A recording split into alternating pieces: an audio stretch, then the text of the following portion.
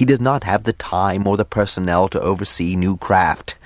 "Well, this printing could be handled by your master woodsmith Asignar," Corman replied. "He's not overworked." Asignar laughed. "He is. I am, and we still can't keep up with the demand from every single hall and hold for paper in the sizes, qualities, and styles you all seem to feel you must have." He shook his head. "Master Banderick has a hall full of apprentices, only 2 journeymen, and no other master yet. He needs every pair of hands he can employ, but he can't oversee the printing as well. Paper-making takes all his time and energy." Master Fanderel wished me to explain that specialist technicians will be required to keep up all the new machinery operating at peak efficiency, Lorad continued. "Right now we have machinery only a few people can understand or repair, while others are able to operate but not repair them. Eventually, we'll have men and women who can do both, but not right now." "Then why don't you walk before you start running?" Corman demanded with a snort. "In my experience, you can't race a yearling runner or force an immature herd beast to breed or lactate." Jackson started to rise, but felt Grog laying a warning hand on his arm. It took a great deal of self-control for Jackson to obey that tacit command. He fervently wished that he could speak for himself, but grimly recognized that the older lord-holders were not going to accept him as a peer. When he really had helped destroy Thread, would they consider him an equal then? Or would he still be classed as holder by default? "Machines are slightly different, Corman," Grog replied, grinning patronizingly at the Karoon Lord Holder. "Once a machine is built, it does what it was designed to do. When it breaks down, you replace the worn part. You can't do that with livestock." "No, damaged livestock can be slaughtered and eaten. What do you do with worn-out machinery? First thing you know, we'll have piles of rusting scrap in every hold and hall, and probably the Weyrs too, since this is all their fault." "Lord Corman!" Trembling with outrage, Jackson wrenched his arm from Grog's grip and sprang to his feet, his fists clenched. "You may not disparage the Weyrs in my presence." He was only barely aware that Lord Grog had risen beside him and clamped both hands on his left arm, while Asignar, also on his feet, was restraining him on the other side. Lorad was loud in his protest, as were Toronis, Dector, Warbret, Bargen, and, to Jackson's immense surprise, Torek. "Lord Corman, you will immediately apologize to this council for that remark," Lytol roared.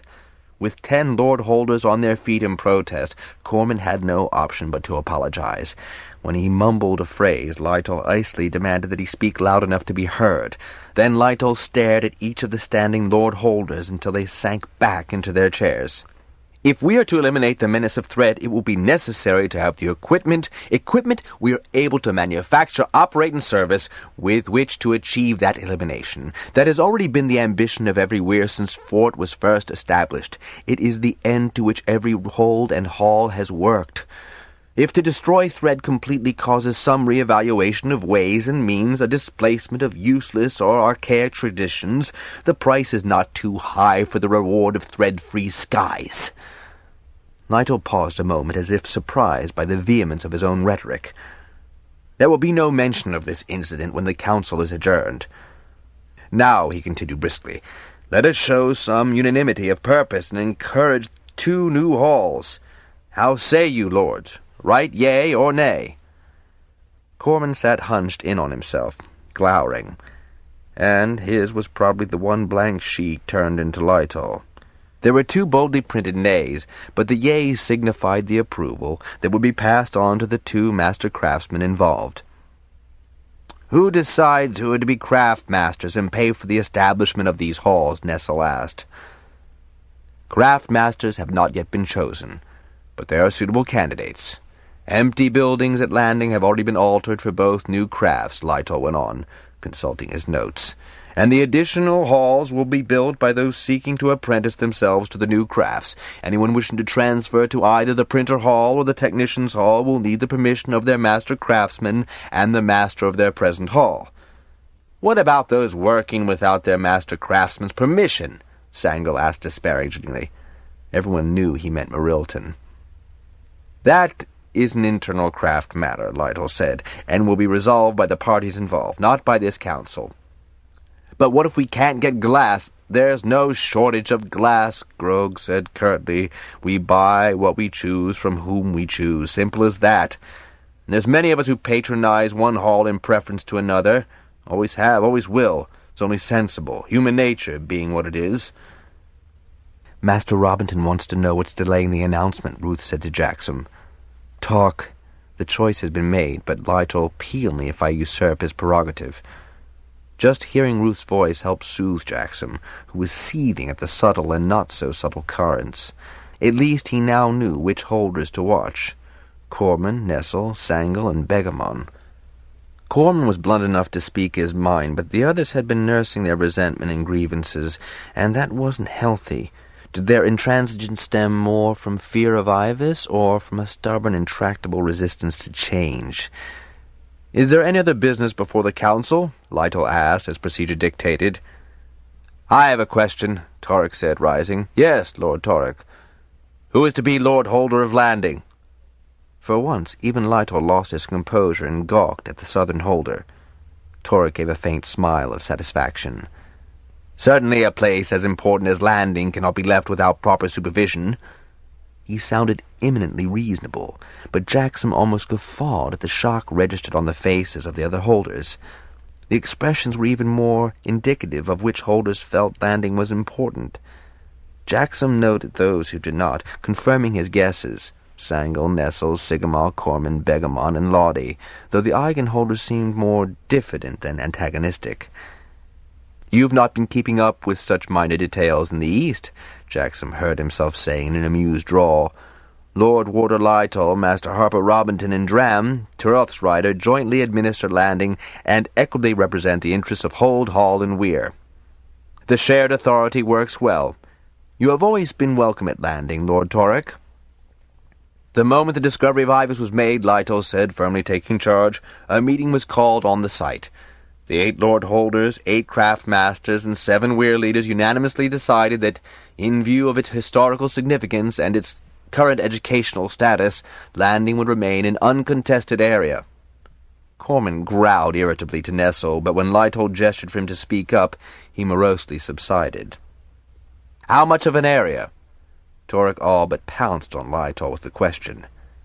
Lytle regarded him in subtle rebuke before answering. The same area that was encompassed by the landing site on the settlers' maps, of course. End of side 10. Flicked a grimace at Lytle and sat down, his enigmatic stare checking the expressions of the others at the round table. Jackson, scrutinizing him under cover of hand on his brow, could not guess what thoughts might be going through the Southerner's covetous mind. Surely the man knew that further territorial acquisitions would be met with resistance from Hall, Hold, and Weir, especially the Weirs. Jackson began to regret that he had given Torek a solution to the problem of the Big Island. That problem had kept the man from looking eastward for over 2 full turns. Jackson sighed. Sometimes one solved a problem only to create 6 more. He was considerably relieved when, with no more ado, Lytle called the council meeting adjourned. There were protests and reproaches from certain quarters, but Lytle chose to ignore them, and as was his right. However much Jackson would have liked to storm out of the great hall, first he had to endure one more ceremony. "We're adjourned," he told Ruth. Lytle led the procession, Jackson deftly inserting himself between Larad and Assignar and ahead of the fort holder. He grinned an apology at Grog. Lytle gave the traditional 3 pounds of his fist on the door, which was opened immediately by the Tillich hold-head steward.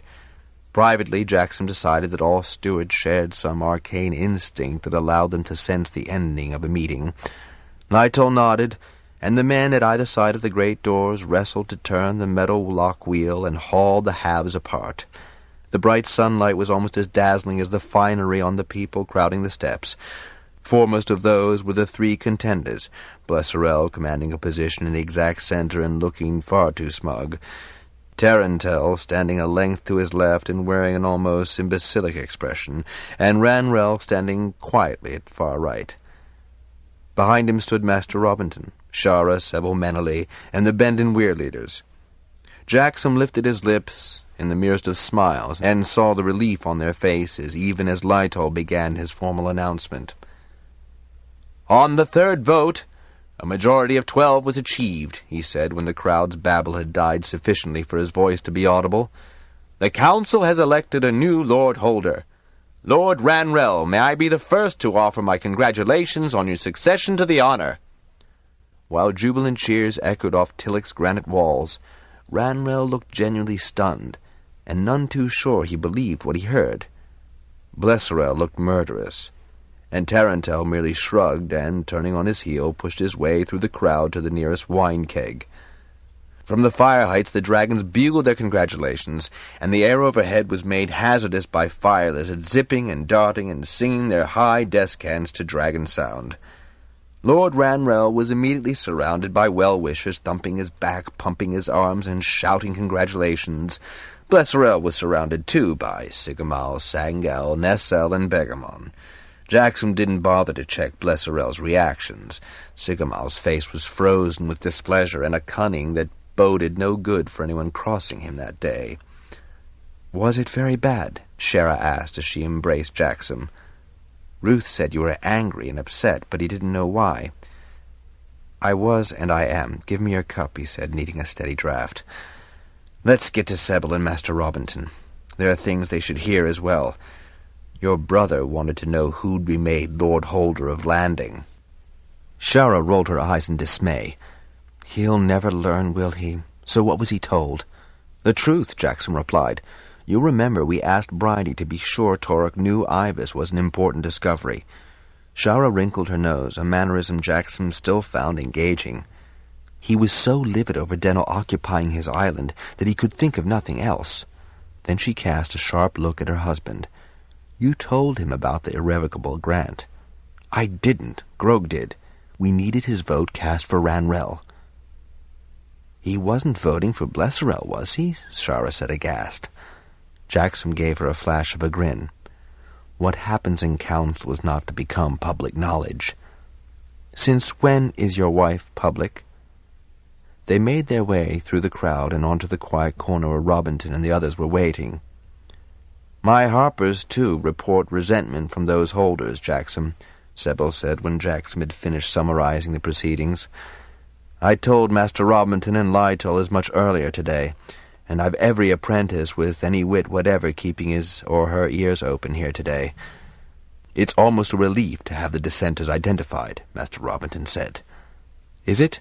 Jackson asked skeptically. The retelling had depressed him. They had so much to hope for in the future. If only they could get over the pitfalls and trivial machinations of the present. Sensing his mood, Shar leaned against her tall husband, and he allowed himself to be comforted. After all, they had voted Ranrell in despite the opposition. The dissenters were few in number, and all of them old. Master Eidorolden became legless before anyone else on Lord Ranrell's celebratory day. He rarely imbibed, but having stood to lose the most if Ranrell was not elected, he had been under great stress and evidently had started drinking at his hall over breakfast and continued all through the long morning until the result of the convocation was announced. Since the Master Fisher was also extremely popular, his uncharacteristic inebriety was kindly ignored. When he lurched over to the courtyard corner where Jackson, Shara, Robinson, Sebel, Menely, and Tagatara were seated, his gaiety was a welcome change from their gloomy conversation. "There was no way," Eidorolden announced in drunken joviality, "that we fisher folk would have been happy to keep our hall here with Blesserell holding. He'd mortgage us mast, spar, hull, and anchor when we wasn't looking." His exuberance was so infectious that Jackson was not the only one to grin at his antics. "I'd have moved me hall master, journeyman, and apprentice down to that fine harbor the old maps call Monaco. Yes, sir, that's what I'd have done had anyone but Ranrell become holder." "But Ranrell is Lord Holder, so you don't need to worry now," Robinson assured the Master Fisher. The harper gestured for Sebel and Jackson to find the man a stool before his legs buckled. Menely and Shara offered him choice portions to eat in the hope of counteracting the wine. "I won't waste time eating what would doubtless return on me all too soon," Eidorolden said, waving aside the plates. Then he belched and apologized. "Don't mind me, ladies. I'm a relieved man, and I think that's what I'd better do, if you'll pardon the expression. Lord Jackson." He leaned at a dangerous angle toward the young holder, his eyes unfocused. "Before I continue my drinking, would you be good enough to indicate the proper direction?" Jackson signaled Sebel to help, and with both lending Ida Roland's support, they steered him toward the nearest head, just past the busy kitchens. "I was worried, I was, my old friend, that Blesserell would take the honours. We'd be done for then, we would, we decent, hard-working fisher folk," Ida Roland rambled on. "I couldn't have borne the waiting sober, could I?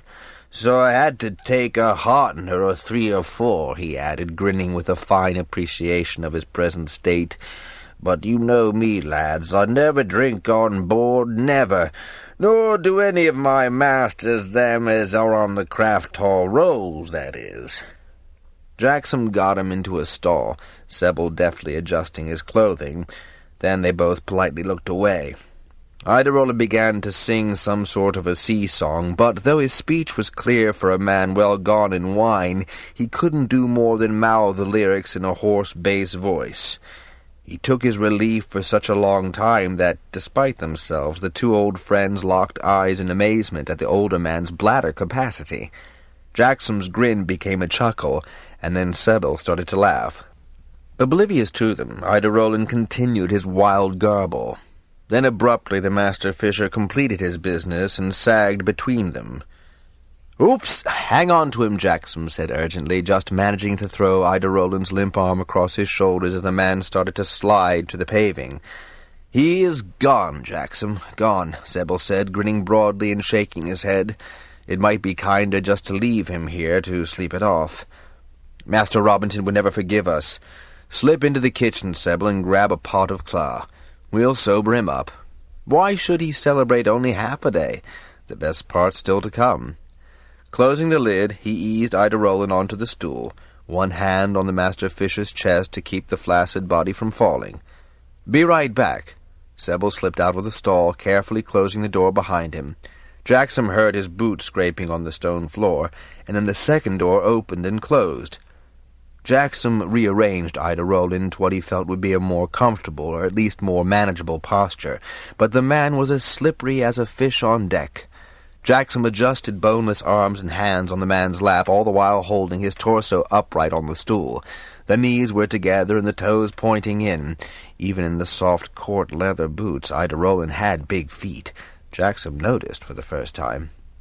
Just then the outside door slammed inward, and the brush of footsteps on the flagging indicated the arrival of several men shod in leather shoes, not work boots, Jackson decided, pleased with his power of observation.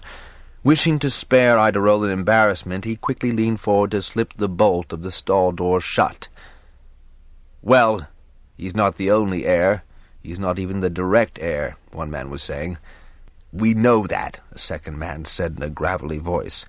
"His dam was only a third cousin once removed of the blood, but the second cousin's alive, known to be of the blood, and it's her son we'd support in his place.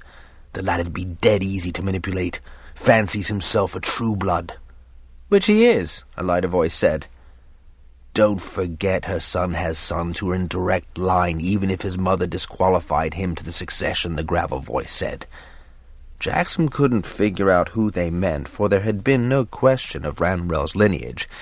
He had his father's light eyes and the rugged features of his maternal grandfather, but the tone of their discussion about this facile rearrangement of sons and true-bloods was distinctly unsettling. "That doesn't disqualify him," the first man said in disgust. "He's werebred, not hold-bred, and a Dragonrider, so he can't hold. His sons are too young to be considered even with the water. No, this local lad will suit the purpose. He only needs encouragement. So all we have to do is arrange a convenient accident to bring the hold into contention again?" "That's all," the grapple voice said. "Yes, but how?" the light voice asked. "He flies thread, doesn't he? And he goes up to the Dawn Sisters, doesn't he? That's dangerous. We just wait for the right moment and—" He had no need to finish his grisly premise. Incredulous, Jackson shook his head. He was aware of a paralytic chill oozing from his guts to his gorge as he realized that the men had to be referring to himself, Lessa, and Flesson. The local lad could only be Pell, for his mother, Barla, was of direct Roathan bloodline. "I'm not going off good solid earth, I'm not," the second man exclaimed. They were moving away, their business completed. "You won't have to," the first man said with an icy chuckle. And the closing of the door cut off the rest of his sentence. Jackson realized that he had been holding his breath and expelled it. He was shaking. Lack of oxygen, he told himself, drawing in deep breaths. Ida Roland groaned and began to slide out of a grip Jackson had inadvertently relaxed. "Come on, Sebel, hurry up!" If only Sebel arrived just at that moment, he would see who had left the head. "Come on, Sebel!" "I'll tell his fire lizard," Ruth said suddenly, his tone anxious. "What's worrying you? I can feel it. Is the fisherman ill?" "No, Ruth, he's only very drunk. Ask Kimmy to tell Sebel to get a move on, though I think it's too late now," he added glumly. He had not recognized any of the voices, and none of them had betrayed any particular twang that might have identified which hold or hall they came from. He heard the door crash open. "Jackson, what's wrong?" "You didn't happen to see 3 men leaving here, did you?" Jackson called anxiously. "What's wrong?" "Kimmy said it was urgent." "Which 3 men?" "Everyone and his cousin is packed into the courtyard." Sebel fumbled with the stall door until Jackson threw the latch over. Anxiously, the Master Harper looked down at the comatose Master Fisher, and then in astonishment at Jackson. He had a pitcher in one hand, a mug tucked under his arm. "Never mind, too late now," Jackson said, feeling defeated.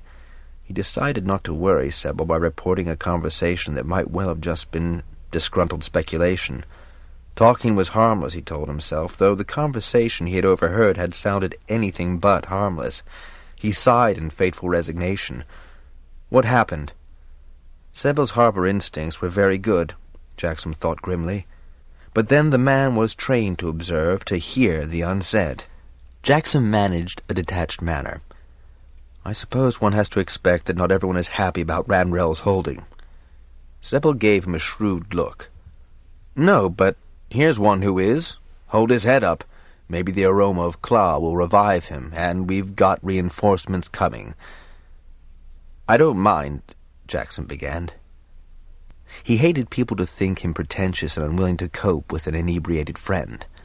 Sebel grinned as he passed the full cup of claw back and forth under Ida Roland's nose. The man began to stir. "Yes, you're good about such things, Jax, but his people are worried about him, so let them handle it discreetly." Once again the door crashed open, and several men entered in haste. "Master Sebel?" Sebel swung the stall door open. "In here!" The switchover of attendants was quickly made, and just as Sebel and Jackson swung out of the place, they heard the unmistakable sounds that Ida Roland had foretold, and grinned at each other. "My timing has always been excellent," Sebel said. Even Master Shonagar agreed. "Ah, the music has begun." In the doorway, Jackson hesitated, seeing very well why Sebel would not have noticed 3 men emerging from the head.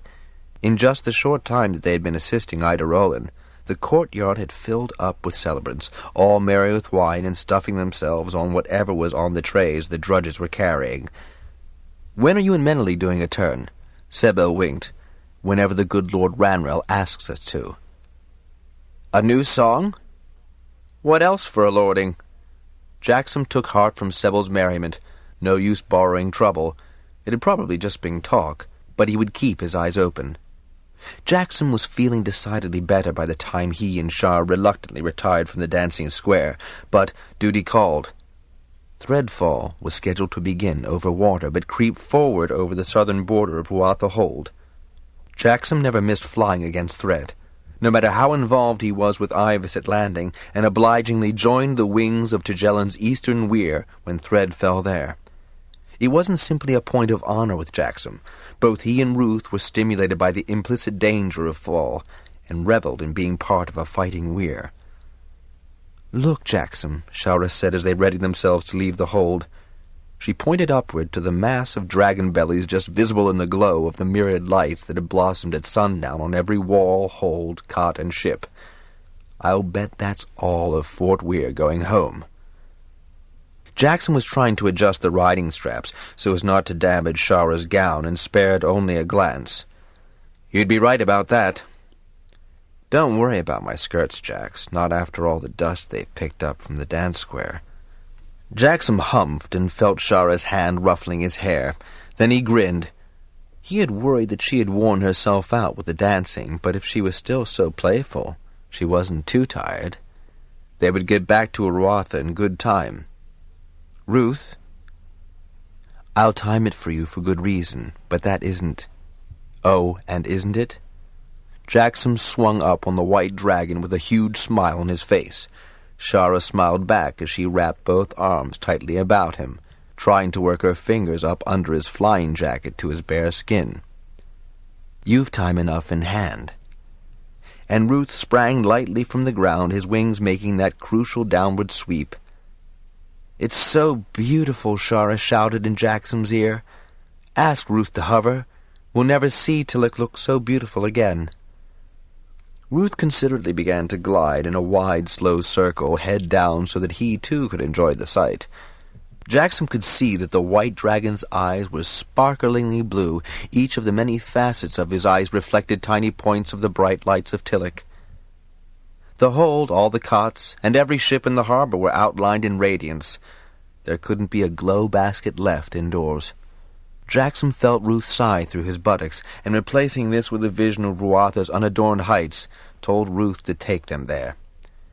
It was not easy to climb out of bed the next morning, even though Shara had already left it to comfort young Shawan, who cried fretfully about dawn.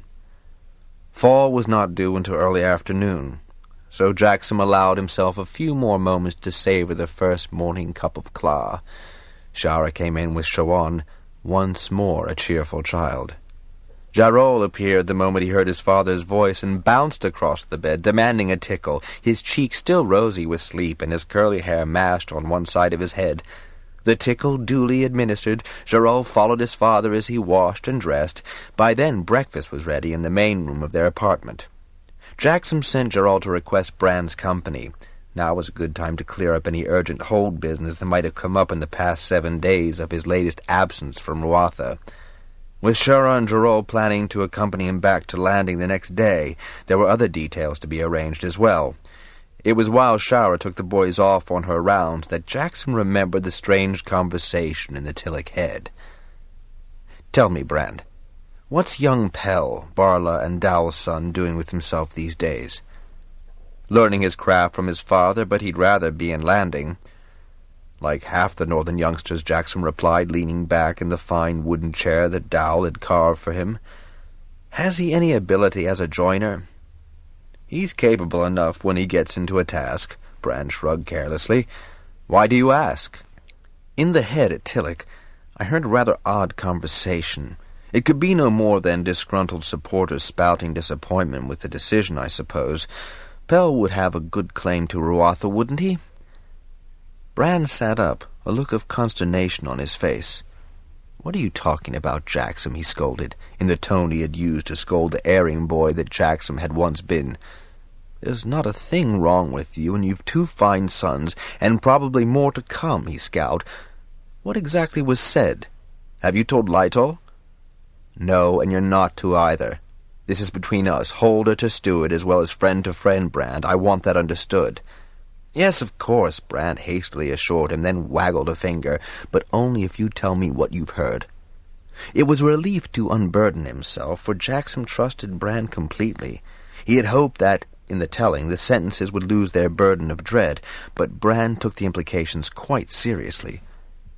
"Could anyone plan an accident for you or Ruth up there?" Brand asked. Jackson gave a snort. "I assure you that from now on I intend to pick my companions carefully, but I don't think an accident could be easily contrived. The 2 trips you've already made were not without dangers." Jackson shook his head vigorously. "Not with Ruth so close at hand, not with AIVAS in constant communication with me. Pimer and Farley and Trigg as well were with us the first time. Shara's to go up tomorrow. You knew that. Good. Miriam and Slen are scheduled for the day after. None of them would conspire against me, besides which Ruth wouldn't let anything happen to me. You may be sure of that. Jackson grinned, and Brand, recognizing the signs of a Ruth-Jackson exchange, began to relax and even allowed himself a slight smile. Clearly they underestimate both you and Ruth, and now that you're forewarned— Brand frowned, his eyes narrowing into slits— I'll have a word or two with young Pell. And young he is, proud of his heritage, but not so foolish as to wish to become holder by way of your demise. Besides you and your sons, there are also those 3 lads of Flessens. Their claim to Rotha is direct through Lessa, even if she did defer to you at birth. I can't see the older lord-holders denying their claim because Flessen's a dragon rider. The bloodline would be the important aspect, so I don't think Pell would have a chance, at least not with the present composition of the council. Not that the circumstance will ever arrive. Brand's conviction did much to assuage the niggling anxiety in Jackson's mind. Then Brand squared his shoulders the way he always did when he was about to change the topic. That was quite an inauguration, he commented. As chief steward of Ruatha, he had also attended the festivities at Tillock Hold. Can't say as how Tillock Hold ever looked as inviting. We'll see some grand changes now Ranrell's lord holder. Good for you to have another holder nearer your age. Jackson grimaced. Yes, maybe then I can speak now and again at these councils. Brand smiled broadly. I heard that Torek finally got your message. Yes, even if it was Grog who delivered it. Now, what have you for me? I fall after the noon meal. More or less minor details to be discussed, Lord Jackson. Let's see. Brand lifted the top sheet from the pile he had brought with him. As Jackson and Ruth circled down to Fort Weir, Jackson once again wondered what it had been like for the first dragon riders who had inhabited the old crater. Had they ranged themselves in preparation for their leader's commands, as this century's dragons did, along the rim from the Starstones to where Fort Weir's bowl had crumbled in an ancient landslide? How many dragon riders had there been before they had needed to expand into Bendon Weir? There was no way of knowing, and Jackson felt a pang of regret for the lost history, a regret made all the more bittersweet for the history they had been able to reclaim through AIVAS. Still, whatever the glory of the past, the sight of the Weir displayed was as breathtaking as ever. And Fort was right now at full strength, with this turn's young riders taking their places in the wings. Green, blue, brown, ranked in their wings beyond the bronze wing seconds, every hide glistening with health in the midday sun. Bronze Leoth, carrying Ninton, stood statuesquely in front of the Starstones. Ruth answered Leoth's bugle of welcome, and neatly took his customary position to the right of the Fort Weir leader. Ninton gave Jackson a salute, and pointed down to the bowl where 4 queen riders were being accoutred with flamethrowers. A blue rider, returning from a preliminary sweep, emerged abruptly into the air, giving the ancient 2-armed signal that threat was imminent. Ninton acknowledged that, even as the assembled dragons almost simultaneously turned their heads to receive firestone from their riders. The queens bellowed their readiness, and one by one lifted up from the floor of the bowl and spiraled up to take their positions to the left of Ninton and Leoth. The big bronze was carefully masticating the first of many lumps of firestone that he would chew before the end of the fall. Jackson offered Ruth his hunk and listened, awed as ever to the sound of draconic teeth chomping on phosphine-bearing rock. Knowing as he did now the scientific explanation for the process by which dragons digested the rock in their second stomach and belched the phosphine gas forth in flame, did not in the least destroy his reverence for dragonkind. Jackson carefully watched Ruth chew, for now and then every dragon bit his own tongue or cheeks, a minor accident that nevertheless would disqualify him from flying that fall. When Leoth had finished his chewing, he let out another roar, and Ninton pumped his arm in the age-old signal to take to the skies. With a powerful upward surge, Leoth left the rim, Ruth a breath behind him. The queens with effortless grace were airborne the next second, making height, Leoth veered to the southeast, and one by one the wings rose into the air, maneuvering into their fighting positions, 3 on the level above, 3 just behind Ninton and Ruth, and the third carefully on a lower level, with the Queen's wing just below them. All human eyes were trained on Ninton. All dragons listened for Leoth's word. As often as he had himself been a part of that transfer, it never ceased to thrill him. "Between is colder than space," he told Ruth. A breath later, they were above Ruatha's southern border, the expanse of the river, a silver snake below them, and to the east was the silver rain they had come to destroy. The wings met thread, breathing fire on thick strands and watching them curl and twist in flame and drop harmlessly as ash on the ground far below.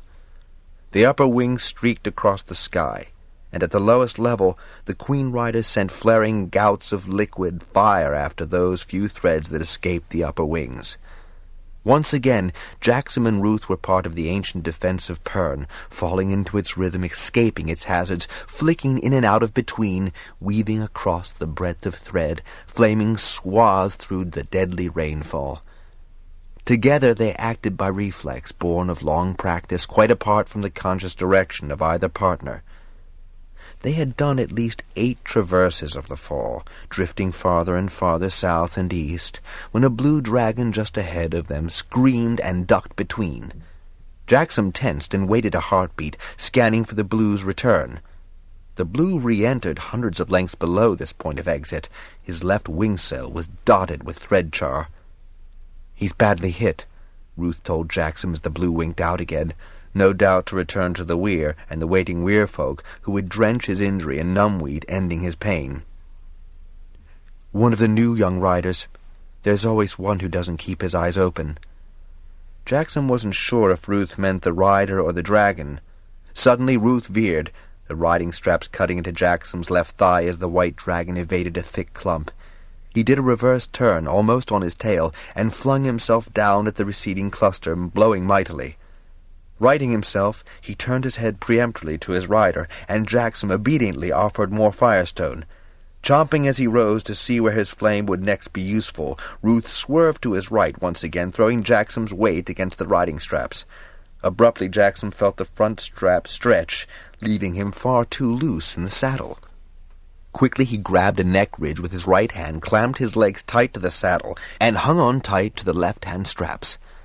Ruth reacted on the instant, halting mid-air to allow Jackson to regain his balance. A dribble of flame escaped his lips as he turned wondering eyes on his rider. "The strap broke?" Ruth's query was laced with astonishment. Jackson felt along the length of it with his gloved fingers. The worn spot was easy to locate, right below the belt clip. The leather stretched but not parted. It had been a very near thing. A little more pressure and the strap would have snapped, flinging the rider dangerously out of the saddle. All too clearly now, Jackson remembered the ominous conversation he had overheard. Surely they could not have implemented their plan overnight. An accident, they had said. What would be less suspicious than a rider's faulty harness? A dragon man maintained his own riding straps, renewing them frequently, testing them every fall for signs of wear or strain. Jackson cursed himself. He hadn't actually looked at his harness that morning, merely lifted it from its peg in Ruth's weir, a place open to anyone in Ruatha, and to any casual visitor. One thing was colder than between or space. Fear. "It's not broken, Ruth, but the leather is badly stretched. Let's get back to Fort, and I'll cadge a replacement from the whirling master. Tell Leoth why we're leaving. We won't be long." Jackson endured a well-deserved scolding from Hinault, the whirling master, for when they examined the leather strap they found it to be plainly cold-hardened, brittle enough to stretch and crack. At least the metalwork of the toggles was bright enough to pass old Hinault's scrutiny.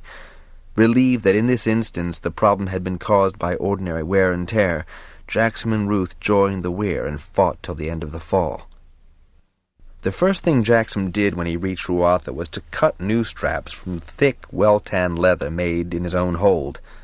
That evening, with Gerald's assistance, he oiled and sewed the straps onto the turnbuckles. He said nothing about the close call to Shara, who fortunately was accustomed to seeing Jackson spending an evening mending riding straps. Later, when he saw that Ruth was comfortably bedded down in his weir, Jackson put the mended harness on the peg, but thereafter he concealed the one he was using, as well as the double harness he and Shara shared. Forewarned is forearmed, he told himself.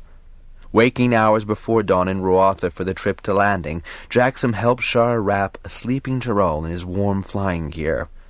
Shawan was far too young to be exposed to the cold of between, and would be tended to by his nurse during his mother's absence. There were enough enticements on this trip to pry Shara from her maternal duties. She would see firsthand why Jackson was so preoccupied with this venture. She would have a chance to practice her profession, and she would see her dearest friends. Jancis had agreed to mine Gerol, along with her own Pirjan, while Shara was on the Yokohama.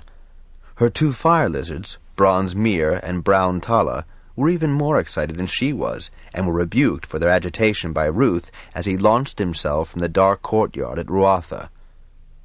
The weather at landing was chilly, as the southern continent was in its winter season, but the land was never as bleakly brown and bare as Ruatha in winter. Shara loved Ruatha. It was Jackson's home, and where her children had been born, but Southern was where she had spent her youth. As soon as they entered the AIVAS building, Miriam, who had been chatting with Dram, ran to greet them. "I'm ready when you are," she announced.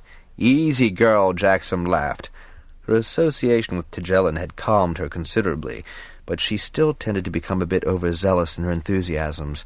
Not necessarily a bad trait, Jackson realized, but it could be wearing on her companions. "Well, I am ready, with only 2 barrels and tanks to be positioned on my green path, and if we don't know what we're supposed to do by now," she shot a glance at Shara, "we never will. It's so simple. Open the packets, add water, and stir." "Not quite," Shara said with a grin. "It's the setting of the mirrors that'll take time, and their positioning is crucial to the success of the algae propagation." I know, Miriam impatiently dismissed that with a flick of her fingers. "Is Selene ready too?" Jackson asked. "Him?" Miriam gave an amused grunt. "He's studying the photos of the bridge area in spite of the fact that we're supposed to get our placement directly from Ruth." "Who's to carry the water barrels?" Shara asked. Taking Miriam by the hand, she led her away to check out that detail. "Heard you told Tarek what to do," Dram commented to Jackson, his eyes sparkling with mischief. "No," Jackson replied smoothly. "Lord Grog told Tarek. Anything else I should know about landing?" he asked pointedly. "Ivas will tell you what you need to know about landing," Dram shooed him down the corridor. "He's expecting you." Just as if Jackson had not been absent for several days, Ivas outlined the schedule. "There is sufficient oxygen in the environment sector now, but the duties are nevertheless to be carried out as expeditiously as possible. The fire lizards are to accompany Lady Shara and Green Rider Miriam, as they would be sensitive to any sudden drop in pressure or in oxygen level. It is also an integral part of these exercises to accustom as many fire lizards as possible to the act of transferring from the planet to the Yokohama." "When will you explain that particular wrinkle in your master plan?" Jackson asked. Silently he mouthed the response he had come to expect. "In due time." "If you knew the answer, why did you ask, Jackson?" Jackson batted both hands at the AIVAS. Little escaped that entity, even silent flippancy. "Just checking," he replied amiably, "in case due time had arrived while I was gone." "There is a great deal to be prepared before that time is accomplished. Surely you of all people who have been on the Yokohama should realize that." 2 more turns? 5 months and 12 days, with respect to the position of the eccentric planet. Meanwhile, the fire lizards can become messengers, even as they are here on the surface, transporting items required on the Yokohama which are within scope of their abilities. Jackson kept his resignation to himself. They had no option but to proceed at the pace Ivas set. But what eventually did Ivas intend the fire lizards to transport? Jackson couldn't imagine. Aware that further questioning of Ivas would be futile, he joined the others to prepare for the day's exercise. There were plenty of willing hands to help them load Ruth, Path, and Selen's big earth with oxygen tanks and water barrels, although Miriam fussed inordinately about how the tanks were situated on her beloved Path. "You're wasting time, Miriam," Jackson said finally, when she insisted on patting the knots across Path's back. "The load sits fine, and we're not flying straight, you know." Privately, he wondered if Miriam was covering up a case of nerves. Shara was composed enough, and so was Selen, though his face was flushed with excitement. "I just don't want them shifting," Miriam replied stiffly. "Shift they will, all the way to the Yokohama," Selen remarked, grinning at her. "Enough. We go. Now, Ruth," Jackson said, and felt Shara's hands work tighter onto his belt. Then he gave Ruth the mental vision of the bridge and heard the white dragon pass the instructions on to Path and Begath. If there were many things Jackson did not understand about AIVAS, the artificial intelligence had some problem understanding dragon capabilities. For instance, how much weight could a dragon carry? For which the answer was, how much weight did the dragon think he could carry? An answer AIVAS found specious, and certainly not helpful when what was needed was hard numbers. Then there was the question, how do dragons know where to go? Their riders, tell them, did nothing to explain the actual process to AIVAS. While AIVAS did accept teleportation, it could not understand why telekinesis was so impossible a concept to explain to the dragons and the fire lizards, especially when Ruth had indeed understood what Farley had not, to go to the Yokohama. In checking the details of this joint trip to the spaceship, Jackson had asked Ruth if he could carry 2 riders, as well as 2 padded barrels, one of pure water and one of carbonated water. Ruth's reply had been affirmative, although, as AIVAS saw the load, it was more than the dragon's slight frame ought to be able to bear. "If Ruth thinks he can, Jackson could only reply, and that's not far." "It might be easier," the white dragon remarked to his rider as he launched himself into the air, "to just go between from the ground instead of lifting." "Is the load too much for you after all?" Jackson asked, teasing. "Of course not. Just bulky. Everyone's set. Here we go." There was a squawk from the 5 escorting fire lizards, and the next moment the tanks clanked against the bridge walls. Exclamations of surprise from the 3 newcomers punctuated their arrival. Jackson heard Shara inhale in astonishment. Grinning, he skewed about on Ruth's neck and saw the expression of wide-eyed awe on her lovely face as she viewed the incredible vista of Pern spread out beneath them, framed by the vast blackness of space beyond.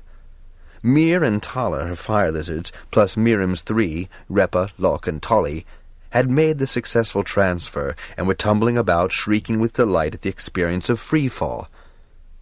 "Oh," she said, her eyes luminous with the dazzle she beheld. "Now I understand, dear heart, why you're so involved with this. Pern is so beautiful, so serene from up here. If only some of those contentious, sour old men can see our world from this vantage point. Isn't it incredible, Miriam?" There was a pause. "Miriam?" Jackson turned to the green rider who was staring out the wide window with bulging eyes. "That's Pern?" Miriam asked in a cracked voice. "Down there?" A limp hand pointed a finger to the deck. "That's Pern. Isn't the view great?" Jackson tried to sound reassuring.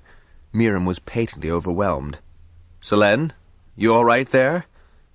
"I think so," the other green rider said with little confidence. Jackson grinned back at Shara. "It is awesome," he agreed with the nonchalance of one who has overcome astonishment. "But stir yourselves. Remember how AIVAS kept reminding us we can't waste oxygen?" "Why not?" Miriam demanded in her usual assertive way. "All we have to do is haul more tanks up here." With crisp motions, she unbuckled her riding straps. "Careful now, Miriam. You're in up... Oops!" Jackson broke off. Miriam had indeed forgotten how she was supposed to move in free fall and was drifting ceilingward. "Just hold out one hand and very carefully push away from the roof. That's it." Miriam had been too startled to cry out. Also, she had no great wish to show disadvantage. Now she did as directed, and managed a weak grin as she grabbed Path's helpfully extended muzzle. Fortunately, the green was wedged fairly tightly between guardrail and wall, and thus not susceptible to the whimsies of freefall. Make every motion slow and easy, Selene, when you're dismounting.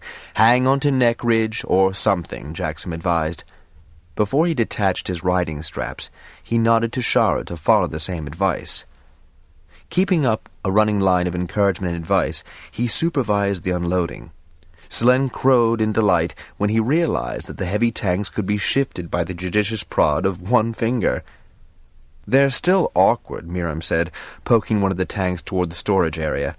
Then she grinned. "Tajellan should see me now, but I understand why AIVAS specified green dragons." "For once, greens get the best assignments," Selene added proudly. "Green dragons are far more versatile than anyone knows," Miriam added staunchly.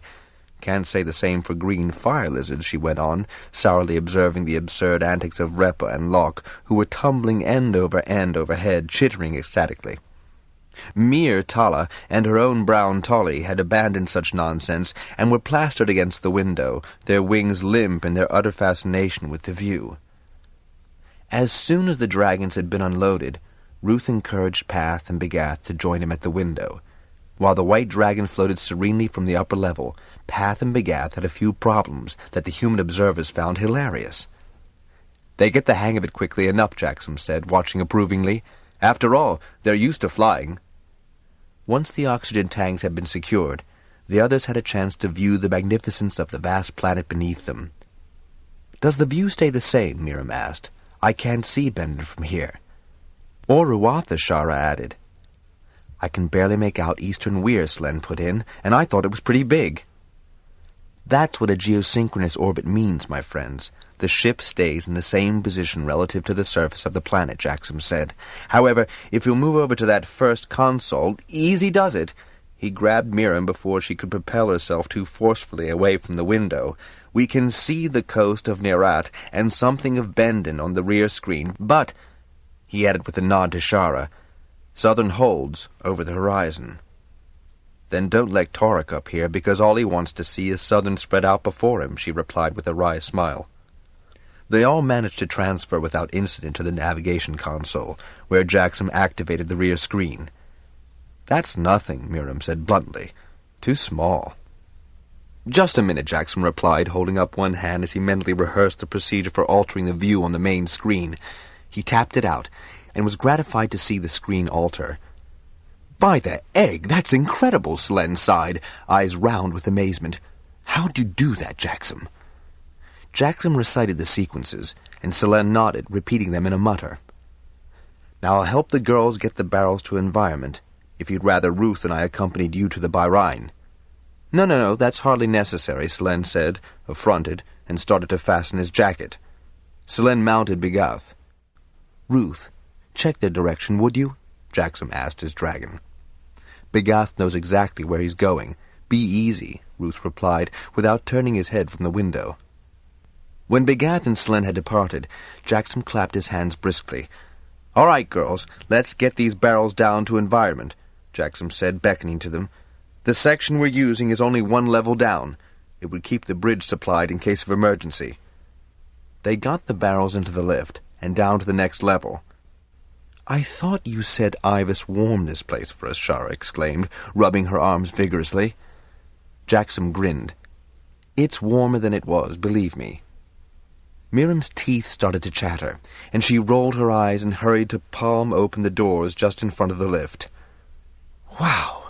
This is bigger than I thought it would be," she said as she entered the white room, glancing at the cabinets that lined one wall and the huge spirals of trays that would slowly revolve on their posts to allow each section the required amount of deflected light to propagate the algae. "Come back here, Miriam," Jackson said as he gently kicked a barrel out of the lift. It didn't take the three long to set up the supplies. Jackson offered to help prepare the trays with the wet padding that would moisturize the algae spores, but the girl shooed him away. He watched while they found the supplies they needed, the packages of algae, and nutrients that had to be added carefully to the fluid. "Where's the Shara began, and then spotted the console that had been meticulously covered by whoever had decommissioned the facility. "All right, dear," she said, smiling absently at her bemused mate and flicking her fingers at him to leave. "We've all we need. You'd best get on with your chores." Jackson made no move to leave. Miriam, hunkered down by the shelves, glowered at him. "Git!" Back on the bridge, Ruth and the 5 fire lizards were still plastered to the window. Jackson activated the link between the 2 ships and located Selene as he was painstakingly soaking the padding in a tray, holding one hand to prevent water from flowing out of the barrel. Reassured that the others were doing fine on their own, Jackson had at last settled himself at the navigation board and activated the telescope to begin his own chore. He opened the channel to AIVAS and received new sequences for the telescope, which he was programming to scan the visible stars above Pern. By the time he and AIVAS had double-checked the installation of the program, Shara and Miriam had returned to the bridge, moving with considerably more confidence in the weightlessness. "Selene's working away?" Miriam asked. "Time for us to do the Buenos Aires, then." She buckled up her jacket, nodding at Shara to do the same. End of Side 11. "AIVAS, Farley has turned on the life support systems there, hasn't she?" "Yes, and there is now oxygen in the relevant areas of the Buenos Aires." Shara gave Jackson a look that was tolerant of Miriam's predilection to take charge. "Ruth," Jackson began, for although he did really trust Miriam and Path, it was Shara they would be taking to the Buenos Aires.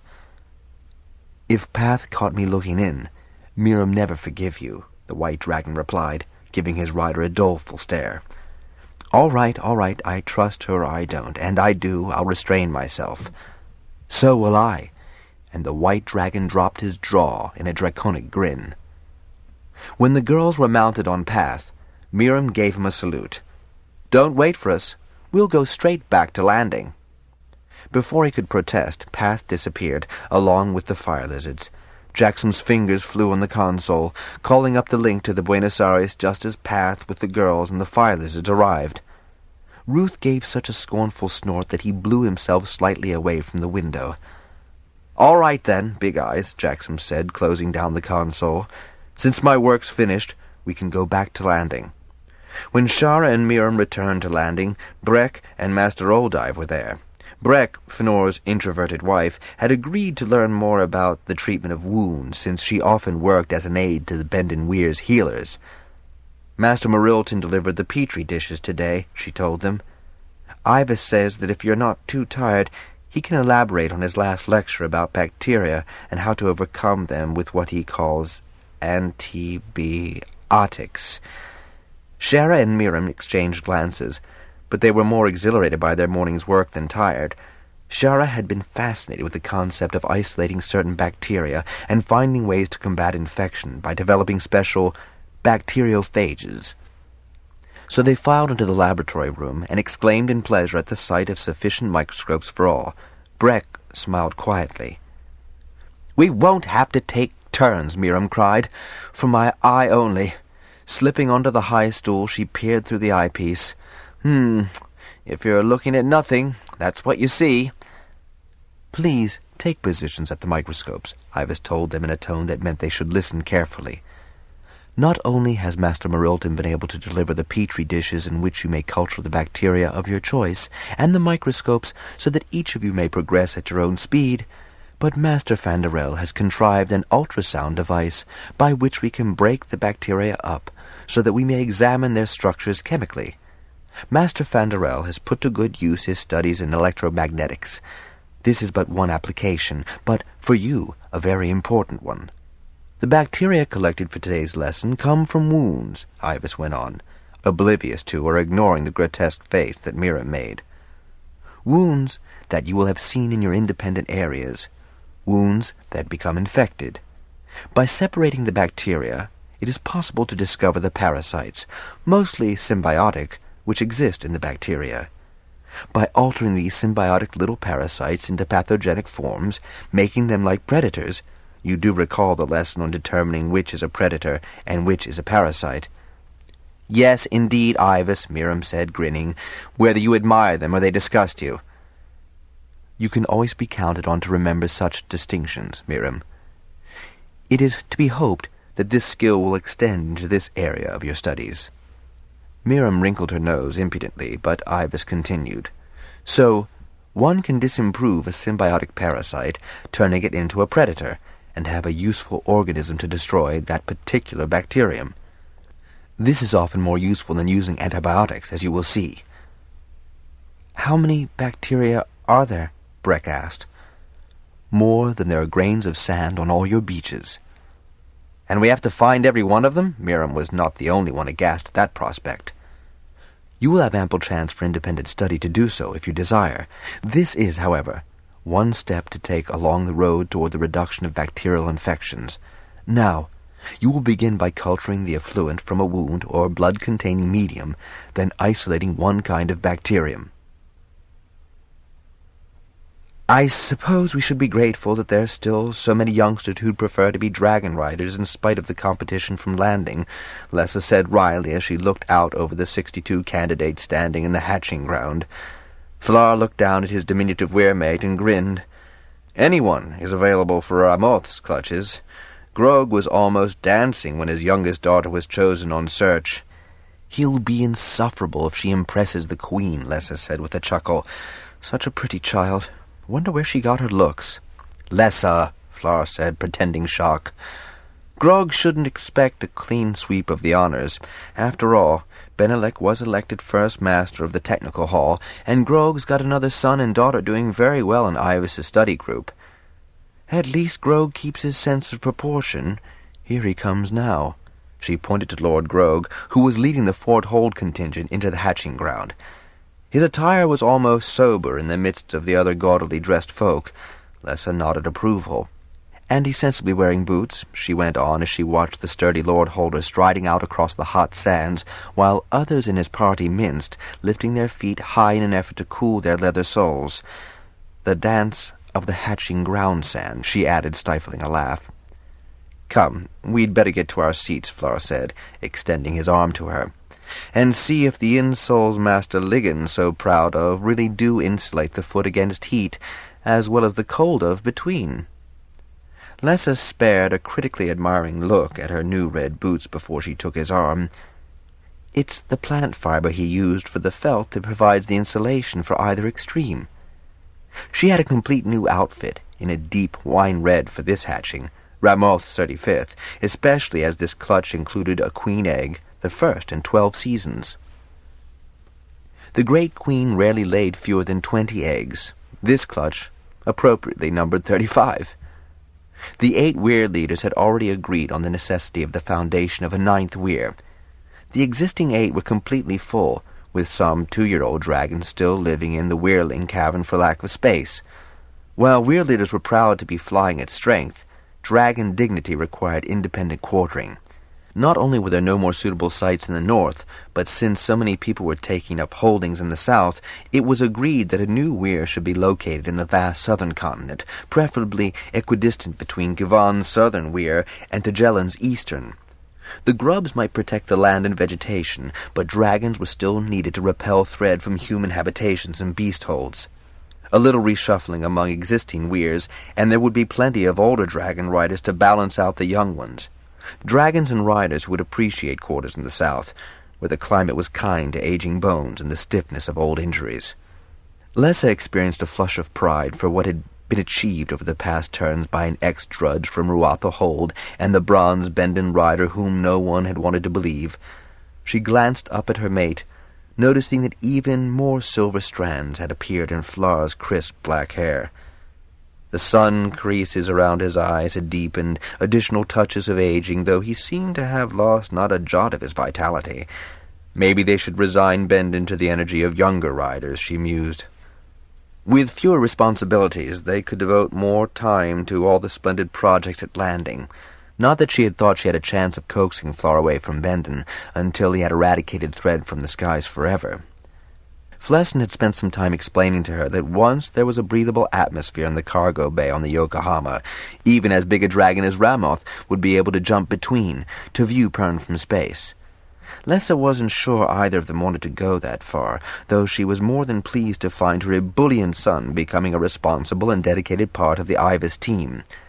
She was genuinely fond of the only child she had been able to bear, Flar, but she had no illusions about him. "Gone between in thought, love?" Flora murmured, leaning down to her, amusement in his amber eyes. "Grog's waving at us." Spreading her best welcoming smile on her face as she stepped off the hot sands, Lessa located the fort holder and acknowledged his salute. The tiers were already packed with folk who had come to see a son or daughter impress a dragon, or merely to attend what was invariably a magnificent occasion. "Those new insoles work?" Flora said as he handed her up the stairs. Don't they?" Then she noticed Larad and Asignar with their wives and their older children on the second tier, and waved cheerfully to them. Master Banderek was on the same row as they were, but deep in a private dialogue with the recently appointed master printer, Tagatarl. He didn't see her. She surveyed the ranks behind her, looking for Master Robinton and Dram, a pair who rarely missed an impression. Her eye picked them out easily, resplendent as they were in their gather finery. Becoming so involved with the AIVAS project had given them both, and Lytol, stimulation and new purpose. Why was it that these older men thrived on the challenge, while others, like Sangel, Norrist, Corman, Nestle, and Begamon, rejected all the new information provided Pern? No, not new. Retrieved information, and just at the time of a pass when everyone needed such an infusion of hope. Absently, she responded to several other salutes before taking her place in the first tier. "It's almost time," Ramoth told her driver, swinging her head possessively over the queen egg. "Now don't scare the girls, dear." Ramoth's eyes glittered in a rainbow gamut as she looked straight at her rider. "If they scare, they're not worthy of my daughter." "You liked them well enough yesterday." "Today is different." "Yes," Lessa agreed affably, versed in her dragon's whimsies. "Today, your daughter impresses." The humming had already begun as the masked dragons of Bendon chanted their welcome. Feeling the sound vibrating through her bones, Lessa turned to smile softly at Flar, who smiled back and took her right hand in his. This moving overture had become a special moment for them, an affirmation of their own love and a rededication to their own dragons. An abrupt hush rippled down the tiers as the audience became aware of the distinctive sounds. Fire lizards darted in to seek roost on the topmost ridges, and though Ramoth followed their progress with her brilliant eyes, she no longer bellowed a warning if the creatures entered the hatching ground. After Lessa had heard Ivas's account of the fire lizards' reception of their huge cousins at the first hatching, she had told Ramoth, and both of them had felt more charitable since. Some of the eggs in the main group were rocking slightly, and the 57 boys closed in about them, hope and eagerness mirrored on their clean, shining faces. The 5 girls moved slowly, but resolutely toward Ramoth, whose immense form covered the mottled queen egg. "Move back, dear," Lessa said gently. Not quite growling, Ramoth took one backward step, flicking her tongue over her egg. "Ramoth!" "Up to her usual tricks?" Flar asked. 2 more steps, please, dear, and do keep your tongue in your head. Such an undignified posture." Lessa spoke firmly, and though Ramoth swung her head in a last show of reluctance, she did move back 5 steps, deliberately more than requested, before she crouched down, glaring with orange-red flashing eyes. Then Lessa cast an appraising glance over the 5 young women confronting the queen egg. Grog's daughter, barely 15 turns old, was the smallest, a daintily made child. She had already impressed 2 bronze fire lizards, and Lessa hoped that they would contain themselves until after impression was over. Ramoth might tolerate the creatures in the hatching ground, but not flying about her head. Still, Natalie had been sensibly raised, and her 2 fire lizards had behaved themselves admirably since arriving at Bendon. Breda, the wraith-like blonde, came from Crom. Odd that Nestle did not object to search, for all he opposed the Weyrs' energetic support of AIVAS. She was very quiet, and a journeyman weaver, and, at 22, the oldest candidate. Kona was narration, and Menora had reported that in the 7 day that the girl had been at Bendon Weir, she had already been in the weirs of 3 bronze riders. That was not a bad trait in a queen's rider, and it was certainly preferable to a lack of sensuality. Why the dragons had chosen Silga was a bit of a puzzle, for the girl had been terrified by her first flight between, and that was not a good omen. The final girl, Tumara, was a cousin of Shara's, and so delighted to leave the isolated fisher's island off the eastern coast that Minora had commented the girl was wearing her out in her efforts to be useful. Compliancy was a good trait, but too much became subservience, and that was not one of the more desirable qualities. A werewoman had to be firm, fair, and sympathetic with her queen, not that this pairing was certain to become senior in any weir. Much had to be done, besides finding a suitable place for the next new weir. Then whichever junior queen, in whatever weir, next rose to mate would be flown by all unattached bronzes. The triumphant pair would be temporary weir leaders only until they had proved themselves. As fully 3/4 of the other queens on Pern were likely to become into season over the next few months, this was as fair a method as any to determine the new leadership of the new weir. The humming had increased to a frantic pitch. The first egg, Lessa breathed a sigh of relief when she saw a bronze head and wing emerge, had split cleanly, and the hatchling was up and out. A fine, strong bronze, unsteady on its feet, of course, but able to extend its wet wings and swivel its head to and fro, trying to focus its bleary eyes on the figures before it. With a shriek of triumph, it made a tremendous leap and landed in front of a stocky lad, from a smith hall in Eigen, if she recalled accurately. Sometimes the eager young faces seemed to blend into memories of all the candidates from the many impressions held in this hatching ground over the past 23 turns she had been werewoman. Holding her breath, she watched that magical moment when the boy realized that the dragon had chosen him. Ecstasy wreathed his face as he knelt to caress the imperious creature butting at him. Tears of joy streamed down his cheeks as he threw his arms about the damp bronze neck. "Oh, Brenneth! You're the most beautiful bronze in all the world!" The audience let out a cheer and applauded while the dragons interrupted their hum to bugle a welcome. After the initial impression, other eggs cracked or split or crumbled to tip their inhabitants onto the warm sands, and brown, blue, and green dragonettes were matched with compatible personalities. "Good. 12 bronzes," Flora said, keeping track of the pairings. "We could do with more browns, only 4, but the distribution of blues and greens is exactly right." Lessa had not been paying that much attention past the first 3, for the queen egg was beginning to rock. Tentatively at first, and then with considerable energy. No crack showed on the shell yet, a fact that was beginning to worry Lessa. Usually the queen were impetuous in their arrivals. Then the tip of the nose broke through. Both wing claws appeared, and, as if the little queen had given a tremendous shrug, the shell parted vertically, and she stood there framed by the casing, looking about with great dignity. "Oh, she's a darling, that one," Flora murmured to Lessa. "Just look at her, queen of all she surveys." With the unusual suppleness of a hatchling, the little queen tilted her head backward almost to her spine and gave Ramoth one long look before she swung her head forward again to regard the 5 girls facing her. Daintily, she stepped away from her shell. With a calm arrogance, she swept her coruscating glance once more over those awaiting her decision. Lessa wondered if any of the girls were actually breathing at that crucial moment. "I'll wager you a mark on Kona," Flora said. Lessa shook her head.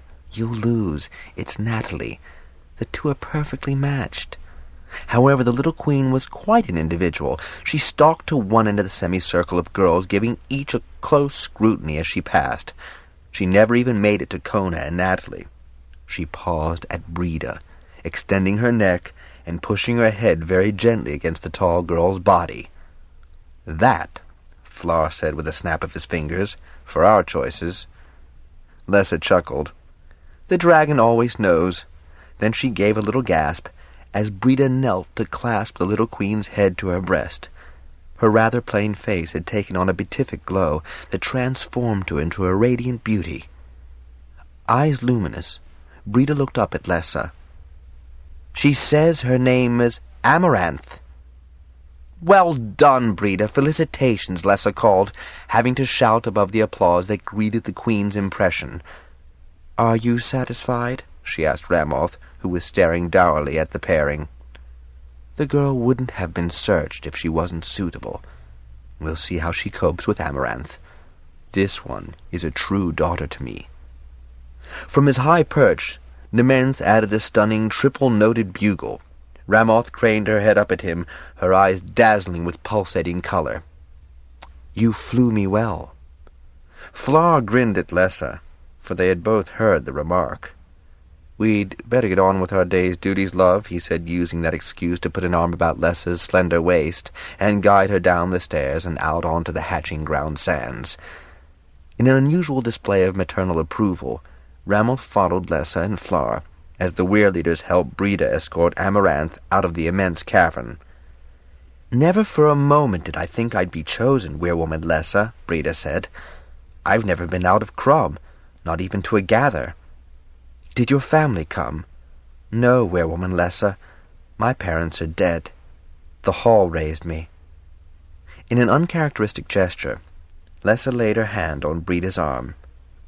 "And you are to call me Lessa, my dear. We are both Queen Riders." Breda's eyes widened. "Who knows, my dear," Flar said, half-joking. "You may be a weirwoman too one day soon." Astonished, the girl stopped in her tracks. Amaranth pushed at her, urgently creeling her hunger. Lessa tightened her hand on Breda's arm and led her briskly to meet the weir-folk bearing huge bowls heaped with herd-beast flesh. "It is a possibility, you know, but first we'll show you how to feed Amaranth. Don't let her bleating bother you. They always think they're starving after they've hatched." Breda needed little instruction in feeding Amaranth, settling to the task with such ease that Lessa thought the girl had probably had to feed youngsters in the hall that had raised her. Life in the weir was going to be quite different.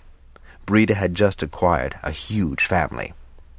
Then Lessa turned to discharge the less enjoyable task of an impression day, comforting the unsuccessful candidates. Flar had already begun that process among the young boys and men, when Lessa looked about for her Natalie and Lord Grog. She found them in a family knot at one of the tables. Minora was there before her, serving wine, claw, and fruit juices. Natalie was struggling to hide her disappointment and managing nobly, Lessa decided. Better than Silga and Tumara, who were in tears, with their families not really knowing what to say to console them. Kona was nowhere to be seen. Lessa wondered who had spirited her away, but decided that the girl's preferred kind of consolation might mend matters more effectively than any other available method. She paused long enough to speak to Natalie and Lord Grog, and then moved on to help assuage the disappointment of Silga and Tumara. The harpers had started to play, and although there were some long faces among the visitors, the music would soon brighten them. Weir-folk were already busy pouring wine from sacks and serving enormous platters of the pit-roasted herd beasts and wearies. Food was so often a sovereign remedy, Lessa reflected. Finally, once the sated hatchlings were asleep on their pallets in the barracks, the whirling master permitted the new Dragonriders to join their families. With the honored guests present, the festivities went into full swing. "A most positive young queen, Robinson said, sliding into an empty space beside Lessa. He raised his cup in a toast to Flar opposite her. "Made rather an entrance, didn't she?"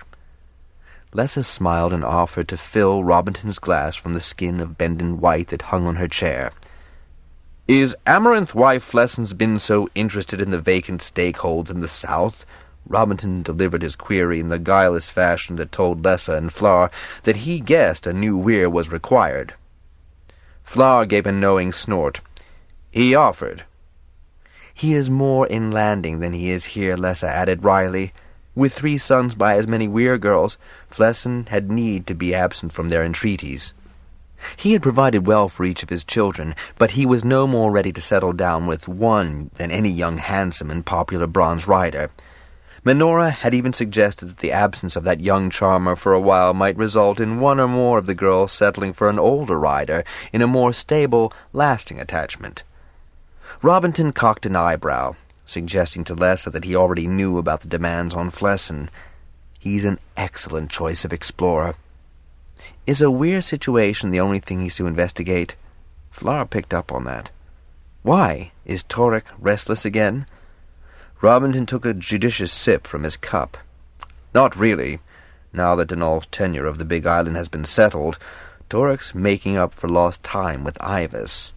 And, Flar prompted, he hid his chagrin rather well when he discovered just how less than vast the southern continent actually is. Fortunately, he's decided that southern must have halls of both new crafts. I believe that he and Hermione had a rather vociferous confrontation over the filler plant Hermione's been developing as an insulating material. The fibrous stuff that Benderick's been going on about, Lessa asked. You know that he's genuinely concerned about the amount of trees that are needed to supply the demand for paper. Indeed, Robinson added vigorously. I do see his point that a weed that grows rampant in southern should be utilized instead of chopping down those magnificent forests of his. I thought that Shara discovered the plant and recognized its usefulness, Lessa said. I believe that's Torik's contention, Robinson replied, his eyes sparkling with mischief, that she found it on his holding while on a sweep for him. Will the man never be satisfied, Lessa demanded with some heat. I doubt it, Robinson replied equably. Will we end up having to fight him for holdings in the south? Lessa went on, shooting him a fierce glance for his casual manner. My dear Lessa, no one, absolutely no one is going to challenge a man or a woman mounted a dragon, and let us devoutly hope that there never is a point at which this is even remotely possible. Southern Weir? Fla reminded the harper severely. Well, yes now, but that was not aggression, it was abduction. Robinson had good cause to remember the time Ramoth's egg had disappeared from the hatching ground, and how very near Bendon dragons had come to fighting, the old-timer southern dragons. Not wishing to remind the Weir leaders that they had ostracized him at that point in time, Robinson held up his glass, looking plaintively at the wineskin hanging on Lessa's chair. She filled it for him. Mind you, I think you're wise to send Flesson to explore the tantalizing potential of southern. When is he going? Lessa grinned, lifting her eyebrows expressively. He should be there even as we speak. The great plains rolled on below Flesson and Golanth as the big bronze glided on a south-southwest path, aided by high thermals. A slight twinge of guilt marred Flesson's happy contemplation of the scenery. He really should have been working up those equations for AIVAS, who was under the impression that the young bronze rider's presence was required at the Bendon hatching. As Flesson had no wish to have to explain to Nera, Thessaly, and Brina why he couldn't choose among them, he was glad enough to spend a free day obeying the injunction of Flar and Lessa. Golanth was so thoroughly enjoying himself that Flesson decided it was unsuitable to belabor himself with unnecessary remorse. He had been unusually diligent in his studies, even enjoyed them. In truth, as Flesson looked back over the past 2 turns, he realized that he had devoted more time to AIVAS than to the Weir, save for Threadfall. He often flew as wing second with Tjellen and the eastern Weir and with Kavan in the southern. He liked fighting Thread, and he and Golanth were exceedingly deft at escaping injury. One thing he hadn't dared to ask Lessa and Flar. If he found a suitable site for another Weir, was he in line to be Weir leader? He dismissed that notion almost instantly.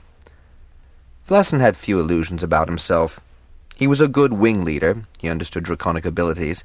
He knew which were the best riders in every Weir and who were the most likely Weirlings in Bendon, but he didn't think he was anyone's immediate choice for the next Weir leader, and he was well aware of how such matters were decided. Open mating flight for all unattached bronzes. I'm big and strong, Golanth informed him with just a hint of boasting in his tone. I'd have caught Lymanth that time if Litorth had not done that clip-and-run dive maneuver. He'd been practicing with the greens, he added petulantly. Flesson soothed his dragon with hand and voice. He had been a bit provoked about that himself. Of course, Selena was nearly as old as Lessa, but it was becoming a matter of honor for Golanth to fly a queen, and Selena was a nice sort. Anyone could get along with her. A dust cloud caught Flesson's attention, and he asked Golanth to veer toward it. I'm not hungry just now, Golanth replied as they got near enough to distinguish the rumps of fleeing herd beasts. Get in a little closer, would you, Golanth? I've never seen any like these. Brown and white, and black and white, big beasts. Nice and juicy, Flesson added coaxingly. If they are big now, they'll be even bigger when I'm ready to eat. Flesson chuckled. There were times when Golanth couldn't be diverted. He glanced at the dial strapped to his arm, checking the time it registered against his reading of the sun. Accurate enough. AIVAS called it a watch, and the first time Flesson had worn it, he had indeed watched, mesmerized, as the long second hand made its way around the dial. Jancis had presented it to him on his birthing day. She had designed and executed the device for him personally. Flesson had felt both honored and elated to be the proud possessor of one of the few wristwatches on Pern. Jancis had made only 6. Pymer, of course, wore one. So did Lord Lerad and Lady Gismy. Master Robinton and Master Fanderel were the other lucky recipients. He and Golanth had been a wing for the past 5 hours. If they didn't sight their objective soon, he was going to ask Golanth to land so that he could eat his lunch and stretch his legs. A 6-hour stint during a fall was one thing. Then he was actively involved, too busy to become uncomfortable. Flying straight to a new location was a different matter altogether. Always tedious. But it was necessary when one's destination was unfamiliar, unless one had been given a detailed description or could grab an image of the site from another dragon or rider's mind, which was not the case today. Golanth was making good time, catching the thermals and air currents to increase his speed, but it was a weary way to go. Still and all, Flesson enjoyed being first at something. He was not by nature an envious sort, but it did seem that Pymer and Jackson had the larger portion of luck with their discoveries. He was very pleased that Lessa and Flar had entrusted this search to him. They could have sent one of the older bronze riders or Fënor. Nevertheless, it was Flesson and Golanth who were winging over the great plains toward the huge inland sea that the settlers had named Caspian, to a hold called Xanadu. Suddenly, off to his right, the sun dazzled him, reflecting off water. "To our right, golly," Flesson said excitedly. "A very big water," Golanth added. As he often had, Flesson wondered if he could see clearer, better, farther, if he had faceted dragon eyes. "I can see anything you wish for you," Golanth replied meekly. Flesson pummeled his neck affectionately. "I know, big fella, and I'm always grateful for your help. I was just thinking what it might be like, that's all." Golanth began to stroke the air, beating upward. "Thermal," he said cryptically, and Flesson leaned down against the great bronze neck so as not to impede the ascent. He felt the alteration in the wind current, and let out a triumphant yodel when Golanth flattened out and set his wings to glide in the hot air. "And that's something else you can do which I can't. Tell where the air currents are." "However do you know where the thermals are?" "My eyes see the variation of air. I smell the difference, and my hide feels the altered pressure." "Really?" Flesson was impressed with the explanation. "Been listening in on my aerodynamics lessons with AIVAS?" Golanth thought that over. "Yes. You listened to him, so I thought I should. Ruth does, and Path certainly. Ramoth and Nementh don't. They prefer to sleep in the sun while Lessa and Flar are here. Bigoth listens, and Sulath and Berth. Claranoth occasionally, but Pranith always, and Leoth whenever his rider's down. Sometimes the listening is very interesting, sometimes it's not." Not only was that an unusually long speech for Golanth, but it gave Flesson such food for thought that he was kept occupied with the ramifications until the edge of the vast inland sea became visible. "How are the air currents, Golanth? Shall we cross it or fly around?" "We cross it," was the immediate confident answer. "We need a nor-northwest heading, Golanth, to reach the point where the ancients settled. Not that I think we'll find much." As they crossed the water, passing through several squalls on the way, they noted all the little islands and the strange pinnacles of rock upthrust, like bony fingers or clenched fists. On some, odd-shaped trees had managed to find soil enough in the rock crevices to support their roots.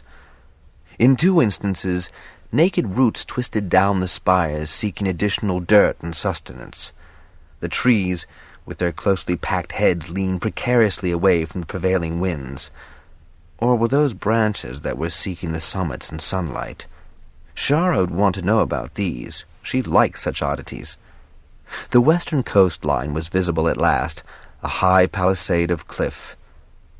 The inland sea must have been formed in a vast subsidence, Flesson decided, recognizing the geological formation from AIVAS's survey lectures. That would also account for the spires and islands, the tops of sunken mountains. Now, if those distant cliff faces also held caves, This would be a splendid place for a weir, he thought. All that water? One would never have a dry dragon in one's weir. He was disappointed, however, once they got close enough to see the solid granite composition of the high bluffs. Dragons don't have cliff weirs in southern or eastern, and they don't complain, Gordon said helpfully. I know, but I was asked to find a useful old crater or two. The sun will find me in a clearing, and there are some very good-smelling trees on this continent. Flessin thumped Golanth, grinning at the bronze's effort to console him for the disappointment. This isn't the only place I'm supposed to check out. There was a settler's hold called Honshu in the foothills of the southern barrier range. However, since we're here, let's look about for this Xanadu stakehold. Golanth's sharp eyes spotted unnatural outlines on a slight prominence, not far from where a wide river had worn a deep gorge from the outer sea to the inner one. Flessin wasn't sure about ruins, but he had to accept that the wide steps had been cut in the palisade face. Someone had wanted an easy access to the lake shore. Golanth landed neatly beside his alleged ruins. Looking around, Flessin at first thought the dragon had been mistaken in seeing any shape whatsoever beneath the heavy vegetation. "This is not natural," Golanth insisted, tapping a vertical thicket of twisted vines and moss. Extending his wing, he hooked a wing-finger claw on a twisted branch and pulled away the obscuring greenery. As myriad creatures scuttled away from the exposure to the sun, Flessin found himself looking at a tall chimney of worked stone. So the rest of the ruin had to be the remains of the walls of a dwelling. Flessin shook his head for those foolish enough to build with so much vegetation all around them, making them twice as vulnerable to threat. Taking a meat roll from his pouch, he ate as he walked around the hold walls, using his belt knife to scrape down to long hidden dressed stone. It would have been a large dwelling. Golanth had shouldered his way to the thick forest and was calling his rider to inspect more ruins. "Sizable place, all right enough," Flessin said, kicking at some rubble. "Xanadu." He turned back to the main building, snagging a ripe red fruit from a hanging limb as he walked. Chewing the juicy fruit, he contemplated the prospect of sea and distant shore that the original inhabitants must have surely enjoyed. Magnificent. If there hadn't been thread to worry about, it would have been an endlessly beautiful vista. "We've another place to investigate, Golanth," he said abruptly, throwing off a sense of regret on behalf of those long-dead holders. He asked Golanth to wheel over to the site so that he could imprint the details in his mind for future visits. No, Flessin corrected himself defiantly. When Pernese skies were thread-free, this would be an admirable situation for an open-air weir. Golanth caught an updraft that put them quickly back into the westerly current. They had a long way still to go. Shielding his eyes, Flessin glanced at the lowering sun and then, berating himself for his forgetfulness, looked at his wristwatch. 4 more hours until dusk. Not that flying at night bothered Golanth, nor would it be the first night Flessin had curled up in a bed made by his dragon's forepaws, but if they didn't hurry, Flessin wouldn't see what he had flown all this way to lay his eyes on. They flew onward, Golanth's wings tirelessly carrying them, until the great southern barrier range developed from a pale lavender smudge to a vast purplish-blue massif, dominating the horizon. Big! Flessin drawled the adjective mountains. Higher than anything we have in the north until you reach the icy wastes. "The air would be very thin up there," Golanth observed. "Will we have to cross them?"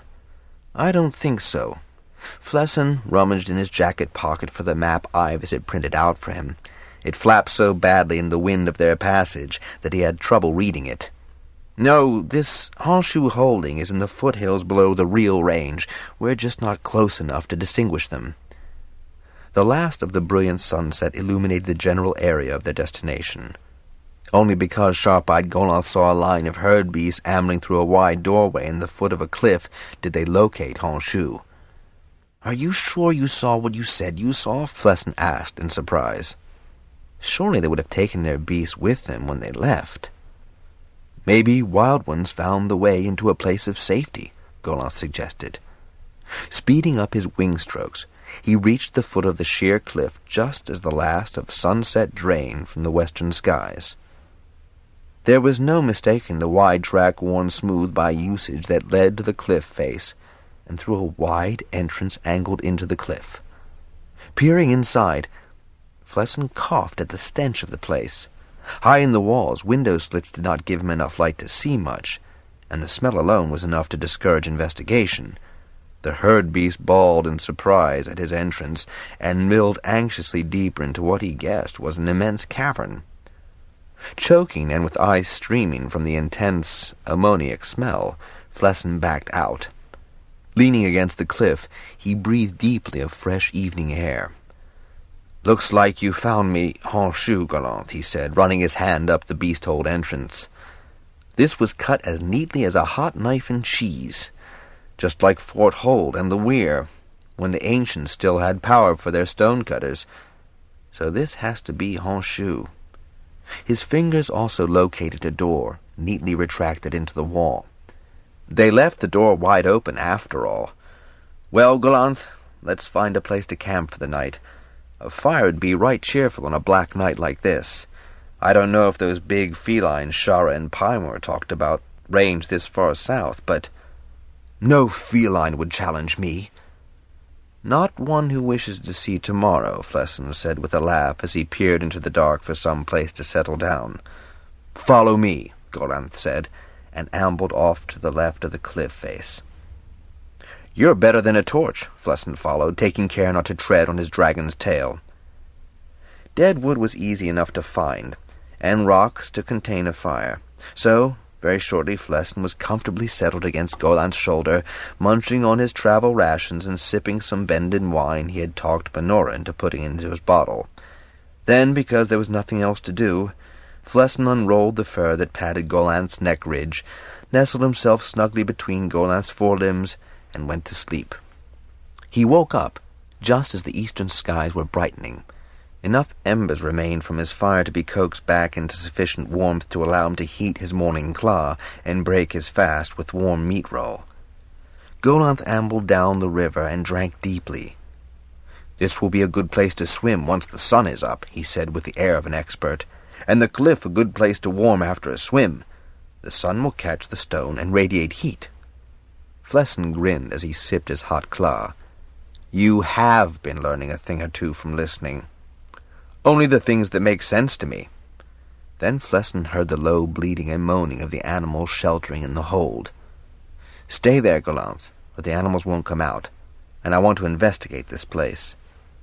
"I don't mind if I do," Golanth replied equably, "but they have nothing to fear, for I am not hungry yet." "Somehow, I doubt they'd believe you, dear heart." Flesson made a second cup of claw, and then kicked dirt and gravel over his little fire lest the smell of burning wood alarm the beasts. He did not have long to wait. Once the sunlight hit the entrance, the animals, which proved to be more than one species of herd beast, began to file out, ready for a day's browsing or grazing. Most of those had younglings at foot. Not stirring a muscle, Flesson watched the exodus. Only when all had made their way down the track, spreading out on their separate ways, did the bronze rider approach the opening. Faugh! The reek still discouraged Flesson from entering. The dung had accumulated to the level of mid-thigh in some places. Holding his breath, he stuck his head in. The cavern was huge, as far as he could tell in the patches of early morning light that filtered in through the high windows. It was then that he noticed a flight of steps to his right. "Golanth, I'm going in. There are steps here." Drawing his collar across his nose and mouth, Flesson darted toward the steps and ran up to the first landing, where he stopped. There to his right was a large door that had once been secured with a lock, now a rusted shell that fell into dust at his touch. He pushed open the door and stood on another landing, from which steps led down to a large, high-ceilinged room. Window slits let in barely enough light to make out a bulky object, half a dragon length in size, which appeared to be covered. "I've found some sort of an ancient artifact," he told Golanth as he took steps 2 at a time in his excitement. The covering was of ancient manufacture, soapy and slick to the touch once he brushed aside the film of dust that had turned a bright green fabric to gray. Flipping a corner up, Flesson peered at the unmistakable prow of a vehicle. Struggling to uncover more of the incredible object, Flesson recognized it from some of the tapes AIVAS had shown him as a sled, one of the larger sort. "Just wait till Master Fanderel and Benelek see this thing. Golanth, there will go spare." Flesson crowed with delight and anticipation at the stir this beauty would cause. He rolled more of the cover back, noticing how carefully the craft had been stored by its owners and wondering why they had left it behind. No more fuel to fly it, probably. "It's a cumbersome-looking thing," Golanth remarked. "Don't worry, love. I'd never trade you in for one of these. Cranky things, from what the record tells us, always needing to be serviced and have parts replaced. Don't have that worry with the Dragon." Flesson laughed heartily at the thought of the Smith-crafters swarming over the sled, for all the good it would do them. Still, it was quite a relic to find lovingly stored away. So few of the settlers' everyday implements had been discovered. Then he noticed the racks of dust-shrouded tools on the wall. A pile of empty plastic sacks, such as the settlers had used to store all manner of items, and under layers of fine dust, plastic containers in the settlers' favorite bright colors. "Well, when I tell AIVAS what we found, he won't be so upset," Flesson added. "So I'd better survey the whole place for a complete report. AIVAS respects complete reports." Then he bounded up the steps to the landing and proceeded on upward. He noticed that there were piles of dung on some of the steps, and muddy hoof marks that fortunately ended at another closed door. This one slid back into the wall, not without some grunting and shoving on Flesson's part. Having achieved a wide enough gap to squeeze through, he stepped onto yet another landing, with stairs leading down to a huge cavern, a workroom to judge by the variety of tables and cabinets. Slightly amazed, he identified both a forge and a huge kiln, as well as workbenches. And there he saw his first signs of a hurried departure, for some cabinet drawers were half out of their slides, and there were old cartons, not quite lidded shut, on 3 work surfaces. He didn't go down to investigate further, for yet another flight of stairs led up to a higher level. "I'm moving up in the world, Golanth, with more marvels to report to AIVAS. Ooh-wee, but this place is a treasure trove. The people may have left, but for once they didn't take much with them. Robinson and Lytle are going to be fascinated." Golanth's response was a deep grunt that echoed in Flesson's ears. Laughing at his dragon's lack of enthusiasm, the bronze rider galloped eagerly up the steps. Nor was Flesson disappointed. The door on this level opened out onto what had to be the main entry to the hold. Through once a graceful archway, he could see into what must have been the central living area.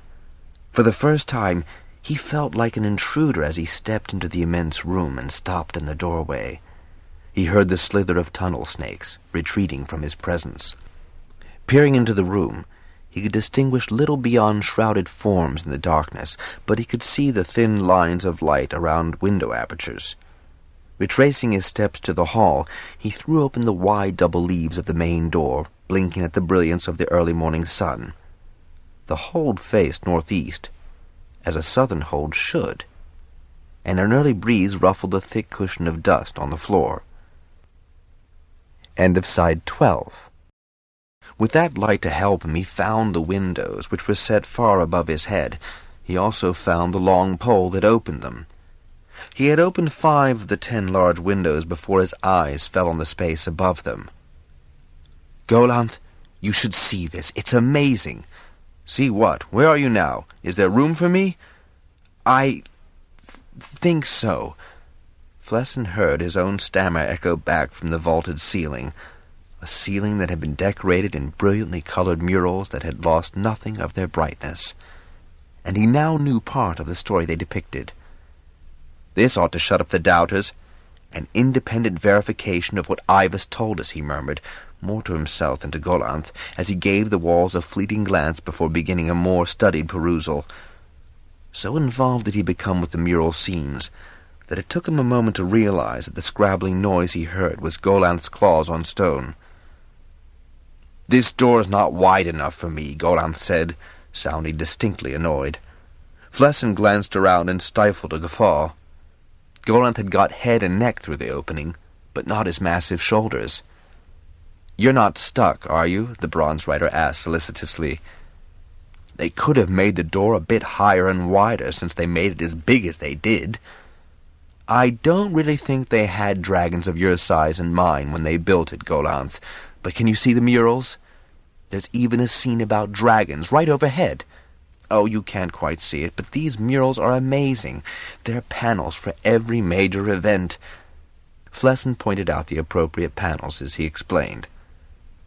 The actual landing in the shuttlecraft, the ones in Ship Meadow, and yes, there are sleds just like the one down below, and the building of holds, and people working the land, and then thread. They did that panel too graphically. Turns my stomach just to look at it. They've got lots of sleds and smaller craft and flamethrowers and... high up in the ceiling they've even got Rookbot and all its planets.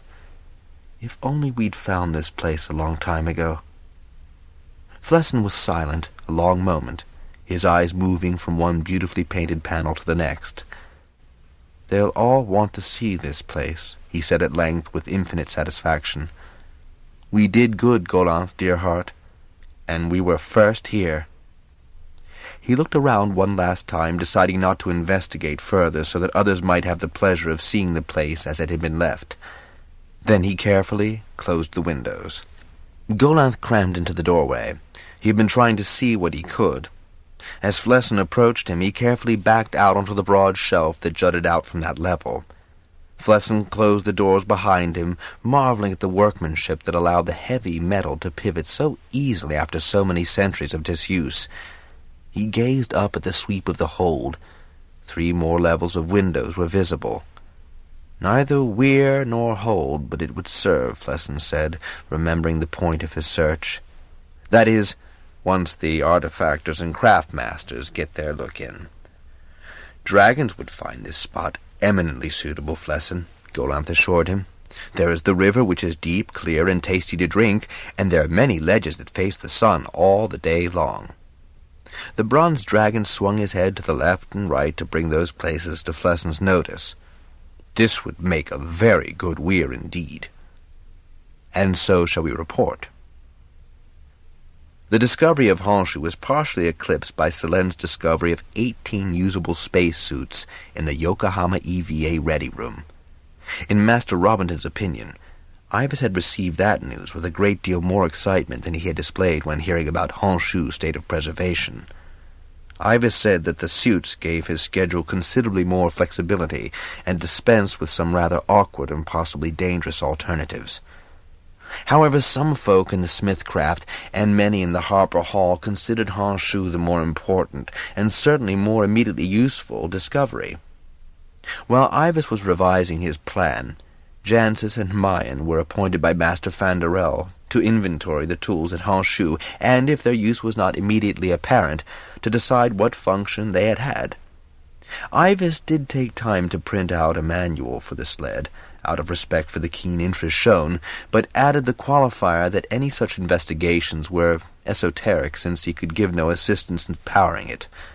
That provoked some resentment in those who felt that aerial transportation should not be restricted to Dragonriders and a chosen few. AIVAS's rebuttal to that accusation was to enumerate all the skills and technological improvements which most of those same complaints objected to in theory, that would be necessary to produce powered aerial vehicles, including the development of an alternative and reliable power source. The settlers used power packs, AIVAS reminded them. The subject had arisen before. These units were rechargeable, but no recharging mechanism survived. "But you can't tell us how to make the power packs?" "There are 2 kinds of science," AIVAS began in his oblique fashion. "Practical and theoretical. With practical, engineers use only what is known, and prove to work in the everyday world to achieve certain predicted and predictable results. Theoretical science, on the other hand, pushes at the boundaries and laws that are known to work, and sometimes even steps outside of them. For the projects you have been working on, you already had enough background and know-how to learn the necessary science to follow my instructions, but for some things, such as the alien power packs, Pern simply has not the technology or the science to understand the theories well enough to apply them practically." "In other words, We're stuck with this world, and what's in it? Jackson asked. Precisely. And it is up to you to work this out for yourself, or to gain help from Lytol rather than from this facility. And that was as much time as AIVAS would spend on Honshu. With additional spacesuits available, he initiated new projects, which it was made clear were much closer to the major task at hand, the destruction of Thread. Now that the life support systems on the Bahrain and the Buenos Aires were fully operational, Miriam and Selene were sent on their green dragons to make the necessary links between the bridge consoles on the two smaller ships and the Yokohama link with AIVAS. The Bahrain and the Buenos Aires had, however, sustained more damage over the centuries than the Yokohama, losing antennae, exterior optics, and considerable areas of the outside skin from impacts that the shields had been unable to deflect. But that damage, AIVAS was quick to state, would not interfere with the plan. Terry, Wansor, three of the glassmith's brightest journeymen, and Pushkar, the artist, were ferried up by green dragons for long sessions on the Yokohama's telescope, mapping the red star for any distinctive features. The vid link down to AIVAS was still imperfect. AIVAS had been unable to discover the problem, and so had to rely on human observations. They soon reported to AIVAS that only one side of the planet was turned toward them. Pushkar was to do large reproductions of whatever geographic features the surface of the eccentric planet presented. Wansor had to be peeled away from the console, so exhausted by his lengthy efforts that he actually fell asleep between on the return trip. Teams made up of green and bronze riders, all transported by the smaller green dragons, explored the deserted levels of the Yokohama in case anything else had been left behind. But the ancients had stripped an amazing amount of material from the ship. The spacesuits and the banks of cold sleep capsules were all that had been deemed useless on the surface. Then a team of mastersmiths was sent to all three ships, starting with the Yokohama so that all four could familiarize themselves with the cargo bays and engine rooms. The four, Fandarel, Belterac, Evan, and Jancis, were fascinated by the ship's construction, pausing to examine the way struts had been secured, how walls, ceilings, and floors had been fitted to the skeleton of the ship. It was difficult for them to assimilate the fact that the Yokohama had been assembled in space at one of the old Earth's gigantic satellite shipyards, and that the heaviest portions had been pushed into position by single workers with computer-controlled machines. Master Fandarel made full use of the Yokohama as a schoolroom, getting AIVAS to explain the designs and the safety aspects of the compartmentalization. He was truly amazed at the rationale behind the odd design of the space-going ship, and had many questions to put to AIVAS about the apparent anomalies. The main section of the Yokohama was a huge sphere of many levels, each of which could be closed off, as could sections of each level, to sustain life, AIVAS told them, should the main hull be breached. Thus, heat and oxygen could be maintained only where necessary, as was being done now, to conserve supplies. The bridge area, the environmental section, and the lift accessing it, a small infirmary, and Airlock A were the most heavily shielded. According to AIVAS, escape pods had once been attached to Airlock A until the Yokohama had been recommissioned as a colony ship, and those pod positions had been altered to access supply drones. The huge matter-antimatter engines were housed on a long shaft, attached to the midsection of the main sphere, but separated by the heaviest shielding on the Yokohama. Two great wheels on either end of the engine shaft had held the fuel and cargo pods that had been wrapped around the engines. Those had, of course, been emptied during the journey and launched to splash down into the seas off Monaco Bay. Retrieved, the basic metal had been smelted down and reworked. The ceramic fuel tanks had been put to different uses. Very little of the superstructure of the Yokohama and the other two colony ships remained. The narrower stern wheel, on the end of the engine shaft, still held its band of maneuvering jets which, powered by the solar panels and in conjunction with those around the main sphere, were what kept the Yokohama's orbit stable. One of the first checks AIVAS had commissioned was to ascertain how much fuel remained in the Yokohama's main tank. Fandarel, thinking about that fuel, wondered why the settlers had dared to leave the colony ships in an orbit that was ultimately destined to decay. AIVAS replied curtly that that was not an immediate concern. So far the orbits had not decayed, and the surface of Pern was not at risk, not at least from ship debris.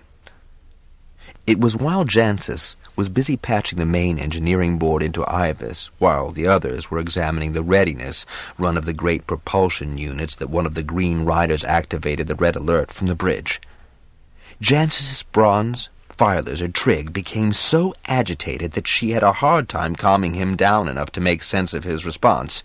She could raise neither Selene nor Lazan on the comm, and the red alert signal continued to blink in the engineering facility. Thread attacking the Yokohama? Jancis got that much from Trig's chaotic thoughts. It can't, Trig, it can't. We're safe here. No, don't you dare breathe fire in here. Jancis then bellowed directions through the speaker to the bridge until Selene hit the right sequence of buttons to make voice contact. It's Thread, Jancis, I'm sure of it, Selene replied. Not space debris. There's this flood of egg-like things of varying sizes streaming toward us. Looks just like the stuff AIVAS described to us in his lecture. Space debris wouldn't come in a steady flow, would it? This stuff goes back as far as we can see from the window. Only none of them ever hits the window. And the pilot's board is all lit up and the engineer station is beeping at us. His words came tumbling out in his haste to describe the situation. Then his voice became agitated. Begath and Beerth are demanding that we go outside. They say it's Thread. I never should have even thought what I thought it is. Then, in an explosive aside, no, Begath, we can't fly this sort of a fall. It's not Thread yet, if that's what it is. And we haven't any firestone, and there's no air out there. You wouldn't fly outside anyway. You'd float, just like in here. Shards, Jancis, I can't make her understand. Selene didn't panic easily, and Begath was not as erratic as some Greens. In the background, Jancis could also hear AIVAS's loud reassurances. If Begath was not obeying her rider, she certainly could not be disciplined by the AIVAS. Her bugling challenge at Thread took on a frantic edge. Tell them Ruth says they're not to go. They obey him, she said, latching on to an authority the Greens respected. She didn't know a green dragon who wasn't partial to the white dragon. When is Ruth coming, Begath wants to know. Selene's tone had altered from dismay to desperation. AIVAS's calm voice continued to exhort the green dragons to listen to reason, but he was using reason that the dragons were not in a state to hear. Jancis was scribbling a note to Jackson to come at once when Selene, with a cry of relief, said, Ruth's here and everything's under control. Jancis looked at the note, and then at her fire lizard, who cocked his head at her quizzically. She considered the matter for a moment longer, and then made a decision. There was absolutely no way in which Jackson and Ruth would have known to come to the bridge. He was in Ruatha today, and AIVAS had no way of communicating with him there. She checked the exact time on her watch and wrote it down in the note. She added a final phrase in big letters. Time it. Then she sent Trig off to Ruatha and Jackson. But if Ruth and Jackson are here, why send the note now? Fanderel asked. Jancis smiled at her grandfather. Trig needs the practice, Grandad. Trig was back almost immediately, looking inordinately pleased with himself. He needs more than practice, Fanderel said, dismayed at the apparent disobedience. I don't know about you, Jancis said as a diversion, striding over to the lift, but I want to see this attack. I've never been allowed out of hall or hold during a fall, so now may be my only chance. Aren't any of you interested? The reaction to her challenge was immediate, and when Jancis found herself crammed into the lift with 3 big Smiths, she was sorry that she had issued it. Then the lift door opened to a curious bedlam. 2 green dragons, wings plastered to the window, were so fiercely hissing and spraying saliva that the view was largely obscured, while Ruth, his wing fingers on those of the 2 greens, putting him at full stretch, overlapped their bodies. He was loudly emitting some sort of croon that was only just audible through their angry sputters. Jancis managed to grab Trig before he took off to join the dragons in their futile posturing. She pinned him firmly under one arm while she hung on to the railing lest his volcanic attempts to free himself send her into a spin. Ruth turned her red-shot eyes in their direction and barked peremptorily. The bronze fire lizard immediately subsided. The view, or the part of it that was not blocked by green and white dragon bodies, was awesome. The objects blanketed the entire panorama. Jancis had to exert a firm control over an urge to recoil as the shapes, zooming straight at Yokohama, were deflected at seemingly the last moment before impact by the ship's shields. But gradually, she and the smith became accustomed to the spectacle and could appreciate it with detachment. Not that any of them found it as amusing as Jackson did. He was clutching the pilot's chair in one hand to prevent himself from floating off, but he was nearly doubled up with laughter. Selene and Lazan, hovering circumspectly out of reach of furiously swishing dragon tails, looked on in chagrin and embarrassment. Being the tallest man there, Fanderel had a reasonably unobstructed view. "An amazing spectacle. Ivas, is this one of those meteor showers you've told us about?" "What you are seeing is not a meteor shower," Ivas replied. Comparing the present onslaught with reports made by pilot Kenjo Fusayuki during his reconnaissance flights and pending examination of a sample, it is reasonable to assume that thread, in its space-traveling form, is flowing past the Yokohama on its way to your planet. "But where will it fall?" Jackson asked, unable to remember which Weir was scheduled to fall next. "On Nerat, in precisely 46 hours, Ivas replied. Jackson let out a long whistle. "This swarm has a long way to go yet to reach the atmospheric envelope of the planet," Ivas continued. Vanderel said, moving closer to peer out the window. "Fascinating. To be amid thread, and unharmed by it. Truly astounding. It's a great pity we can't do something to stem the tide here before it reaches the surface." Selene groaned. "Please don't even think that," he said, flicking his hand at the willing creatures whom Ruth was visibly restraining at the window. "Thread doesn't look so dangerous right now," Jancis said thoughtfully as she watched the ovoid sweep in and abruptly disappear. "In its frozen state, it is unlikely to be life-threatening," Ivas said. "But you don't know for sure." Attempts were made by Nabi Nabol and Bart Lemos to secure specimens, but their ship disintegrated before they were able to return with them. "We could get some now," Jackson suggested. "There are plenty out there." There was a significant pause, and Jackson winked at Jancis. It wasn't often that Ivas was caught speechless. "You fail to recognize the hazards of such a venture," the Ivas replied at last. "Why? We could stash a thing in airlock A, for instance, and it would stay frozen. As you keep telling us, it takes the friction of the atmosphere for thread to metamorphose into its dangerous state." Jancis was mouthing words at Jackson, shaking her head violently. Under her arm, Trigg struggled with renewed vigor to free himself from restraint. "The Yokohama is moving at approximately 38,765 nautical miles per hour, or at about 20,000 miles per hour relative to the thread ovoids. To attempt to capture one would be an impossible maneuver, even for persons trained in extravehicular activities. It would also be essential to have non-heat conducting tongs." Trigg squawked. "I would capture a thread egg for you," Ruth said, turning his head in an impossible angle over his shoulder to his rider. Jackson looked in alarm at his white dragon and regretted his spontaneous suggestion. "Oh, no, you don't." At Ruth's crestfallen expression, he added, "No one else can keep those greens under control." "Did Ruth just offer to go get a thread?" Jancis asked, holding more tightly to the writhing Trigg. "Let Trigg go." "You heard what Ivas said about the velocities and non-heat conducting tongs." "It doesn't look as if we're traveling anywhere near that speed," she replied. Then she sighed. "Even if I know we must be. Anyway, fire lizard talons aren't exactly heat conductive, are they? Trigg seems to think he can." "What?" Belterac demanded, his eyes bulging with horror. "Bring one of those things in here with us?" "Not in here," Jancis told him, "into the airlock, where we can examine it closely. In its frozen state, it possesses no danger." "Do you really think Trigg would be able to manage?" Vanderel asked, his insatiable curiosity getting the better of an ingrained revulsion to thread. "If he thinks he can," Jancis said. She looked down at the struggling fire lizard. "Letting him do something about thread may calm him down." She looked out at the barrage. "It has been noted," Ivas said, "that fire lizards are particularly courageous in the presence of thread.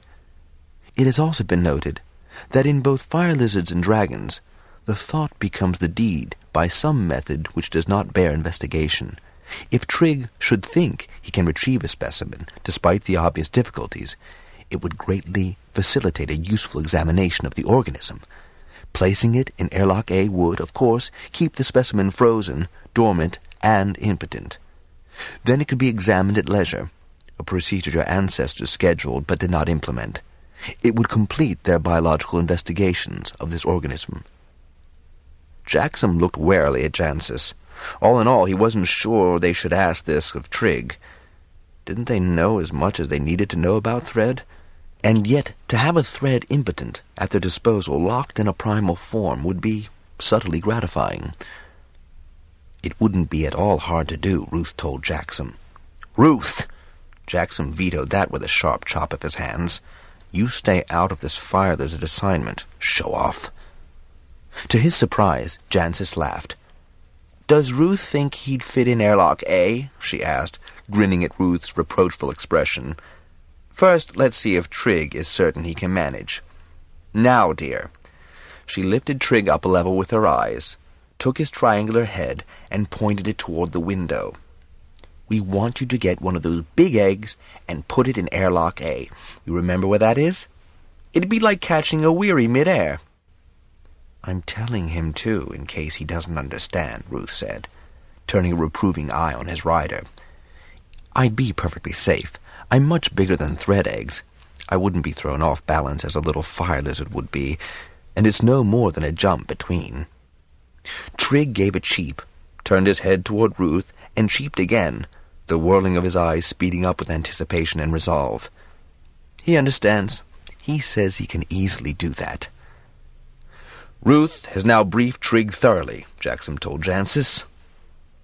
You sure you can do this, Trigg? You don't have to, you know, she said, but Trigg's eyes were orange-red with challenge and confidence. With a sigh, she bounced him off her arm. He disappeared. A moment later, they all saw him through the bridge window, catching an ovoid nearly as large as himself. Briefly, the force of the capture sent him spinning backward, but before he hit the window, he abruptly flipped out of sight again. 3 heartbeats later, he reappeared on the bridge, chittering with satisfaction. His hide is so cold, Jancis said as she stroked him. He's got stuff on his talons. Freezing, ugh! But for all that, she didn't dislodge him from her shoulder.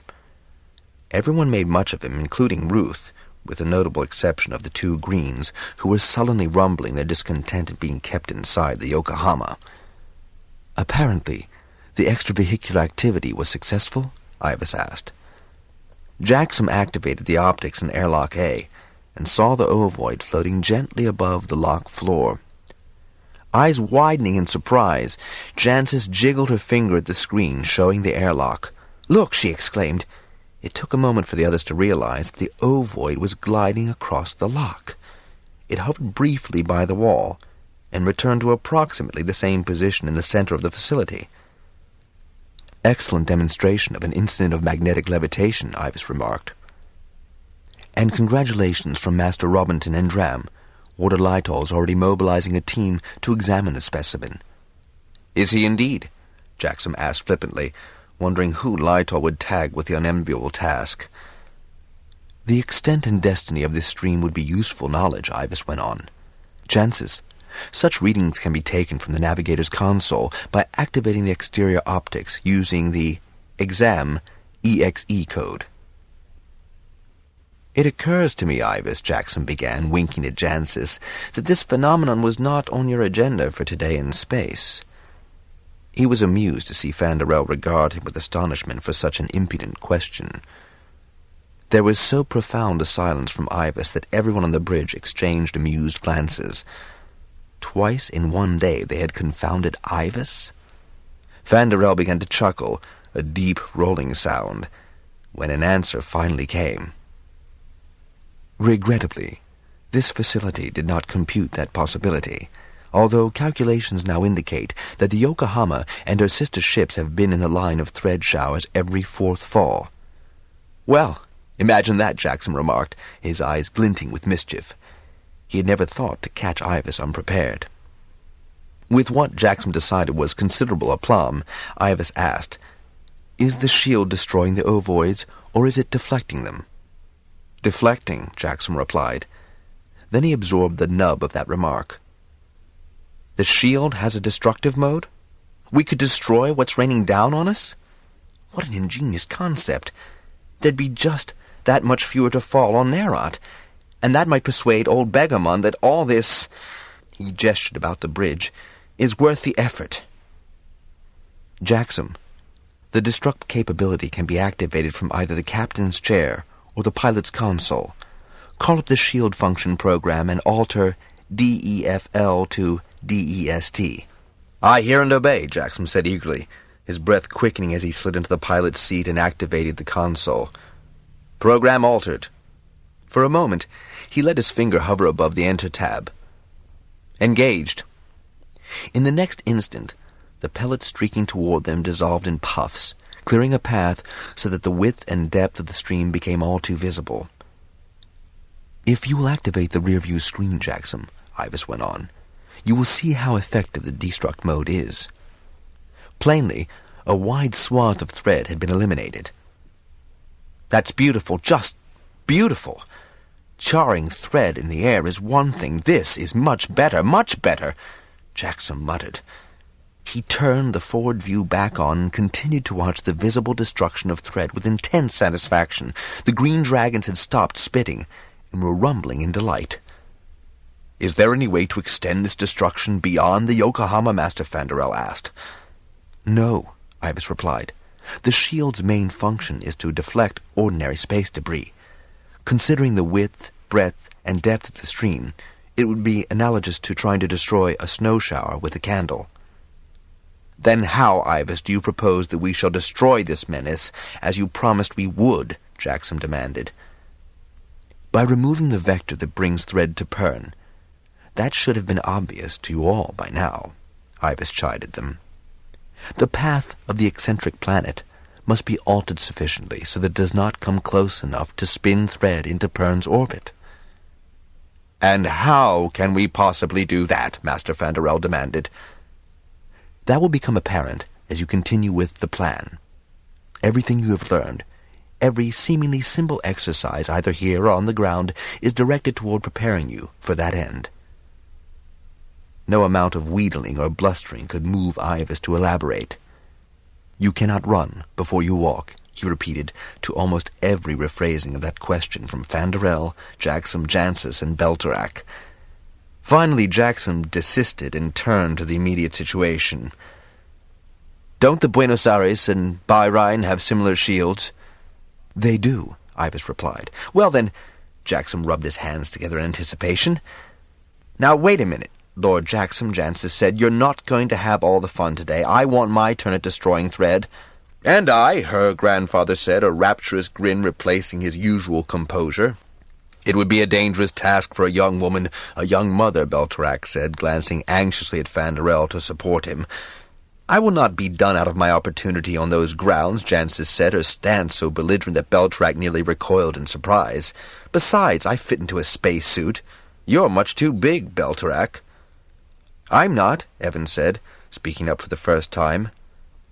I thought that the life support systems had been reactivated on both the smallest ships, Fanderel said. Am I not correct, IVAS? You are, Master Fanderel.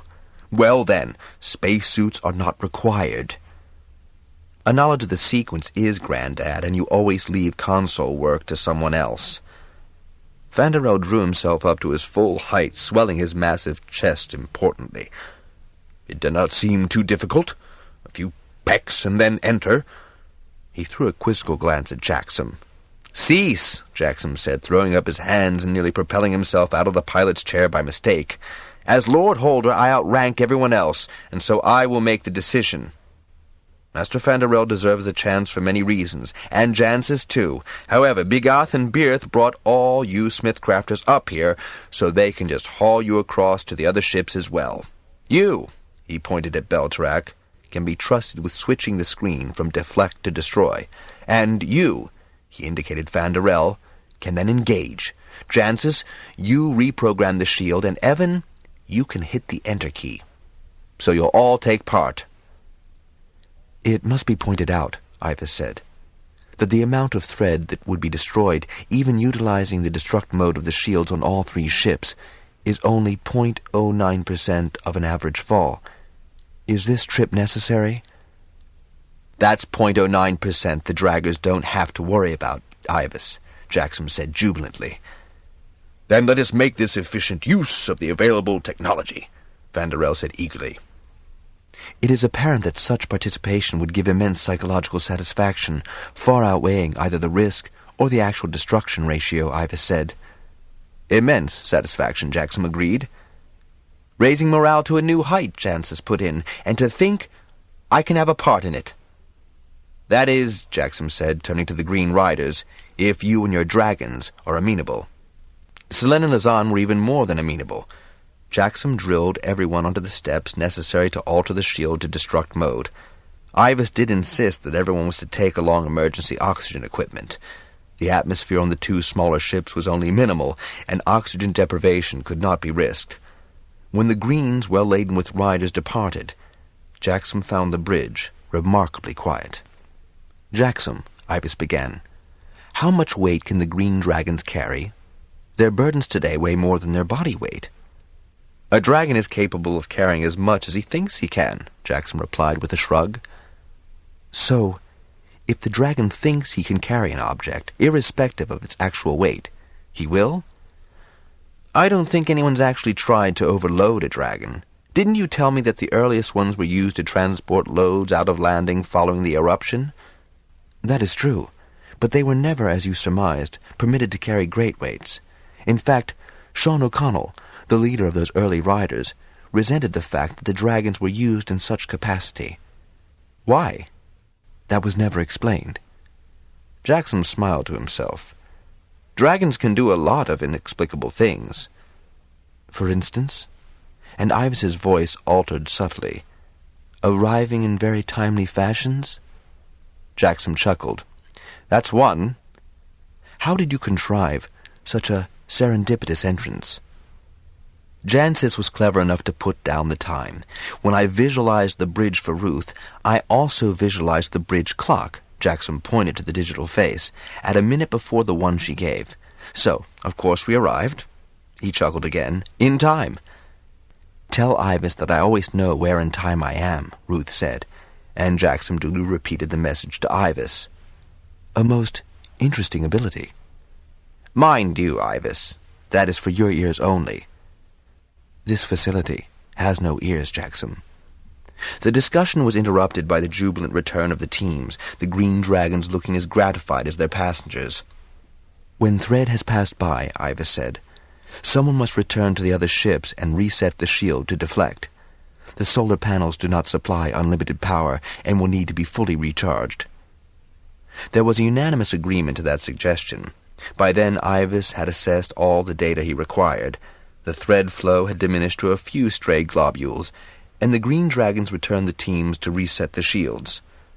AIVAS, Vanderel began when they were once again assembled on the Yokohama's bridge, has the matter of our excursions to other ships been mentioned on the surface? Master Robinson was on duty and approved, AIVAS replied. Vanderel cleared his throat.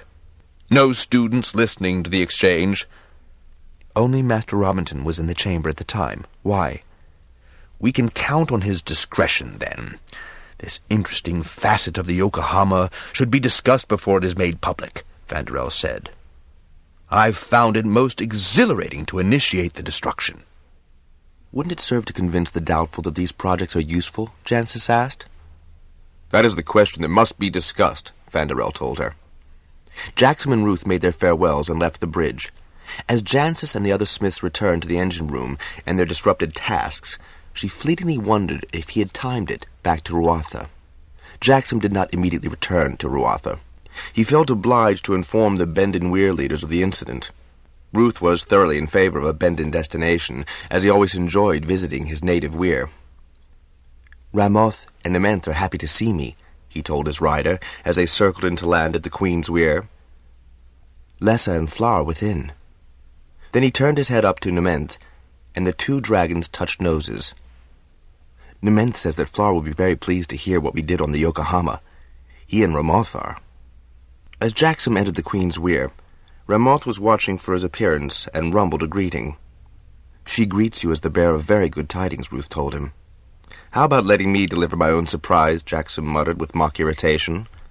And what surprise is that? Lessa asked, looking up from reinforcing a join on a long strap. Flar had his harness stretched from a peg set high on the wall and was rubbing oil into the thick neck strap. These reminders of his near escape from cold-damaged leather sobered Jackson. He had seen no further indication that the conspirators at Tillich were carrying out their threat against him, but then he had been careful not to provide opportunities. "Oh," he began casually, "just that the fall over Nerat won't be as heavy as usual day after tomorrow."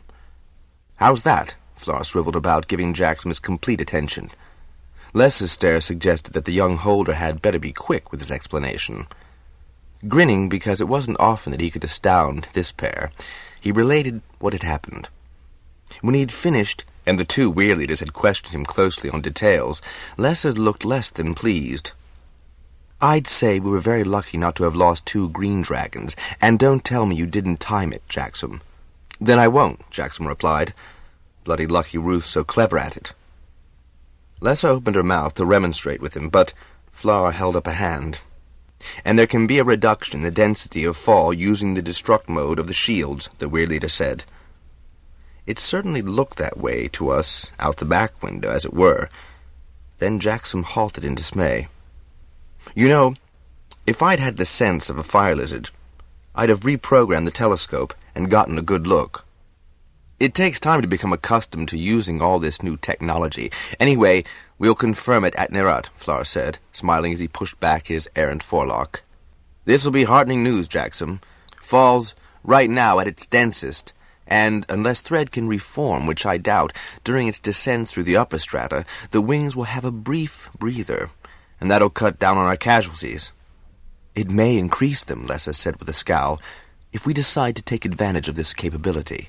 Riders will become inattentive, expecting a lull." "Oh, come now, love." Flar gave Lessa's long, thick plate an affectionate tug. "You can be downright ungrateful for a favor." She paused, reconsidered, and then gave a grudging smile. "Sorry, I do tend to be gloomy just before a fall." "In that case, Lessa, you'd best come up to the Yokohama the next time this happens. I found it tremendously satisfying to be able to destroy so much thread without endangering Ruth or myself." Jackson paused, then added, "We also have a specimen of thread on the floor of airlock A." "What?" Jackson grinned at her startled, horrified expression. "Oh, it's safe enough. Airlock's got no oxygen, and it's the same temperature as outside. AIVAS assured us that it's impotent in this form and can't alter. At that, we managed what the settlers never could. We captured thread in its dormant stage." Lessa shuddered in revulsion. "Get rid of it," she said with a dramatic gesture of her hand. "Get rid of it." "Lytle's already assembling a team to dissect it." "Why?" Lessa flinched again. "Curiosity, I suppose, though AIVAS could merely be responding to another of those early imperatives of his, so he's determined to implement." Flar gave Jackson a long, hard look. Then he held up the claw pitcher, gesturing for the younger man to join him at the table for refreshment. Jackson nodded gratefully and took the chair Flar indicated while the steaming claw was poured. "I don't care what AIVAS is implementing," Lessa said. "I don't like the idea of thread on the Yokohama. Suppose—" "AIVAS would not expose us to danger," Flar said, giving her a soothing smile. "I find Jackson's comments on AIVAS's mandates extremely perceptive." He settled in a chair, and, cradling his claw cup, leaned across the table. "I'm curious, Jackson, and you're more in AIVAS's company these days than we are. This dissection business makes me wonder if AIVAS's basic imperatives conflict with ours. Not where the annihilation of thread is concerned, though sometimes I don't understand at all why he has us doing some of those endless drills and exercises, especially now that he has been revealed as fallible." Flar grinned. "Did AIVAS ever say he was not?" "He likes to give the impression that he's never wrong," Lessa said in a sharp tone, looking alarmed. Jackson grinned. "Good teacher image. And that's necessary when he has to pound all these radical ideas into our parochial heads." "Is his fallibility a danger to us?" Flar asked. "I don't really think so. "I'm just commenting on it since we are private today," Jackson went on, "and because I was so surprised when IVAS did not know that Thread's descent passed so close to the Yokohama." Floor blinked, absorbing that information, and Lessa's frown deepened. "Surprised or worried?" she asked. "Well, it's not his fault. The ancients didn't know it, either," Jackson said with some satisfaction. Floor grinned back at him. "I see what you mean, Jackson. Makes them more human. And IVAS not so inhumanly perfect." "Well, it doesn't please me," Lessa snapped. "We've believed everything IVAS has told us." "Don't fret, Lessa. So far IVAS has not lied to us," Floor said. "But if he doesn't know everything, how can we now be so sure he's guiding us in the right direction with this great plan of his that's supposed to destroy Thread forever?" she demanded. "I'm beginning to figure out what that's going to be," Jackson said so confidently that Lessa gave him a long look. "IVAS is obviously teaching us at the rate at which he feels we'll be able to absorb the revolutionary ideas. These exercises are what we have to perfect before we can achieve his goals, which are ours and were our ancestors." "And you would let us in on your conclusions?" Lessa's tone was as caustic as Jackson had ever heard it. "It has to do with having a thread in the airlock and being able to analyze it unemotionally, the way Shara, Old Dive, and the others can identify bacteria and develop ways of combating infection. It has to do with becoming accustomed to moving in free fall or in airless space, in using sophisticated equipment as if it were a third arm or an extra set of brains. That's all IVAS is, you know, an extra set of brains with a phenomenal and infallible memory." As Jackson spoke, Floor regarded him with growing respect. "And possessing a knowledge of the advanced technology we have lacked, so we couldn't do more than hold Thread at bay. But it's the dragons and their riders that IVAS needs to demolish Thread." "That's obvious, considering the questions IVAS keeps asking us," Lessa put in sharply. "I'd feel happier if he knew what he wants our dragons to do." Ramoth gave a crisp bark of agreement. "I'd also like to know when he'll let the larger dragons up on the Yokohama." Both Ramoth and Nementh bugled. Jackson grinned at Lessa. "Now, Lessa, don't be mean. It's not often that the Greens get the jump on the bigger clutch mates. Allow them their moment of glory. At any rate, your chance comes soon. Shara and Miriam are monitoring the oxygen levels in the cargo bay, and as soon as the atmosphere's at the proper consistency, you'll be very welcome. Of course, you can always ask a Green to fly you up there." Emitting an angry rumble, Ramoth turned to fix Jackson with eyes that whirled with occasional flickers of red. "There. You know what Ramoth thinks of that idea," Lessa replied with a glint of amusement. "As if I'd consider for one moment being conveyed by a Green," she added to soothe her weir-mate. "A white?" Jackson offered slyly. Ramoth rumbled again, but not quite so angrily, and sneezed. "I'd be exceedingly careful carrying Lessa, Ramoth," Ruth said. "I fit on the bridge, which is warmer than the cargo bay, and Lessa would see much more on the bridge than in that dark cavern." "I heard," Lessa said when Jackson opened his mouth to relay the message. "I know that IVAS wants all the bronze and brown dragons to get used to free-fall conditions. The bay's the only large open area that they'll fit in.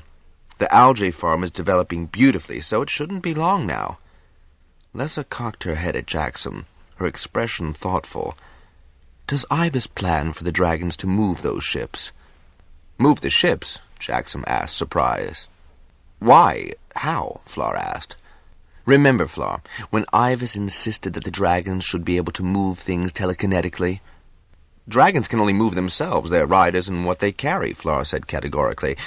"They cannot move things they're not holding. And what good would come of moving the ships? If his plan is somehow to use the ships to blow up the Red Star, I don't see what good that would accomplish, not as I understand his lessons in spatial mechanics." "No more do I." Jackson took the last gulp of his claw and rose. "Well, I've delivered my report of today's surprise." "For which you have our gratitude," Floor said. "If that kind of pre-destruction turns out to be beneficial, we can set up a regular schedule to switch the shields," Jackson said. "You can even have a chance at programming the mode yourselves." "I'm sure it will be feasible, Jackson. Anything that destroys Thread is helpful," Floor said, rising to accompany the young holder to the ledge. "You won't worry about IVAS's fallibility, will you, Floor?" Jackson asked in a lowered voice when they were in the short corridor beyond the weir. Me? No, certainly not, the Weir leader assured him. We've learned so much already from that AIVAS. Even if his vaunted plan fails, we'll surely find our own ways of ridding Pern of thread by the next pass. But somehow, Jackson, Flora said, gripping Jackson's arm hard to show his implacable resolve, I know we'll manage to do it in this pass. Make no mistake about that. We'll do it in my lifetime. When the Smith crafters returned to landing, thoroughly elated by their time aboard the Yokohama, there was some contention over who should be allowed the opportunity to initiate the destruct mode, and of a more immediate nature, who would have the opportunity to dissect the thread specimen. You have to choose carefully, Lytol said, for too many folk believe that just being in the presence of thread is followed by a terrible death. I've sent quite a few messages off to find qualified persons to perform the task, and so far there's been no response. You might not get one, Pymer said. He had been waiting for Jancis's return, a sleeping Purgem limp in his backpack. I suppose the knowledge would be useful, even if it did become academic by the end of this pass. Master Robinson held up his hand. I'll go, if no one else will. He was so besieged with protest that he grinned. So long as I can visit the Yokohama at some point in the very near future. And don't, he glared about him, tell me that my health won't permit it. I've found data in the medical files on how heart patients were frequently sent to free-fall wards on satellites to recuperate. A visit to the Yokohama would therefore be beneficial for my health, and it could do my heart good to stab a sequence that destroyed thread. Did one of your messages go to old Ive or Shara Lytol? Well then, they're both busy folk, but they'll get back to you in time. And if one of them goes, why, I'd have my healer at hand. End of side 13. Considerable consternation was roused when it became more widely known that a thread ovoid had been procured. Ivas obliged with scenes of it reposing in airlock A. It remained there unchanging for several days, proving that in its present state it posed no danger to anyone. More importantly, Lessa and Flar reported favorably on the reduction of thread density during the largest fall over Nerat. There had been 3 long columns entirely free of the deadly rain, so Lessa and Flar came to landing to discuss adding the task to the onboard duties. Ivas had a tape of the incident so that Bendon Weir leaders could view it, which they did several times. Incredible to think thread can be destroyed without dragon assistance, Lessa murmured in a low voice. Too bad there aren't a dozen more colony ships up there, Pymer said. Then dragons wouldn't have been needed, and that doesn't bear thinking of, Lessa snapped back at him.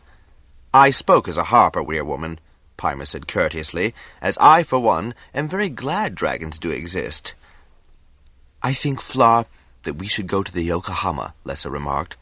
There's enough oxygen for Ramoth and Nementh in the cargo bay now, isn't there, Ivas? There is. It is essential that the larger dragons become accustomed to the conditions of space, Ivas replied. Lessa and Flar exchanged meaningful glances. The next stream should intersect with Yokohama's orbit in 3 days' time, at precisely 15-22 hours ship time. That's late morning, isn't it, Bendon time? Flar asked, turning to Lessa. We'll go then, direct from Bendon.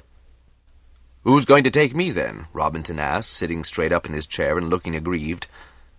I will, Dram said. Surely there's enough air for 3 big dragons, isn't there, Ivas? The old Weir leader's tone implied that there had better be. Certainly, was Ivas's prompt assurance.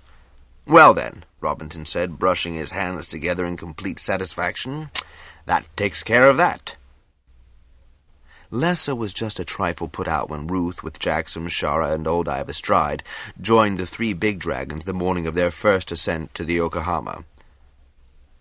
Shara and old Ive volunteered to dissect the thread egg, Jackson said without apology. I'm to man the telescope and give Ivas fore and aft views of the thread stream. What Jackson did not say was that Ruth might need to give the big dragons a few helpful hints on how to manage themselves in free fall. So far, none of the green dragons had experienced any difficulty with the unusual sensation of weightlessness. The fire lizards had been totally fearless and almost casual about coming up to see what the dragons, especially Ruth, were doing on the Yokohama. Miriam was scheduled for algae farming on the other two vessels that day, so that would give the party 2 dragons suitable for bridge-to-bridge transfer. Going between from the brilliant sunlight and balmy air of landing to the big, dimly lit cargo bay on the Yokohama brought exclamations from all the initiates. "Jackson, I thought you said there were lights," Lessa said. "There are," he replied, agilely dismounting and expertly pushing himself toward the main switches on the wall by the lift. He was rather pleased that, with such an audience, he arrived effortlessly at the exact spot. Being well aware of the load soon to be taxing the solar panels, he activated only the ring lights, not the power-eating overhead globes. "Amazing!" Robinson exclaimed, staring around the immense empty facility. Ramoth made an odd little noise in her throat as she viewed her surroundings, her eyes idly whirling. Nementh lowered his head, sniffing at the scarred deck plates, peering into the corners, his eyes calm. Drams Tiroth stretched his neck until his head reached the ceiling. At that point, his feet lifted slowly from the floor, startling the big bronze into a bellow of protest. "You are in free fall, Tiroth," Ruth said casually. "Every action has a reaction. Gently push yourself back to the floor with your snout. See? That was easy." Then Ramoth swung her head too rapidly about to see what was happening to Tiroth and started to drift. "Don't fight the motion, Ramoth," Ruth said. "Just relax and let yourself go with the movement. Now, easily swing your head back. See? It's not hard at all. Look at me." "Ruth," Jackson said repressively, "don't you dare show off." "I'm not showing off. I'm showing." Ruth executed a slow backflip, carefully to keep his wings tight against his spine where they would not interfere with his progress. "We weigh no more than a fire lizard up here." And then he twirled around on his tail end. "Ruth," Jackson bellowed, his voice echoing off the walls of the bay. "I think you've made your point, Lord Jackson," Flar said, a ripple of suppressed amusement in his voice. "Easy does it, right?" Moving carefully, Flar swung out of his accustomed perch between Nementh's neck ridges and found that he had propelled himself deckward. "An incredible feeling! Try it, Lessa. I don't weigh much under any circumstances, but I just drifted down. Amazing sensation. No strain for you, Robinson." There were a few misjudgments as the passengers experimented. Shara, discreetly assisting Master Healer Oldive to the deck, made for the lift to start their day's project, a close examination of the egg in the airlock. AIVAS has recommended that they take the thread to the medical station on the top cold sleep deck. Laboratory facilities were still in place there, including a microscope more powerful than anything they had yet managed to build. The section had sufficient air, but was not yet too warm, AIVAS assured them. For an unemotional piece of machinery, AIVAS was exhibiting an odd insistence for what Shara would have thought a relatively unimportant element of the total project. When the others had grown somewhat accustomed to the vagaries of freefall, Jackson escorted them to the bridge. Certainly he was as eager to show Lessa, Flar, Robinson, and Dram his familiarity with the Yokohama's bridge as Ruth was to discreetly supervise the big dragons. Standing in the open lift, Jackson's novices did not disappoint him. They were as genuinely awestruck by the view of Pern as he could wish. He gave them time to absorb the wondrous sight of the sunlit continent and the brilliantly blue sea, then gently shooed them in the room so that the lift door could close. They clung for a while to the guardrail, coming to terms with their experience. Propelling himself smoothly to the captain's chair, Jackson fed the telescope program, checked the ready room where Shara was helping Oldive into a spacesuit, and tuned one of the ceiling screens in the laboratory. Flar dragged his gaze away from the riveting view of Pern to eye the specimen. "It's not as big as I thought it'd be," he said. "No, it's not. That's why it'd be interesting to see how a big, long thread fits into such a confined envelope," Jackson replied. Lessa shot one glance at it before turning back to the more compelling panorama. "Can we go to the window?" she asked. "Just push yourself off gently, don't worry," he added when she started to float and tried to stop herself. "Just flow, don't struggle." She went by him, rotating, and he reached up and halted the motion. Then with a gentle shove, he aimed her at the window. Robinson, having observed her mistakes, did not repeat them, and shortly he was beside her at the window, his feet dangling a handspan above the floor. Dram gave a grunt and went hand over hand down to the nearest console, where he strapped himself into the chair. "How long before the stream starts to intersect the Yokohama's path?" he asked. Jackson set Dram's screen at its highest magnification and called up the appropriate sector. As Dram's screen refocused, the old bronze rider reared back in his chair, his expression blank with shock as the ragged beginnings of the wave appeared so immediately in front of him. "It's not that close to us yet, Dram. I just gave you an enhanced image. Here, I'll give you the actual perspective." Jackson altered the magnitude so that the incoming stream was merely a sunlit smudge dropping toward them from the fourth quadrant. "How near is it?" Dram asked, his voice dry and cracking. "Proximity monitor suggests we have a good 10 minutes before contact," Jackson said. Flar cautiously made his way to Dram and hung onto the chair back, his legs almost horizontal to the floor. Then he levered himself to the other station and strapped in. "Are you all right down there?" Jackson asked Ruth as privately as he could so as not to be overheard by Ramoth. "She's far too busy enjoying free-fall," Ruth replied, his tone amused. "She's better at it than Nementh and Tiroth, for all she's bigger.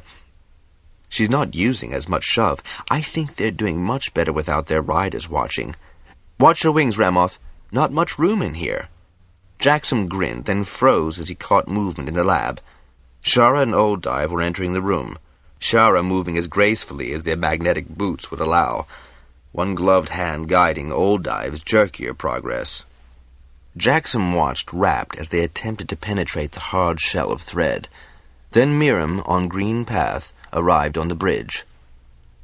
"Who am I taking to the Byrine?" she asked, grinning at the sight of Lessa and Robinson stretched across the window. "Whoever'll go with you," Jackson said. "Lessa? Flar?" Lessa made an injudiciously sharp movement of her head and flattened herself against the window. "I'll go with you, Miriam." "No, Ramoth, it's perfectly all right. I assure you that you would not fit on the bridge here, much less on the Byrines. You learn to keep your balance down there in the bay where you have some space to maneuver." Jackson asked Ruth to oblige Flar, and the white dragon jumped between to the bridge. "You know the drill?" Jackson asked the Bendon Weir leaders. Lessa gave him a hard stare as she floated across the path, but Flar chuckled and replied meekly, "I assure you, we've been practicing hard, Jackson. My thanks to Ruth," he added as he glided up to the white dragon's back and settled himself. "Bit easier to bestride than that great hulk of yours, isn't he?" Jackson replied, grinning at the mild surprise on the bronze rider's face. "Have a good destructive time. You've got 3 minutes before contact." "Where do I sit, Jackson?" Robinson asked eagerly, pushing himself off the window. "Where Flar was." Much as Jackson's fingers itched to insert the command, he found it equally gratifying to watch the expression on the harper's face as he performed the task. As the Smiths had on the previous occasion, Robinson and Dram both recoiled as the ovoids hurtled toward the window.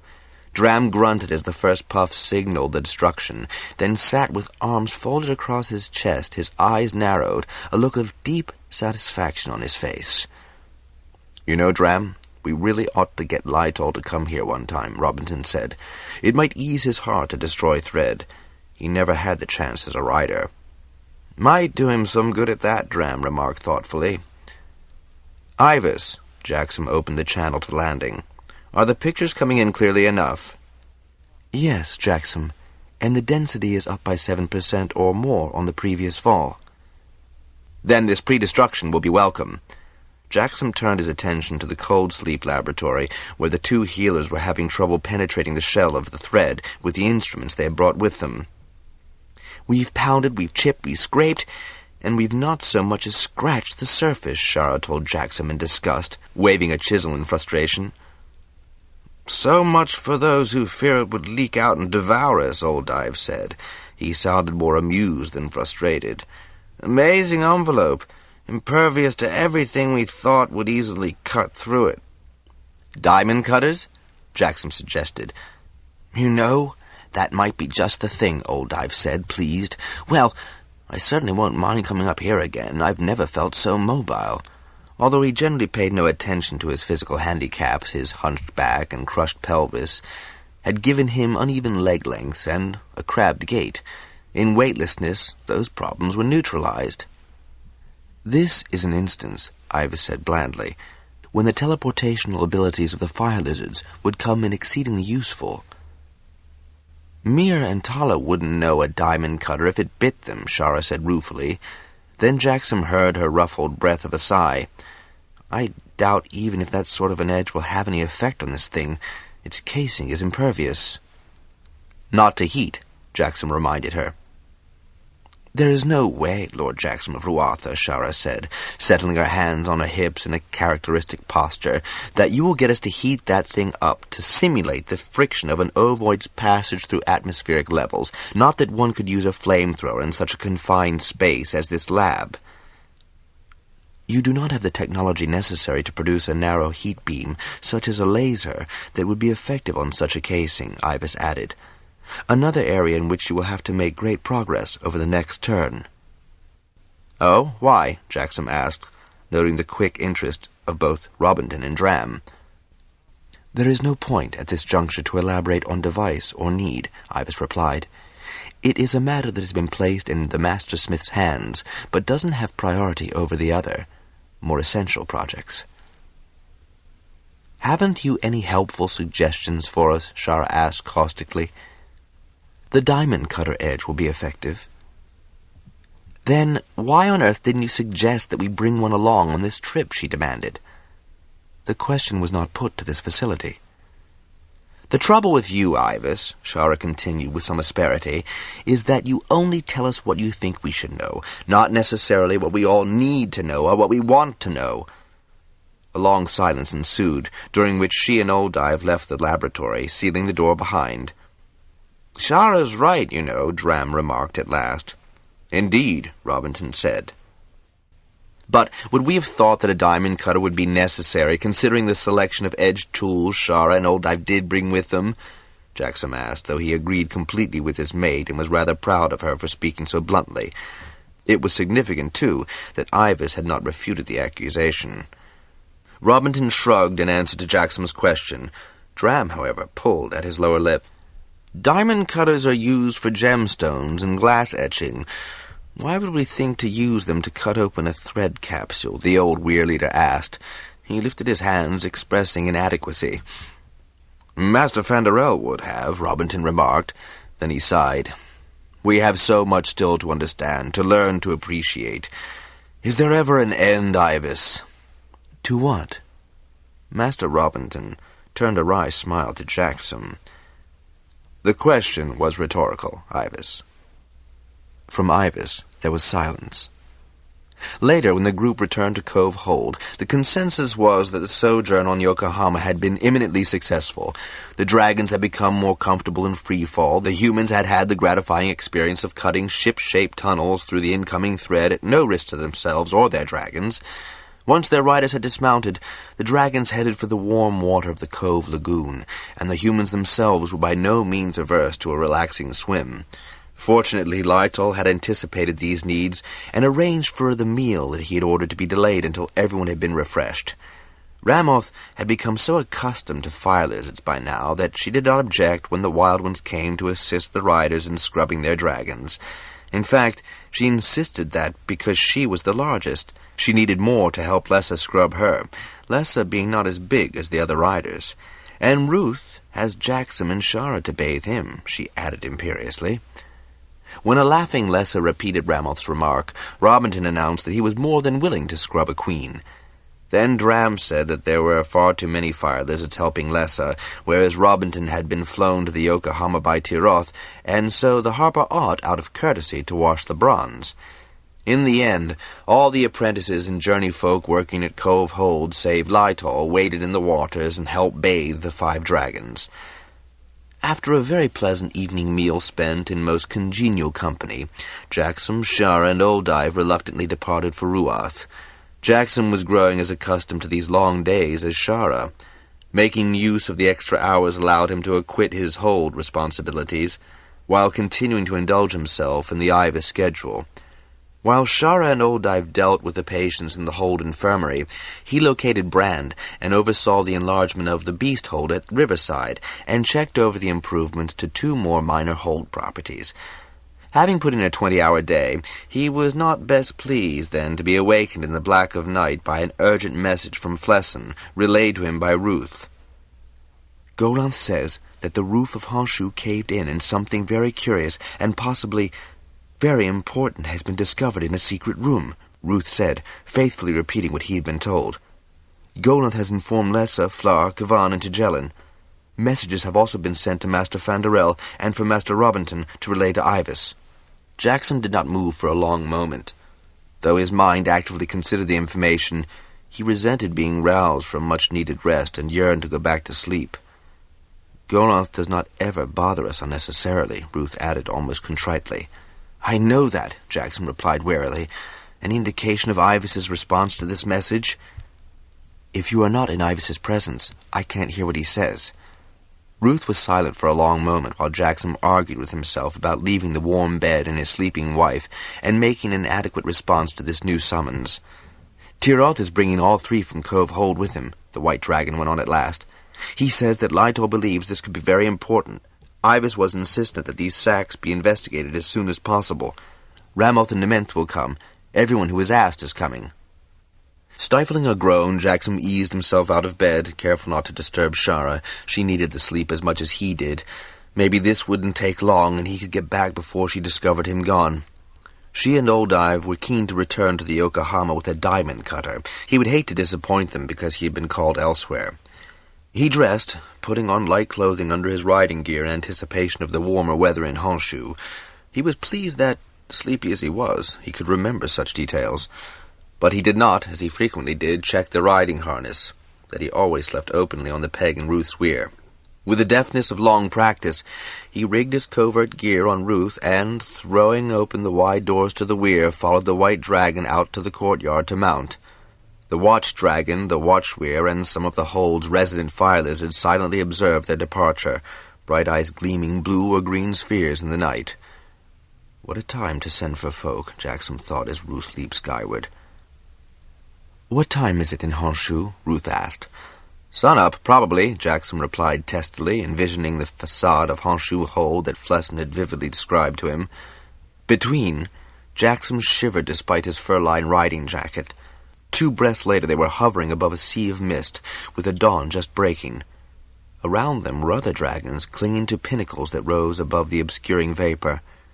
Ruth descended to the nearest vacant spire and nodded greetings to the other dragons. "And where is Honshu?" Jackson asked. "Ramoth says it's obscured in the river fog to our right.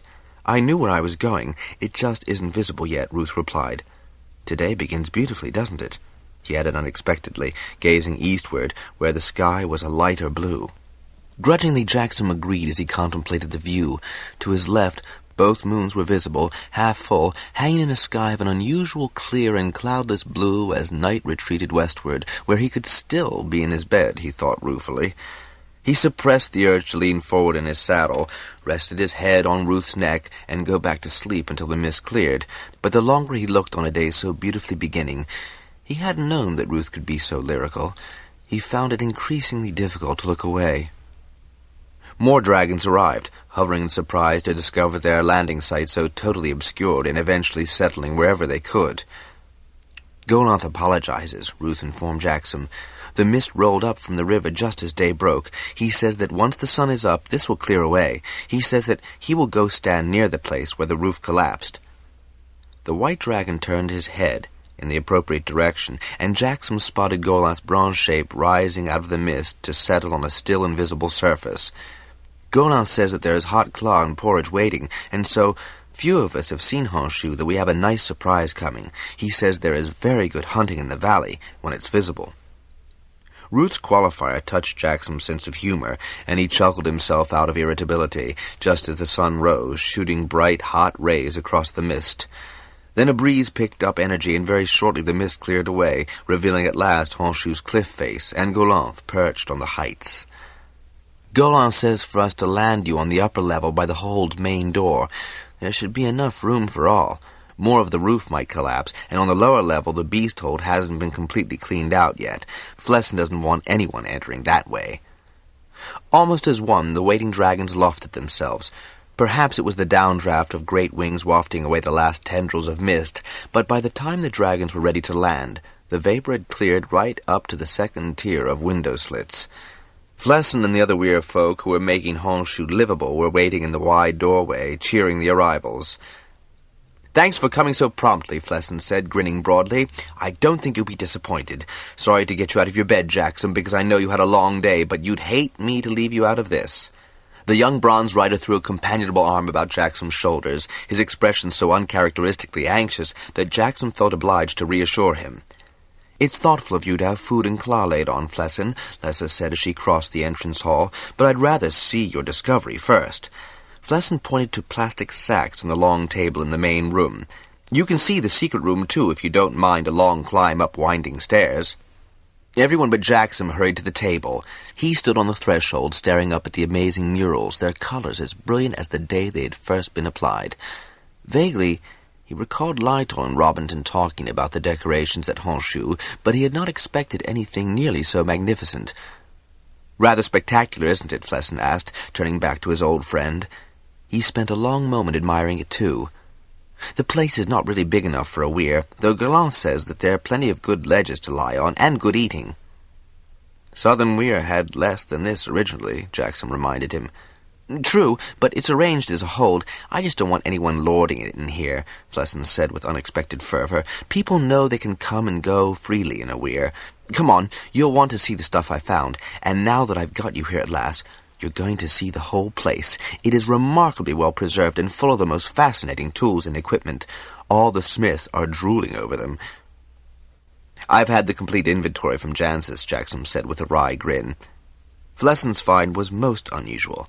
Liquid carefully stored in plastic bags. Each had been tied shut about the neck by rigid strips that ended in wide tabs, which were inscribed with strokes and odd patterns, the like of which neither Robinson nor Lytle had seen in all of AIVAS's records. "I opened one," Flesson said, pointing to the sack sitting in the bowl, its mouth carefully peeled back so that its contents were accessible. "I thought at first it had to be water, but it's not. It's got an odd sheen to it, and anyway, water would long since have evaporated, I think. It smells funny. I didn't taste it." Lytle and Fanderel nearly bumped heads as both leaned over to sniff the liquid. Fanderel dipped in a finger and smelled it, grimacing. "Definitely not drinkable." "We should take this sack to AIVAS for examination," Lytle said. "Is this all there were?" "No," Flesson said blithely. 34 more, plus the 6 here. They don't all contain the same amount of whatever it is. There were a few empty sacks in the attic, so some leakage occurred. Or maybe tunnel snakes chewed their way through. They'll eat anything." "You said something about a stairway," Lessa asked. "Well, the steps weren't completely cut. Just a toe hold up the final curve. We didn't bother to explore that level until Benmouth crashed through." "You didn't say whether she hurt herself or not," Lessa said most accusingly. Flesson grinned, rarely affected by his mother's moods. "Scraped her right hind leg, but Gelano slathered numbweed all over her. She's down in the workroom." "Show me where the stairs are, Flesson," Flar said, and when the young bronze rider had indicated the doorway, the Bendon Weir leader led the way, followed closely by Fanderel, Lytle, Kavan, and Tjellen. "Oh, no, you don't," Lessa said, grabbing Robinson by the arm. "Free fall's all right, but stairs are not, Robinson, and you won't have eaten yet, if I know you."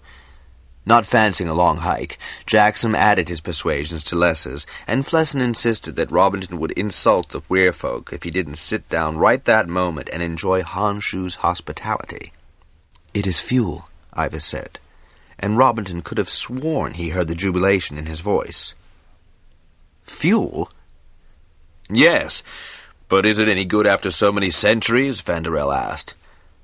Jackson had a brilliant vision of the 3 shuttles lifting off the ship meadow, but cancelled it almost immediately as a total impossibility. Those ships would never fly again. Pern hadn't the technology necessary to repair them properly. "The fuel does not deteriorate with age, nor does the sample you brought appear to have suffered any contamination. Since this discovery is in Honshu, Kenjo Fusayuki's stakehold, it is logical to assume that this is part of the fuel he had diverted for his personal use. Mention was made of this cache in Captain Keroon's records. A search for the fuel cache was conducted at Honshu, but it was never found." "But the sled was so well preserved, couldn't we—" Fanderel began excitedly. The sled used power packs, not fuel. The 40 sacks that have been recovered will be put to excellent use, AIVAS said. Where? Why and what? Jackson demanded. I thought you said the Yokohama used matter-antimatter engines. For interstellar travel only, AIVAS explained. This fuel was used for propulsion in-system. The shuttles in the field? Peimer asked, his face flushed with anticipation, and Jackson realized that he was not the only one who had dazzling visions. Even were you technologically more advanced, they have deteriorated past repair, AIVAS said. This unexpected dividend will be put to very good use when the alternatives have been thoroughly reviewed. Jackson and Peimer exchanged expressions of disgust. Let me guess, AIVAS, Jackson said. We could put all the fuel in Yokohama's tanks, or split it up between all 3 ships. There'd be enough to give us half-grav, some maneuverability, that is, if we wanted to go anywhere, those ships. He finished on a querying note. There is insufficient fuel to reach the Oort cloud, AIVAS said, or to follow the direction of the thread stream and use the destruct capability of the shields to reduce the density of the ovoids. Trying not to let his frustration show, Jackson made himself grin at Peimer. Well, he thought of one course that I didn't. Who are we to outguess AIVAS? Peimer asked, but Jackson noted the suppressed anger in the Harper's eyes. One of these days, Jackson said just loud enough for Peimer to hear, and Peimer nodded. But, AIVAS, since there is this sample, Van der El said urgently, can you not analyze its composition so that we can duplicate it? Surely we can make enough fuel to take at least one ship to the Oort cloud. For what reason? Why, to blow up the Oort cloud, destroy the thread organism that is generated there.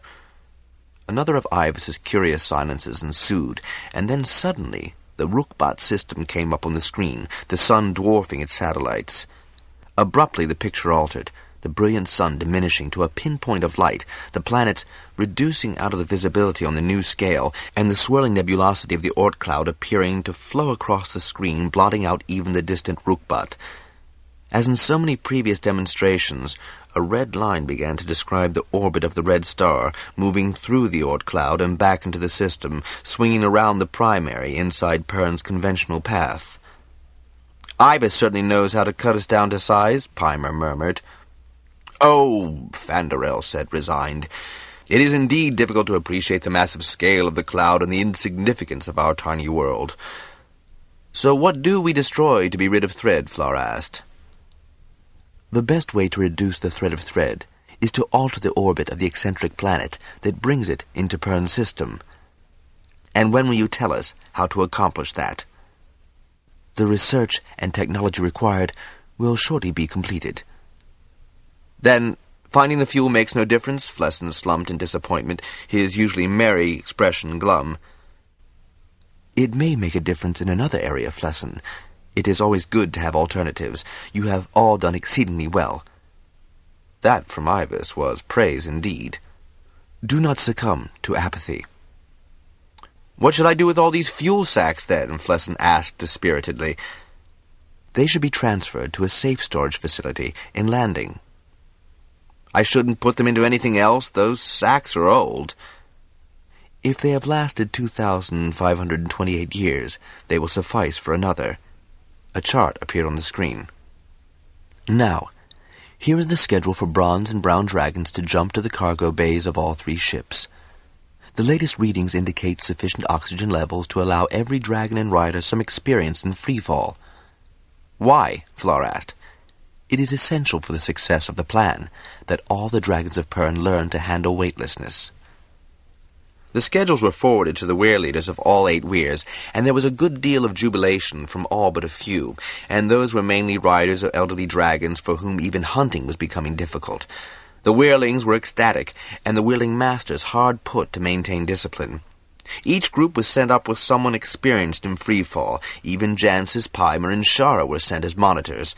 There were often full fares of fire lizards tagging along, and, though that occasioned complaints, AIVAS approved of their interest.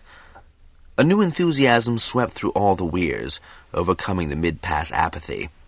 3 days later, fires were set among the fuel sacks, but fire lizards gave the alarm, so no harm was done.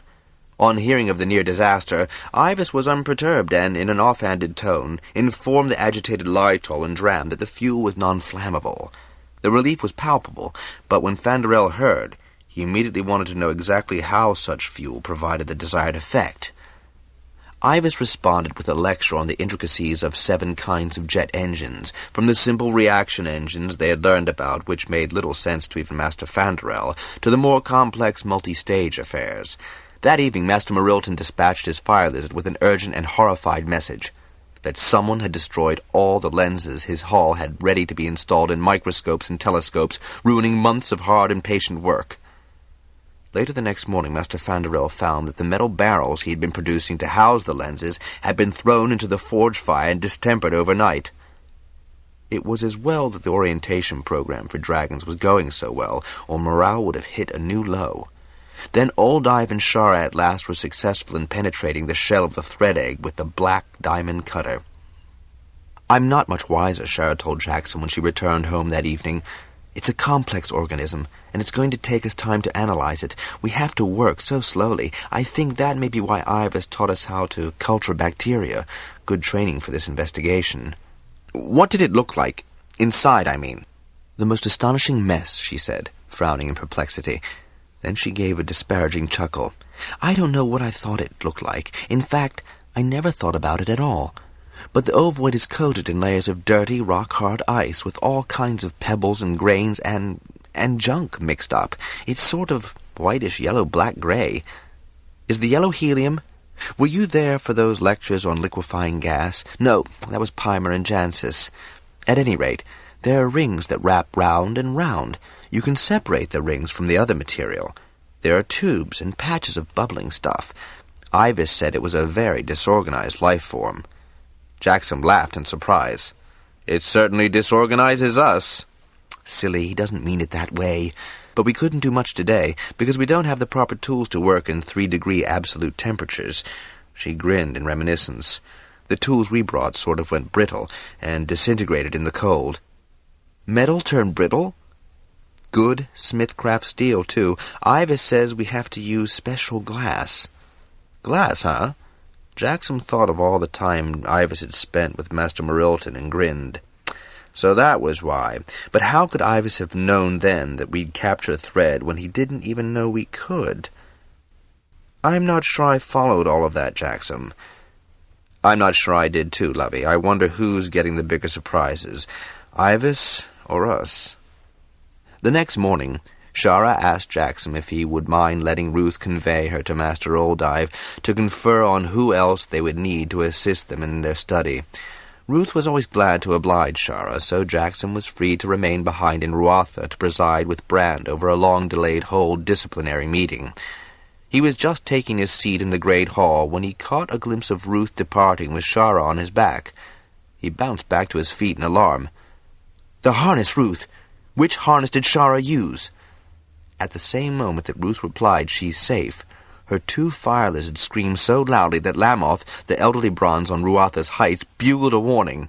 As Jackson watched paralyzed by shock, he saw Ruth slowly descending, Shara clutching him tightly about the neck. Mir and Tala hooked their talons in the shoulders of her riding jacket. The main riding strap dangled loosely between Ruth's legs. Trembling in fear for what might have been, Jackson forgot dignity and duty as he tore out of the great hall. In his wish not to worry her with an incident he had almost forgotten, he had nearly cost her life. As Ruth delicately landed in front of him, his hands were still shaking as he helped Shara down from her precarious perch and embraced her tightly. "I should have asked which harness she had with her," Ruth said, his tone remorseful, his hide tinged gray with anxiety. "I could have told her where you hide the harness you're using now." "It's no fault of yours, Ruth. You're all right, Shara? You didn't hurt yourself when I saw you hanging." His voice broke, and he buried his face in her neck, aware that she was trembling nearly as much as he. Shara was quite willing to be comforted, but soon enough she became aware of the audience, and with a weak, embarrassed laugh, struggled to be free. He eased his hold, but did not let her go. If she had not been such a skilled rider, if Ruth hadn't been such a clever dragon— "I thought you mended that harness," she said, anxiously looking into his eyes. "I had." He couldn't tell her the truth, not with so many within earshot, and despite the bond between them, she did not apparently realize he was not being entirely candid. "I've got to go, Jackson," she said, duty warring with fright. "Would Ruth be totally offended if I went with Glennar or Lammoth?" "You'll go on?" Jackson was both amazed by and proud of his wife's courage and resilience.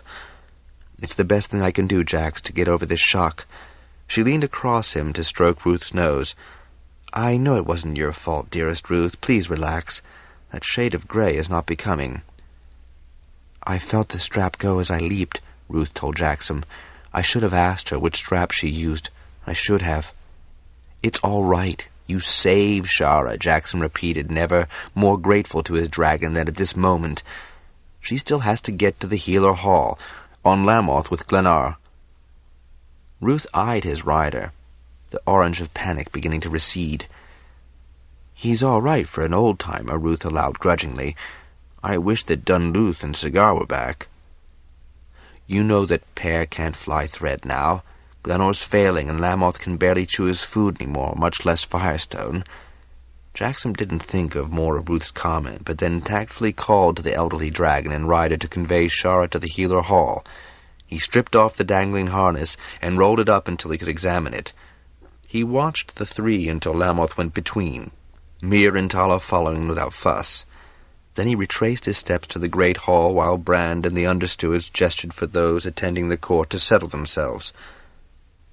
"You never told her," Brand murmured in Jackson's ear as they sat down. "I will now. That was too close." Jackson saw that his fingers were trembling as he sorted the papers he had scattered in panic. Indeed, and it was. "Does this obvious attempt on your life have anything to do with all the recent incidents? I wish I knew." "Will you speak to Bendon now, won't you?" Brand's look was severe and implacable. "I will," Jackson agreed with a faint smile, "because I know that you intend to." "So long as that's understood." Then in a louder voice, Brand went on. "The first case concerns the alleged misuse of hold supplies." That evening, Jackson told Shara every detail of the incident at Tillock Hold and the investigations that Brand had set in motion, investigations that had produced no results at all, for Pell professed himself to be quite content working in his father's craft. No one had asked him about his Ruathan bloodlines, he assured them, and he was only a second cousin at best. After Shara had torn strips out of him for sparing her anxiety, they went over the entreaties in the Hold Visitor's Book and could find no one the least bit suspicious. Ruth could not even be encouraging, for he was not always in his weir when Jackson was at home. He usually joined whichever dragon was on duty on the heights. "Even old Lammoth," he added. "I scratch his itches, he scratches mine." Both Shara and Jackson were due at landing the next day for a meeting concerning the vandalism. "If you don't come clean about this incident, Jackson, I will," Shara said, her expression fierce.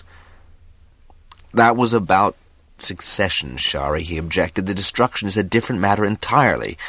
"How do you know that?" she demanded, clenching her fists on the armrest and shooting him an angry and reproachful glare, "especially when you're the leader for all of AIVAS' plans."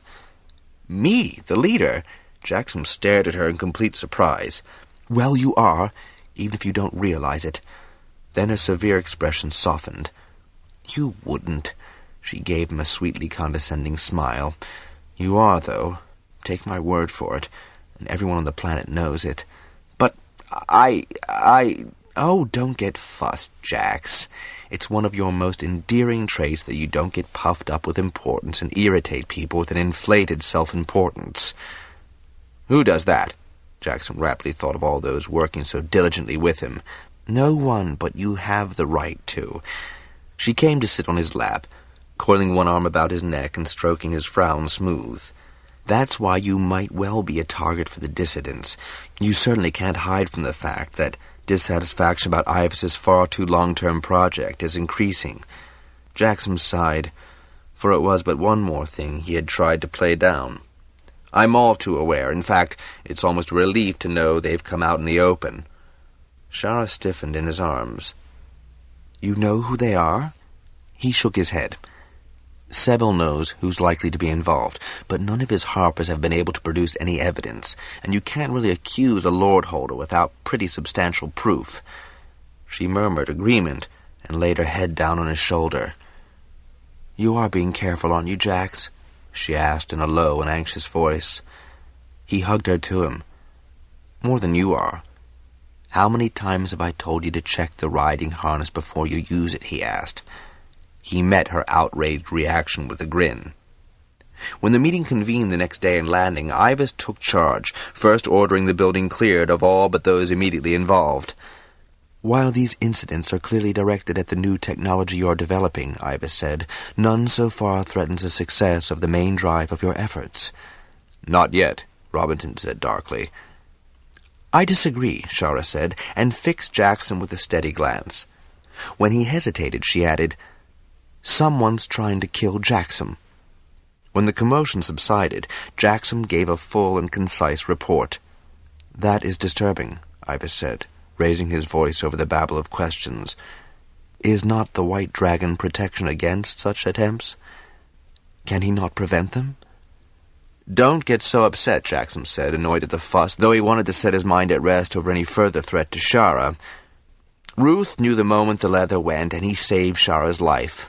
I left those riding straps right out in the open and hid the set I use. It was only—" "He was trying to keep me from worrying," Shara said in an acid tone.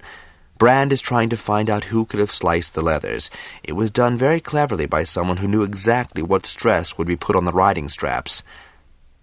"A dragon rider?" Lessa's voice rose in a near shriek, and outside half the dragons on the heights bugled in alarm. "There isn't a dragon rider on Pern who'd endanger Jackson or Ruth," and she glared at the young lord-holder as if he were at fault. He glared right back. "Nor any way a dragon rider could do so without his dragon's awareness," Flar said emphatically. "Nothing would be gained by," Lessa faltered, "by disposing of Jackson." "Could it have been as protest to my involvement with Thread?" Shara asked. Jackson shook his head violently. "How could it? Who would know that you want to have Ruth fly with you to the Healer Hall?"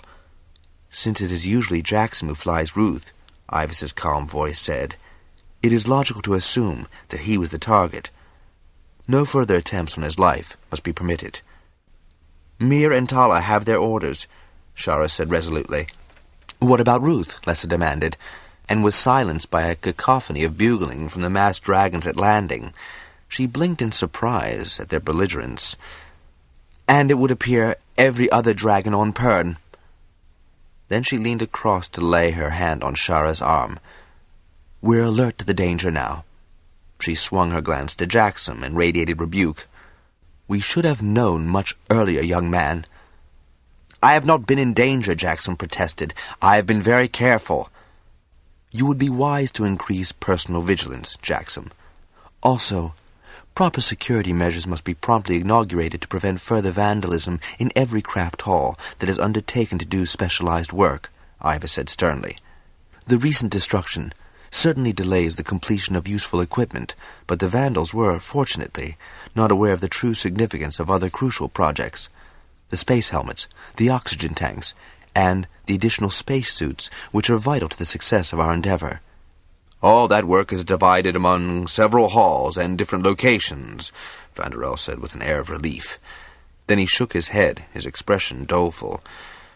"I find it very hard to believe that some member of my craft hall would so wantonly destroy the hard work of his colleagues." "Your society is a trusting one," AIVAS said, "and it is sad to see that trust betrayed." "It is indeed," Vanderel agreed, his voice heavy with sadness. Then he straightened his shoulders. "We will be vigilant. Flar, would there be any riders available for an extra guard duty?" "Watchwares would be more effective," Lytol said, entering the discussion for the first time. He had turned very pale despite his southern tan during the disclosure of Jackson's peril. "They would be most effective, and I am of the opinion that the weirs are stretched as far as they should be right now." "Watchweirs and fire lizards?" Vanderel said. "Many of the craft masters involved have fire lizards, but once they know that they are to be vigilant, they will be." End of side 14. "My brother Tarek had good luck using some feline cubs," Shara put in. "Of course, they have to be caged in the daytime, for they are ferocious beasts." Recruit whatever guardians are necessary, but do not permit the essential manufacturing to be damaged, IVAS ordered. Tomorrow the dragons assigned to exercises in the Yokohama are to transport the fuel sacks. Master Fanderel, you will see that the sacks are emptied into the main tank. That will eliminate one security problem. Would that we could remove all the vulnerable materials to the Yokohama, Flar said. Could we? He asked IVAS. Unfortunately, that is impossible, for a variety of reasons. However, as soon as certain items have been completed, they should indeed be transported to the safety of the Yokohama. Is there any guarantee that they'd be safe there? Lytol wanted to know. He ignored those who regarded him with anger, dismay, disbelief, or anxiety as he waited for IVAS's reassurance. This facility can efficiently and easily monitor the Yokohama as you cannot with your individual holds, halls, and weirs, IVAS replied. And the Guardian guards himself, Lytol added in a low voice. QED, IVAS said. QED? Peimer asked. That has been demonstrated. On the bridge of the Yokohama next afternoon, Jackson and Peimer leaned over the engineering console. I know we emptied all those sacks in, Peimer said in an aggrieved tone, but you wouldn't know it from the gauge. Big tank, Jackson said, giving the dial a tap. Dropping the bloody bucket. All that work for nothing, Peimer added, disgusted. They had to suit up, because the fuel auxiliary intake pipe had been in a low-pressure section. The Harper did not like the restrictions of a suit and the smell of tanked air. Despite weightlessness, the sacks had been awkward to manage. They could only take 2 at a time to the engineering level from the cargo bay where the dragons had transported them, and they were even more awkward to empty into the intake, following IVAS's instructions on the procedure for handling fluids in freefall. Not for nothing, IVAS replied. It is now safe from any tampering. Then it was dangerous? Peimer asked, shooting Jackson when I told you so look. The fuel was not flammable, but if it were spilled, there would be toxic effects. So, soil impregnated with the fuel becomes sterile. It is wise to avoid any unnecessary problems. Jackson rotated his shoulders, easing tense muscles. Sometimes working in these free-fall conditions was harder than performing a similar task on Pern. We have quite enough trouble as it is, Peimer said, and then turned to Jackson. Cla, he lifted the hot bottle, one of Hermione's new contraptions, a large, thick glass bottle insulated by teased fibers of the same plant Banderek was using to make paper, and set inside a casing of Hermione's new hard plastic. It kept liquid warm or cold, though some people could not understand how the bottle knew the difference. Meat roll? He held out several wrapped rounds. Jackson grinned as he sipped from the bottle, taking care not to let any droplets escape into the air. How is it that you always seem to have the very latest thingamies? Peimer rolled his eyes expressively. IVAS said it was a thermos, and Harpers traditionally try new things out. And besides, I'm resident at Landing, where Hermione has his manufactory, and you're just a runner-in, always missing the fun. Jackson refused to rise to the jibe. Thanks for the food, Peimer. I'd worked up quite an appetite. They had taken off their helmets and gloves upon entering the bridge, and now they made themselves comfortable in the console chairs. After the first edge of their hunger was allayed, Peimer gestured to Ruth, Farley, and Mir, who were plastered across the window, staring out. Do they see something we don't? He asked. I asked Ruth, Jackson said. He says he just likes to look at Pern all prettily laid out like that, with the clouds and the differences in light, and never looks the same twice. While you're eating, IVAS said, this is an opportunity to explain another very important step in the training process. Is that why we got the sack duty? Peimer asked with a wink and a grin at Jackson. You are perceptive as ever, Peimer. We have a secure channel here.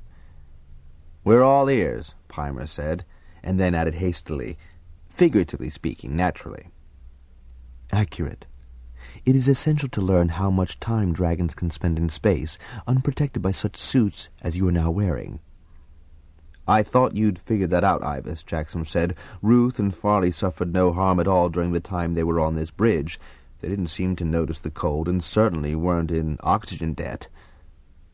They were on the bridge for precisely 3.5 minutes. It is required that dragons function normally for a minimum of 12 minutes.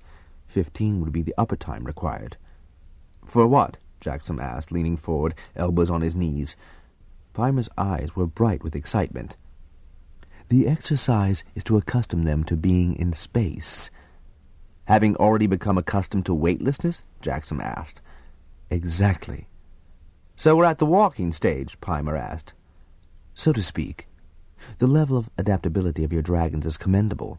There have been no unfavorable reactions to the experience of free fall." "Why would there be?" Jackson asked. "It's on a level with hovering or being between, and dragons have no problem with that, so now they're going to go extravehicular." "Wouldn't they float away?" Pimer asked, casting an anxious look at Jackson. "I mean, like thread eggs do?" "Unless a violent movement was made, they would remain stationary," AIVAS said. "As they will exit from the Yokohama, they are moving at the same speed, not at a different velocity as the incoming thread spheres are. However, to prevent any panic—" "Dragons don't panic," Jackson said in a flat contradiction, speaking before Pimer could utter a similar rebuke. "Their riders might," AIVAS replied. "I doubt it," Jackson said.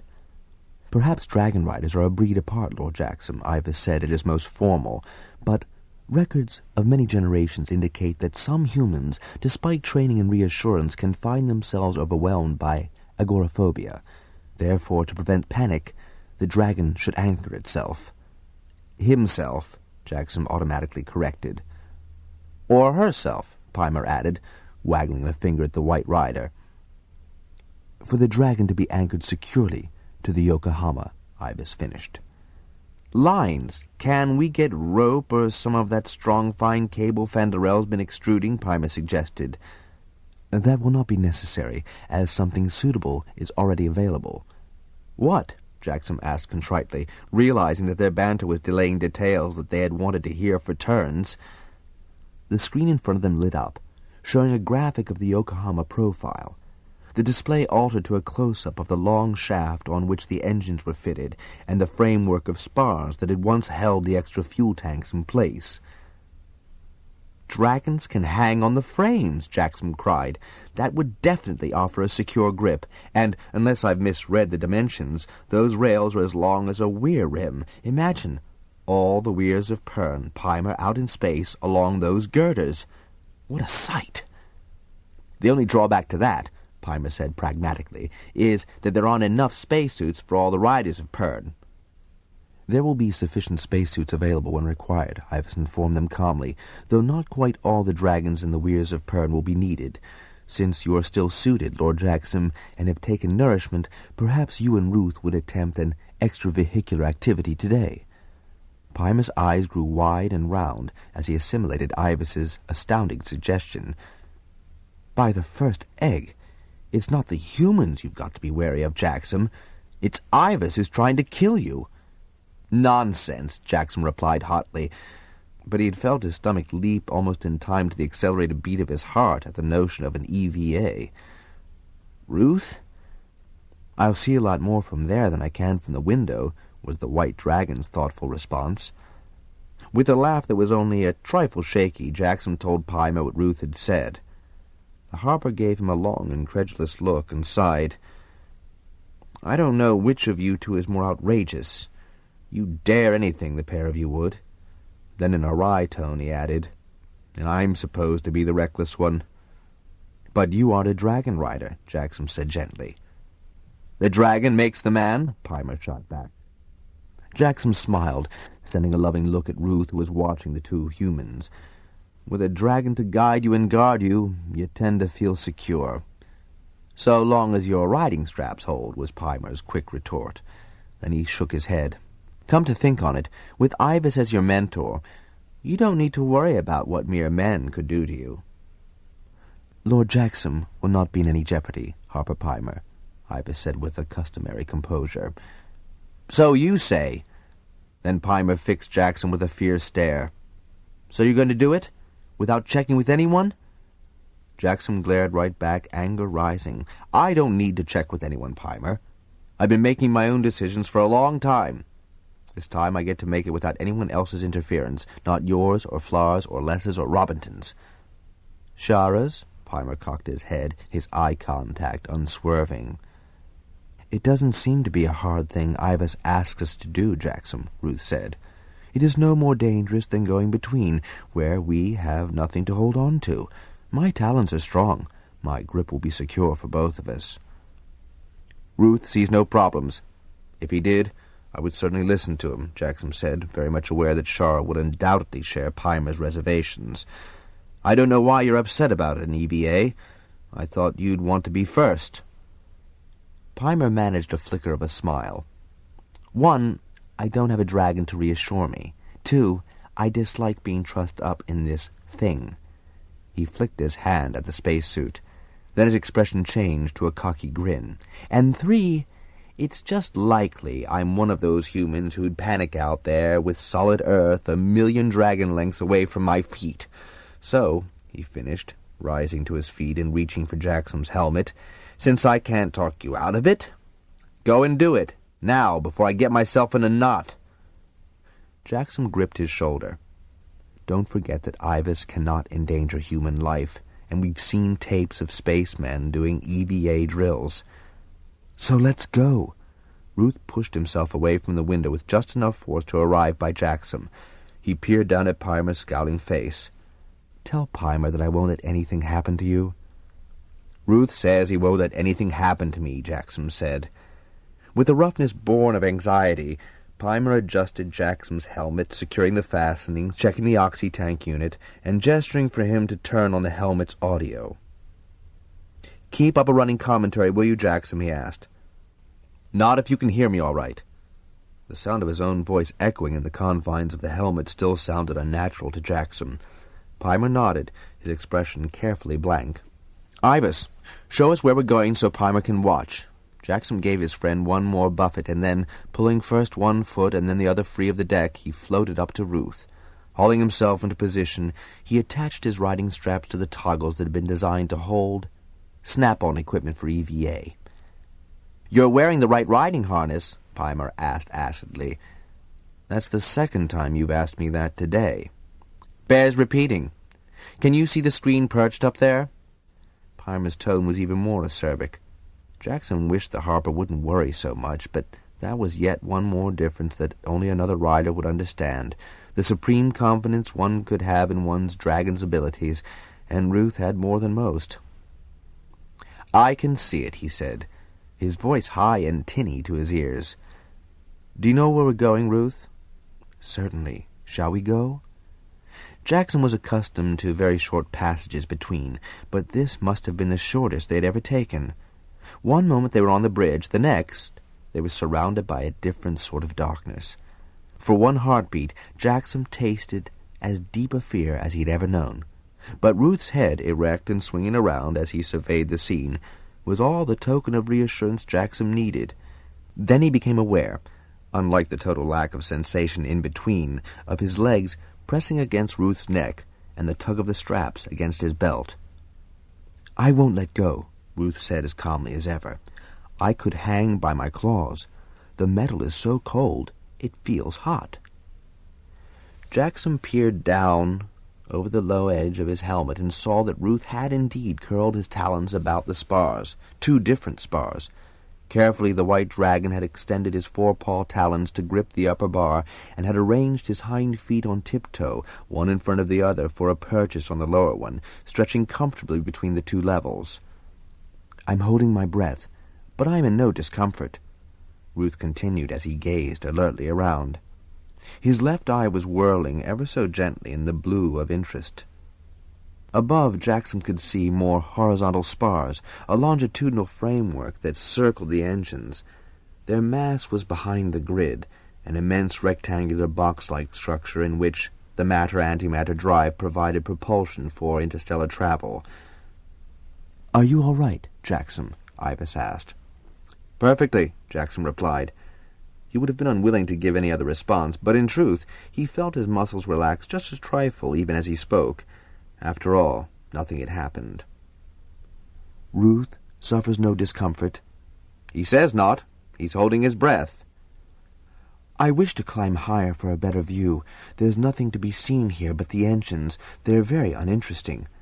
Before Jackson could forbid him, Ruth had reached for the spar above his head. "Whatever you do, Ruth, don't let go entirely," Jackson said urgently. "I'd only float."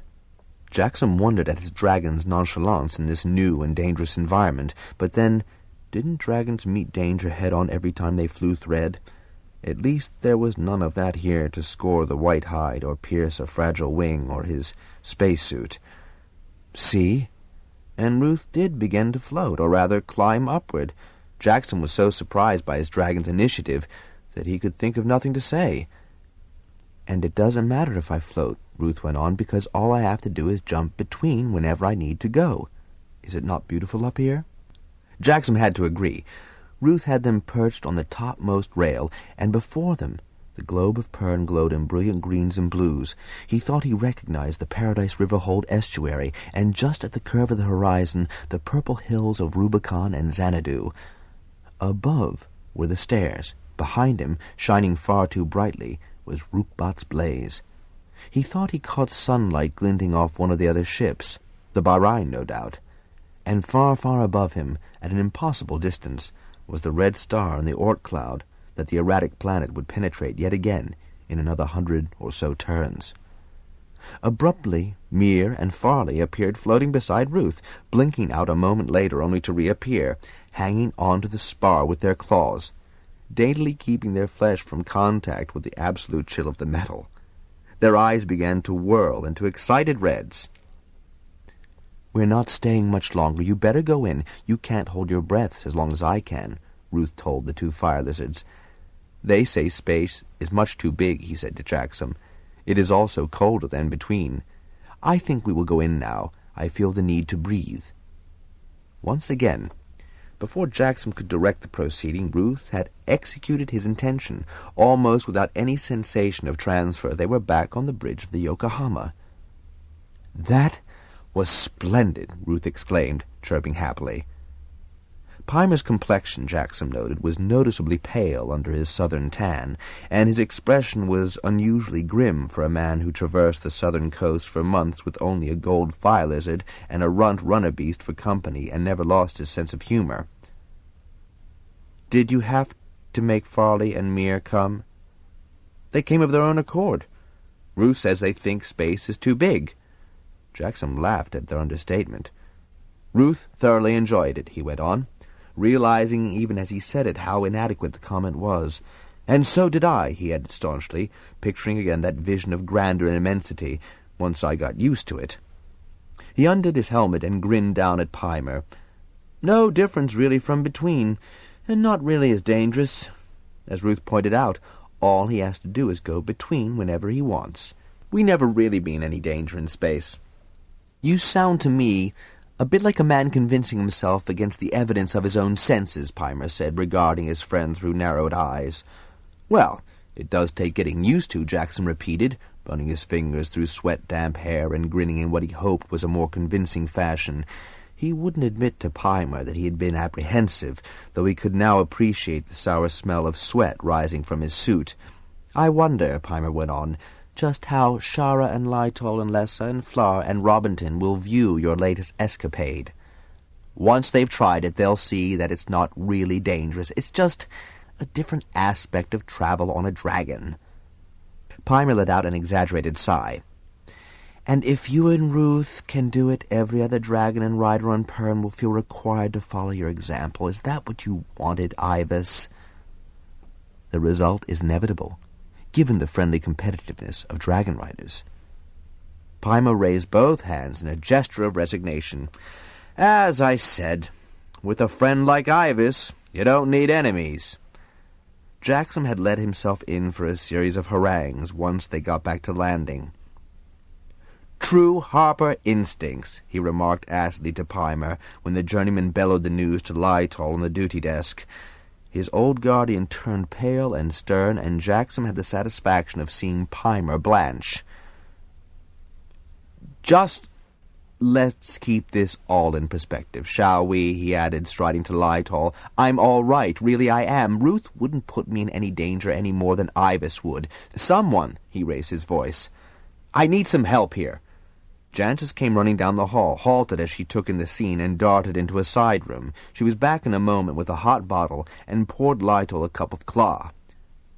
"Just don't stand there, Pimer. Get some wine. Some of that fortified wine would be best," she called after him as he scurried for the kitchen. "And just what have you been up to?" she demanded of Jackson. "Nothing as dangerous as springing news on—" Jackson caught himself before saying "old man." "Someone with no advance warning or preparation. I gather AIVAS did not mention what he had planned for us today." "How could emptying fuel sacks be dangerous?" Jancis asked, her pretty eyes wide with astonishment. "I'm perfectly all right," Lytle insisted after he had obediently taken several sips of the hot claw. His color had improved. Pimer burst back into the hall, a wineskin in one hand and several glasses in the fingers of the other. He set these down on the table with more force than needed, but he could see that Lytle was recovering. "I need a drink as much as anyone else," the harper said, splashing wine into the first glass so sloppily that Jancis, uttering a protest, took the skin from his hand. "Thanks, I needed that," and Pimer downed the glass he had filled and held it out for a refill. "You wait your turn," she scolded. Jackson gestured for her to pour wine into Lytle's cup, and for the older man to drink again. "Now, whatever made you attempt such a dangerous maneuver?" Lytle demanded. Jackson sighed. "It wasn't dangerous.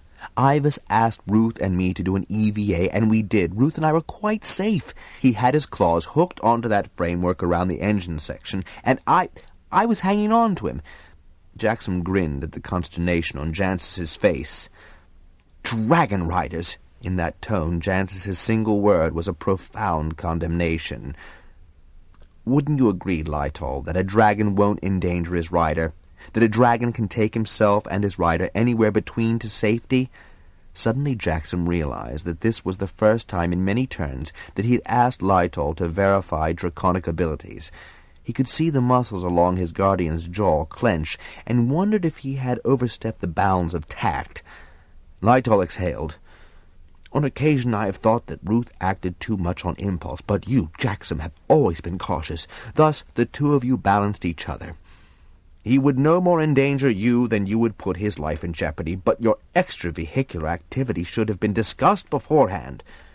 Pimer shot Jackson a righteous glare, and Jackson shrugged. "We did it, and we have proved that it can be done with no harm." "I'm going to sleep in the sun," Ruth told him. "You're going to be talking for hours. I'm glad we didn't talk about doing it first. It could have taken days to arrive at permission. We might never have gotten to do it." Jackson did not repeat Ruth's less-than-diplomatic remarks, or his appraisal of talk to come, talk that drew into a harangue as Lessa, Flower, Robinson, and Dram were informed of the EVA. "One more instance of AIVAS's obsession," Lessa said, not at all pleased to be summoned to the hastily convened meeting. "I wish you all would address the meat of the exercise," Jackson said with more irritation than he'd ever before betrayed in the Bend-and-Weir leader's presence. "The important fact is that it can be done, has been done, and that AIVAS says that EVA by dragons and riders is crucial to his plan." They were not in the AIVAS chamber, but in the conference room. "Why on earth would he want dragons clinging to that bloody framework thousands of miles above Pern?" Flora demanded. "To accustom dragons to being in space," Jackson replied. "That's not all," Robinson said in a slow, thoughtful tone. "No?" Dram sat erect and alert. "The dragons must move the Yokohama." "Why?" Lessa asked. "What good would that do?" "To ram it at the Red Star," Dram said. Jackson, Pimer, and Flower shook their heads. "Why not?" Lessa demanded. "That must be why he wanted the fuel in the tanks." Jackson smiled wryly at her ignorance. That drop of fuel would not explode on impact, and ramming the Red Star with the Yokohama, ponderous as it is, would not alter its orbit one bit. But I grant you, he needs the dragons to move something. "Let's ask him," Robinson suggested, standing and starting for the door. When the others did not move, he turned back at them. "Well, don't we want to know?" "I'm not sure I do," Lessa murmured, but she rose and followed the others as they trooped down the hallway to AIVAS's room. Jackson, Jancis, and Pimer closed the doors into the various rooms occupied by students, and when all were inside IVAS's chamber, that door was closed. Pimer leaned back against it. "What do the dragons have to move and where?" Flour asked with no preamble. "So you have perceived part of the plan, Weir Leader." "You mean to use the Yokohama to ram the planet?" Lessa asked, still sure that she had the answer. "That would be totally ineffectual, and the Yokohama is needed as a vantage point." "Then what?" Flour insisted. A picture came up of the red star, with details gleaned from Wansor's patient study of the face the planet presented its viewers. A deep chasm could be seen running diagonally across one hemisphere, an unusual feature caused, IVAS had said, by an earthquake of incredible force. "You all see this fracture. It is entirely possible that the chasm goes deep into the planet. It is probable that an explosion of sufficient magnitude at this point would have the desired effect of altering the planet's orbit, especially when the planet is already perturbed by its proximity to the fifth satellite of this system." The visual altered to the familiar diagram of the Rukbat system. Ordinarily, an explosion of this magnitude would be impossible to effect, not only because of the difficulty of amassing the elements required to make such a blast, but because it is nearly impossible to prevent chaotic elements from entering the equations of motion of the red star, and even of other planets. It is apparent from Master Wansor's investigations that the fifth planet is devoid of atmosphere and life. It is also at its farthest distance from Pern. There will be some perturbation throughout the system, but these have been calculated as negligible in the face of the desired result, the relief from any further incursions of thread on this planet. For a very long moment no one spoke. "We have no such exploding capability," Jackson said. "You do not. The Yokohama, the Bahrain, and the Buenos Aires do." "What?" Flour demanded angrily. "The engines," Jackson said. "The bloody engines! Oh, you are devious, IVAS. But the engines are dead. There's not enough fuel. How would we get them there?" Everyone tried to be heard. "The engines are dormant," IVAS said over the uproar. "But it is the material in the engines that will provide the explosive power. If antimatter is allowed to contact matter without controls, the result will suit your needs." "Now, wait a moment," Jackson called for order over the babble of questions. "You specifically stated in those engineering lectures to Fanderel that the antimatter is held out of contact with matter in the densest metals mankind has ever forged. We don't have the equipment to penetrate those casings, or is Fanderel working on something we don't know about?" There was a little pause, and Jackson found himself agreeing with Master Robinson that IVAS seemed to laugh to himself sometimes. It is true that the safety factors built into the great interstellar engines were immensely sophisticated, and that schematics for their design are not available in the engineering data, IVAS said at last. But it has long been the case that complex things can be attacked best by simple methods. This facility must also obey the stipulation that you are not to be instructed in levels of technology beyond that of your ancestors. Fortunately, you already have an agent that will provide the penetration. You have used it in every fall for many centuries. HNO3, Pimer said in a gasp. Correct. The metal casings of the matter-antimatter drives are not impervious to its erosive effect. The visual of the Yokohama's engine shaft reappeared, but now there were large extraneous tanks placed on the drive cube. It will take time, which is why there is a wide window of 2 weeks for this part of the activity, but the acid will penetrate the casings, and once the magnetic chamber is broached, matter and antimatter will self-destruct, causing the cataclysmic explosion necessary to shift the red star's orbit. Any further questions? Jackson broke the silence that time. So, all the Weyrs of Pern will be needed to take the engines, not the ships, between to the red star, then drop them into the chasm. To drop them might displace the HNO3 tanks. How heavy are those engines? Flour asked. Their mass is the one weak point of the plan. However, you have constantly stated that the dragons can carry that which they think they can carry. Correct, but no one has ever asked them to carry engines, Flour replied, awed by the scale of the loads. Jackson began to chuckle and received offended stares. That's why the Bronzes have been exercising in free fall, to get them used to things being so much lighter in space. Right, IVAS? That is correct. So if we don't tell them how much those bloody things weigh... Now, really, Jackson, Flar began. No, really, Flar, Jackson replied. IVAS is applying a valid psychological tactic. I think it'll work.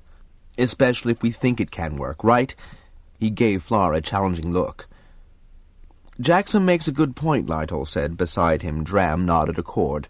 With many dragons all working together, it could be done. No one dragon bearing more than his fair share of the burden. Everyone believing that he could succeed. That framework is convenient. Each dragon will be able to grip the load. With padding on their feet to reduce the effects of space-cold metal, IVAS added. And take that much weight between? Lessa asked, still skeptical. You know, Flar said, rubbing his jaw speculatively, I think they could do it if we think they can. Tell me how Ruth reacted to being in space, Jackson. Wait a minute, Lessa said, holding up her hand, her brow wrinkled in concentration. How long would such a maneuver take? We could get an engine between, but to go that distance between? You and your Queen Ramoth traveled backward in time. And nearly died, Flar said, his tone as bitter as the look he gave his weir-mate for the anguish he had suffered then. The riders will all have oxygen, which is doubtless what you lacked, weir-woman, to breathe, and protective suits. There aren't that many, Dram protested. Not yet, Pymus said, his eyes glinting, but Hermine's turning out the plastic-coated fabric faster than Master Nikot's men can glue the pieces together. From what has been said by every rider interviewed, only 8 seconds lapse to reach most destinations here on Pern, IVAS went on. Of those 8 seconds, the dragons seem to use a basic 5 or so to assimilate their coordinates, and the rest of the time for the actual transfer. Using this premise and adapting it to logarithmic computation, assume that travel takes 1 second for 1,600 kilometers, 2 seconds for 10,000, 3.6 seconds for 100,000, and 4.8 for 1 million, and 7 to 10 for 10 million. While this method of transference is still incomprehensible to this facility, it does appear to work. Therefore, knowing the approximate distance from Pern to the Red Star, it is easy to compute an interplanetary jump. It has also been established that dragons are able to function for 15 minutes before their systems are in oxygen debt, more than enough time to make the journey, position the engine in the chasm, and return. The dragons are accurate flyers. I'd want to try that journey, Flar said. Lessa turned on him, but before she could speak, he went on. Love, if we believe in our dragons, we can believe in our own abilities as well. Before I ask the Weyrs to undertake such a trip, I must be sure it is feasible. And I won't risk anyone, not this time. Everyone knew he was alluding to Fnor's nearly fatal attempt to reach the Red Star so many terms before. Is there any air to breathe on the Red Star? No, IVAS replied. Certainly not breathable atmosphere, but there is some mostly noble gases and nitrogen. Whatever denser atmosphere it once had would have been lost when it escaped from its original system. There is no water, as repeated circuits past Rukbat have boiled off much of its volatiles, too. Fnor has seen this in process. Gravity on the surface would be not much more than 1/10 of Pern's, so the atmosphere is much less dense than what you are accustomed to. You will not take such a perilous expedition by yourself, Flar, Dram said, rising to his feet, his expression resolute. Dram? Robinson reached for the old Dragonrider's arm, while Lytol's expression was both pitying and approving. Dram, this is a young man's duty, the ex-warder said, shaking his head sadly. You have long since done yours. Flar, Lessa's face was screwed up in an anxious grimace, as if she couldn't deny him, but wanted desperately to do so. She shook her head, her grey eyes wide with fright, as she realized that nothing she could say would dissuade him. I will go, the Weir leader repeated. Not by yourself, Jackson said, shaking his head. I'll go with you. He held his hands up to silence the others, but had little effect. He raised his voice over the uproar. Ruth always knows where he is and when he is. No other dragon has that ability. You all know it. I'll go without permission if you keep on at me like this. He allowed his anger to be seen as he glared at Lytol, Robinson, and Dram. Lessa glared back, but she didn't join in the arguments. Jackson, you may not come with me, Flar stated. You've responsibilities. I'm going, and that's that. I trust Ruth, as you trust Nementh. Let's keep this expedition down to as few as possible, right? What happened, though, Robinson said, his composure recovered, if the one man, and he gestured to Flar, who can keep this planet united, and the young lord-holder who has earned the respect of Hall, Hold, and Weir, should be lost to Pern at this very critical stage? Flar gave a rueful laugh. I don't intend to be lost. And if I will not go where I expect the Weirs to follow, how can I ask them to go? He took Lessa by the arms, appealing to her. I must go, Lessa. Surely you see that. I do, she snapped, but I don't have to like it. Furthermore, I'll go with you two fools. She laughed at the startled reactions. Why not? There are plenty of queens now to continue dragonkind. Ramoth's still the largest dragon on the planet and the bravest, going where no one dared go before. I think we three deserve the right. She lifted her chin, haughtily oblivious to persuasions. When do we go? Pymer let go a bark of laughter. Just like that? Why not? We don't have Threadfall for another 2 days. Jackson? 3 dragons bugled from the mounds beyond the building. Lessa, Flar, and Jackson smiled. I won't tell Shara. He paused while Jancis savagely muttered something to the effect that Shara wouldn't let him go. I wouldn't be so sure of that, Jancis, he said, giving her a quelling look. But there are a few things I must put in order. And to be perfectly candid, I'd like a good night's sleep. It's been a busy day. Tomorrow, then? Lessa said, pinning him with a fierce stare. Certainly. I'll send Mir to Roatha with a message that I'm staying over at Cove Hold. A good idea, Flar said, quirking one eyebrow in amusement. Nementh is pretty excited. Ramoth, too, Lessa said and frowned. We can't risk some other dragon sensing what we plan. There are, fortunately, no other dragons at landing right now. The 3 riders discussed with AIVAS and the others every aspect of their unprecedented leap between. As the riders became more and more confident of their success, the others began to cease their opposition, lapsing into near morose silence. If we do not leave soon, Robinson said into a pause as the 3 dragon riders were studying their landing site at the highest magnification AIVAS could produce, some of our more perceptive students will start speculating about the length of this meeting. A good point, Flar said cheerfully. AIVAS, can you print out a copy of what's on the screen right now? We can study it further at Cove Hold. I'd have thought it was burned in your brains already, Lytle remarked caustically. Nearly, Jackson replied gaily. He was buoyed by the confidence that Flar and Lessa exuded, not realizing that each was infecting the other. Jackson had not missed Lytle's frequent brooding looks, but after those first protests, his old guardian had only been silently reproachful. AIVAS printed 3 copies. This facility would not recommend such an exploration if any foreseeable danger was involved, AIVAS said to reassure the skeptics. Foreseeable is the important word, Lytle said, and walked out. I've never seen so many fire lizards, Jancis exclaimed, as she helped Pymer and Jackson wash Ruth in Cove Hold's lagoon. Lessa, Flar, and Dram were similarly occupied, assisted by other members of the Cove Hold research staff. Lytle and Robinson had gone to oversee the preparation of the evening meal. The atmosphere was tense with anticipation, and Jackson hoped that the stress would not be communicated to the Hold people. Fortunately, it was not unusual for the Bendon Weir leaders and the Ruathan Holder to enjoy Cove's hospitality.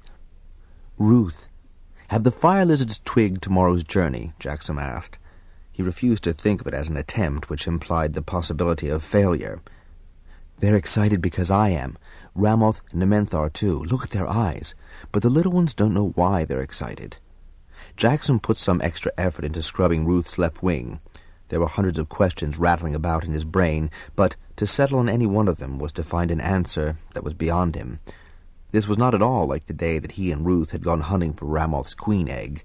He had been a boy then, struggling to achieve manhood, to be both Lord Holder and Dragon Rider, and to avert a major confrontation between the Southern Old-Timers and Bendon Weir.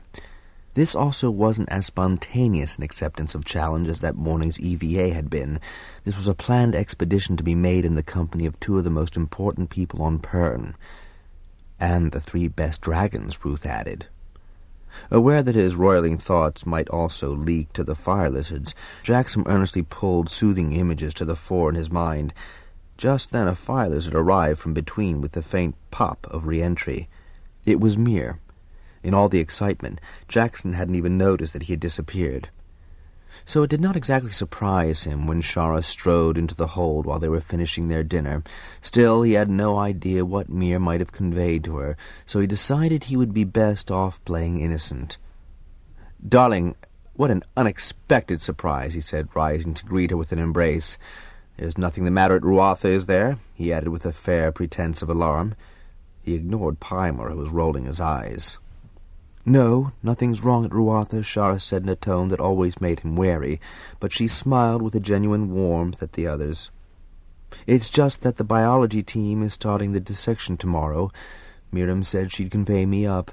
Glennar point-blank refused. I hope I'm not interrupting." She was disabused of that notion by offers of claw from Lessa, wine from Robinton, and sweetbreads from Jancis, while Pimer hastily drew another chair up to the table. "Glennar bring you?" Dram asked. As she nodded, Jackson left Pimer to settle his wife and strode out to the porch to offer hospitality to the old-timer, but Lamoth and his rider were already airborne, circling to the east above the lagoon, disappearing into the night sky. "I didn't catch him," Jackson said. "He ought to have at least joined us for a cup."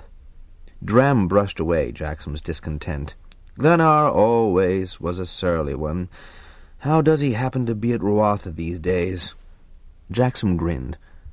"The weirling we had was judged old enough to fight and was sent to join Kavan's wings. He asked us to accommodate Glennar and Lamoth in their stead. The old bronze sleeps almost as much as Glennar does." "It does them both good to feel needed," Shara said, her eyes glittering at Jackson, although her tone was social. Jackson wondered what on earth Mir had conveyed to her that had brought her to Cove Hold. His own message had been innocuous enough. The egg knew staying over at Cove Hold was nothing out of the ordinary, but he was glad to see her. It was also very like Shara to say nothing to the point in company, but he began to worry about how to dissemble when they were alone in their sleeping quarters.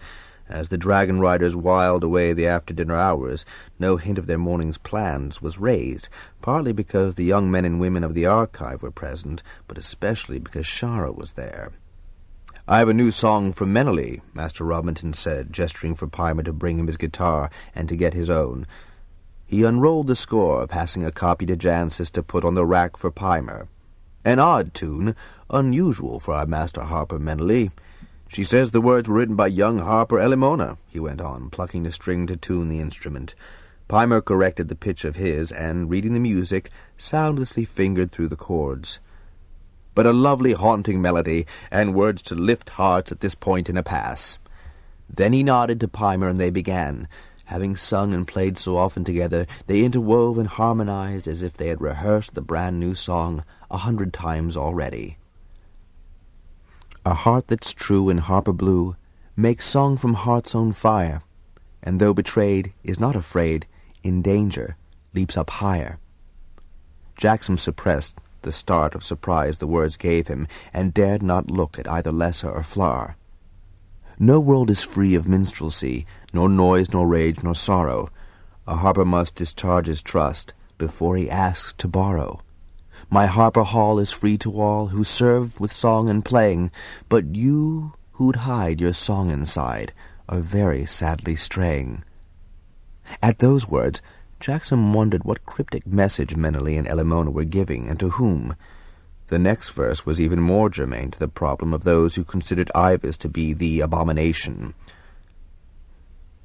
"Will you withdraw beyond the law, lie safely in your slumber, while dangers shake your world awake and death makes up his number? Did Harper here betray those dear he'd feel more than my tongue? If place you'd earn, you'd better learn more music than you've sung. For if you die, while safe you lie, hauled in your selfish bone, no chant will come, no harper drum, and you'll lie long alone." Jackson, watching Robinson's face as he sang, wondered if the words could possibly have been prompted by Robinson or Sebel, who so often suggested themes to their harpers. But then Meneley had such an uncanny knack of catching exactly the mood of the moment that this could have been merely serendipitous. The two harpers played a bridging passage, then their voices, which had been light and almost taunting, deepen for the final verse. Get up, take heart, go, make a start, sing out the truth you came for. Then when you die, your heart may fly to halls we have no name for. As the last chord died away, there was a respectful silence before the audience burst into applause. Robinson and Pimer disclaimed humbly, Robinson saying that with such music any harper would find himself doing his very best. "Who's next?" Pimer asked, strumming his guitar into a complicated alteration minor to major. The next hour was spent happily enough so that Jackson relaxed, holding Shara's hand and playing with her long fingers, and trying to ignore the distance she had put between them. Tala was coiled up on her shoulder, but he saw nothing of Mir. "Ruth, did Mir tattle on us?" he asked when Shara was occupied in singing descant for one of her favorite songs. "He is curled up on the beach and pretends to be asleep. What could he tell her that would make sense?" "Shara's perceptive, Ruth. She could guess. She knows you are always safe with me. But she also doesn't want me risking my neck more than I already do. She will not refuse you," Ruth added encouragingly, though his tone held a nuance of doubt. At last Lessa called an end to the evening's entertainment, murmuring something about never quite becoming accustomed to double-ended days. Robinson acted the perfect host, making certain with Jancis's help that all the guests were comfortably installed. His behavior was so calm and ordinary that when Shara and Jackson were alone in their usual corner room, she frowned in puzzlement. "Why was Mir so agitated, Jackson?" "He was?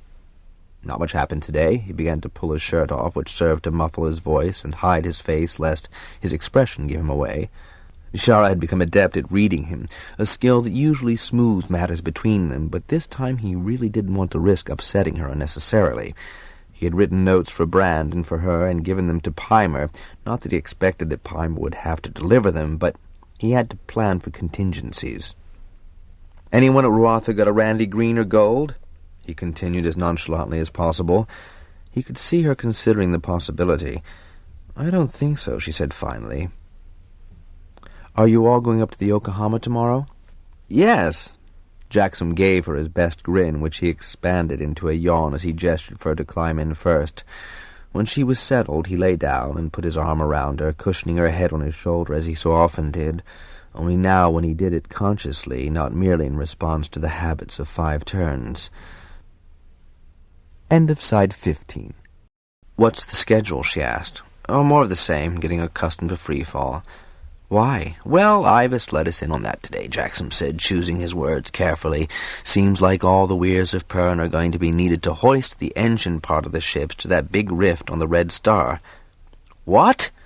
He pushed her back down in the bed, grinning at her astonished expression, clearly visible in the moonlight flooding the room. "That's what I said. He's going to call our bluff that dragons can lift anything they think they can." But why?" "Those engines will be made to blow up, and the force of the explosion will nudge the Red Star into a new orbit." "Oh, my!" Jackson grinned. It took something as fantastic as that to reduce his beloved to an incredulous whisper. He pulled her close enough to lay a kiss on her forehead, meaning only to reassure her. But as his lips touched her soft skin, and his nostrils inhaled the spicy fragrance she used, he felt desire well up inside of him. And, though at first her response was reflexive while she was still mulling over his news, he had no trouble in getting her complete attention. Later he was awakened by the scratch of a fire lizard claw on his cheek. It was Mir. His sense of smell told him, and Mir, who was worried and puzzled. "Jackson!" Ruth's anxious tone reinforced Mir's warning. "There is someone in the hall by your door. Mir senses danger. I'm coming." "For the love of the egg that hatched you, keep him quiet right now," Jackson told Ruth, "and be as quiet as you can." "You know how quietly I can move," Ruth replied, slightly aggrieved. "I want this one alive and identifiable." Carefully, so as not to disturb Shara or alert the intruder, Jackson rolled out of the bed and went for his belt and the knife sheathed there. In the darkness, Mir blinked orange-red eyes that were whirling and gradually increasing speed, but the little bronze made no move. An alteration in the shadows of the room told Jackson that the door was being stealthily opened. He stayed where he was crouched, muscles relaxed, but every fiber of him ready to move. The door shadows separated into a crouching figure, knife-holding hand raised in a strike position as the intruder crept toward the bed, then paused. Realizing that the man had discerned that only Shara lay in the bed, Jackson sprang, encircling the figure with his arms. "Oh, no, you don't!" he cried in a hoarse whisper, still not wanting to wake Shara. But there was no hope of that. Mir, swooping at the man's face while Jackson struggled to hold him, bugled with no regard for sleeping folk. Outside, Ruth bellowed, and half the Filers' population of the cove tried to fly in through the open window. Though the man struggled, breathing hoarsely in his desperation, Jackson was the victor of far too many wrestling matches to have his hold broken easily. But he didn't quite avoid the slashing blade, which scored his bare shoulder. Cursing, Jackson grabbed the dagger hand and, twisting it in a move Flesson had taught him, broke the man's wrist. The attacker crumpled, crying out aloud in pain, just as Flar, Pimer, Lytle, and Dram came bursting into the room. Someone behind them was carrying an open glow basket, and light spilled past the reinforcements to fall on the face of the man Jackson had downed. "Glenar!" Jackson fell back in surprise and shock. The old bronze rider snarled up at him, batting at the shrieking fire lizards who were still swooping at him, claws extended. "Glenar!" Dram grabbed the man by the arm, with Flar's help, hauled him to his feet. Jackson told Ruth to call the fire lizards off, and still screaming their challenge, the fair swooped back out the window. Shara stared from the bed as Jancis and Lessa crowded into the room, each holding a bright basket. "What did you intend, Glenar?" Flar demanded, his voice coldly implacable. "He's to blame," Glenar cried, spitting his fury, cradling his broken wrist to his chest. Jackson stared down at the old rider. "Blame? You! I know who it was now. It was you, and that white runt that ought to have died the moment it was born." Outside, Ruth roared exception to the insult, then thrust his head through the window. "If it hadn't been for you, we'd have had our own fertile queen. We'd have had a chance." Jackson shook his head slightly, trying to understand the accusation. So few knew that he and Ruth had recovered the abducted queen egg from Bendon Weir. How had Glenar learned? "So it was you who cut the riding straps?" Jackson demanded. Yes, I did. And I'd have got you. I'd have kept trying till I did, nor wept if your woman died that morning, save Pern for more like you and that abortion. And you, a dragon rider, would seek the death of another. Dram's scorn and horror made Glenar flinch, but only briefly. Yes! His voice climbed in fury and frustration. Yes! Unnatural man, unnatural dragon, abominations as vile as that AIVAS thing you worship. Glenar's eyes glittered. His features were contorted. "That's enough of that," Flar said, stepping forward purposefully. "It is! Enough!" Before either Jackson, who had stepped back from the man, or Flar, who was moving toward him, could act, Glenar plunged his dagger into his own breast.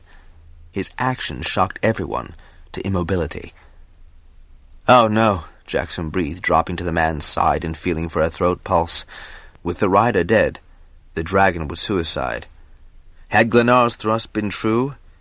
His heart quailed, waiting for the keen all dragon riders dreaded to hear. Ruth had pulled his head from the window, and Jackson could see him rearing back on his haunches and stretching to his full height, wings spread to balance him. The sound he uttered was muted, an oddly strangled noise. There were other sounds in the night, and then Ramoth Nementh landed outside the room, deepening the shadows.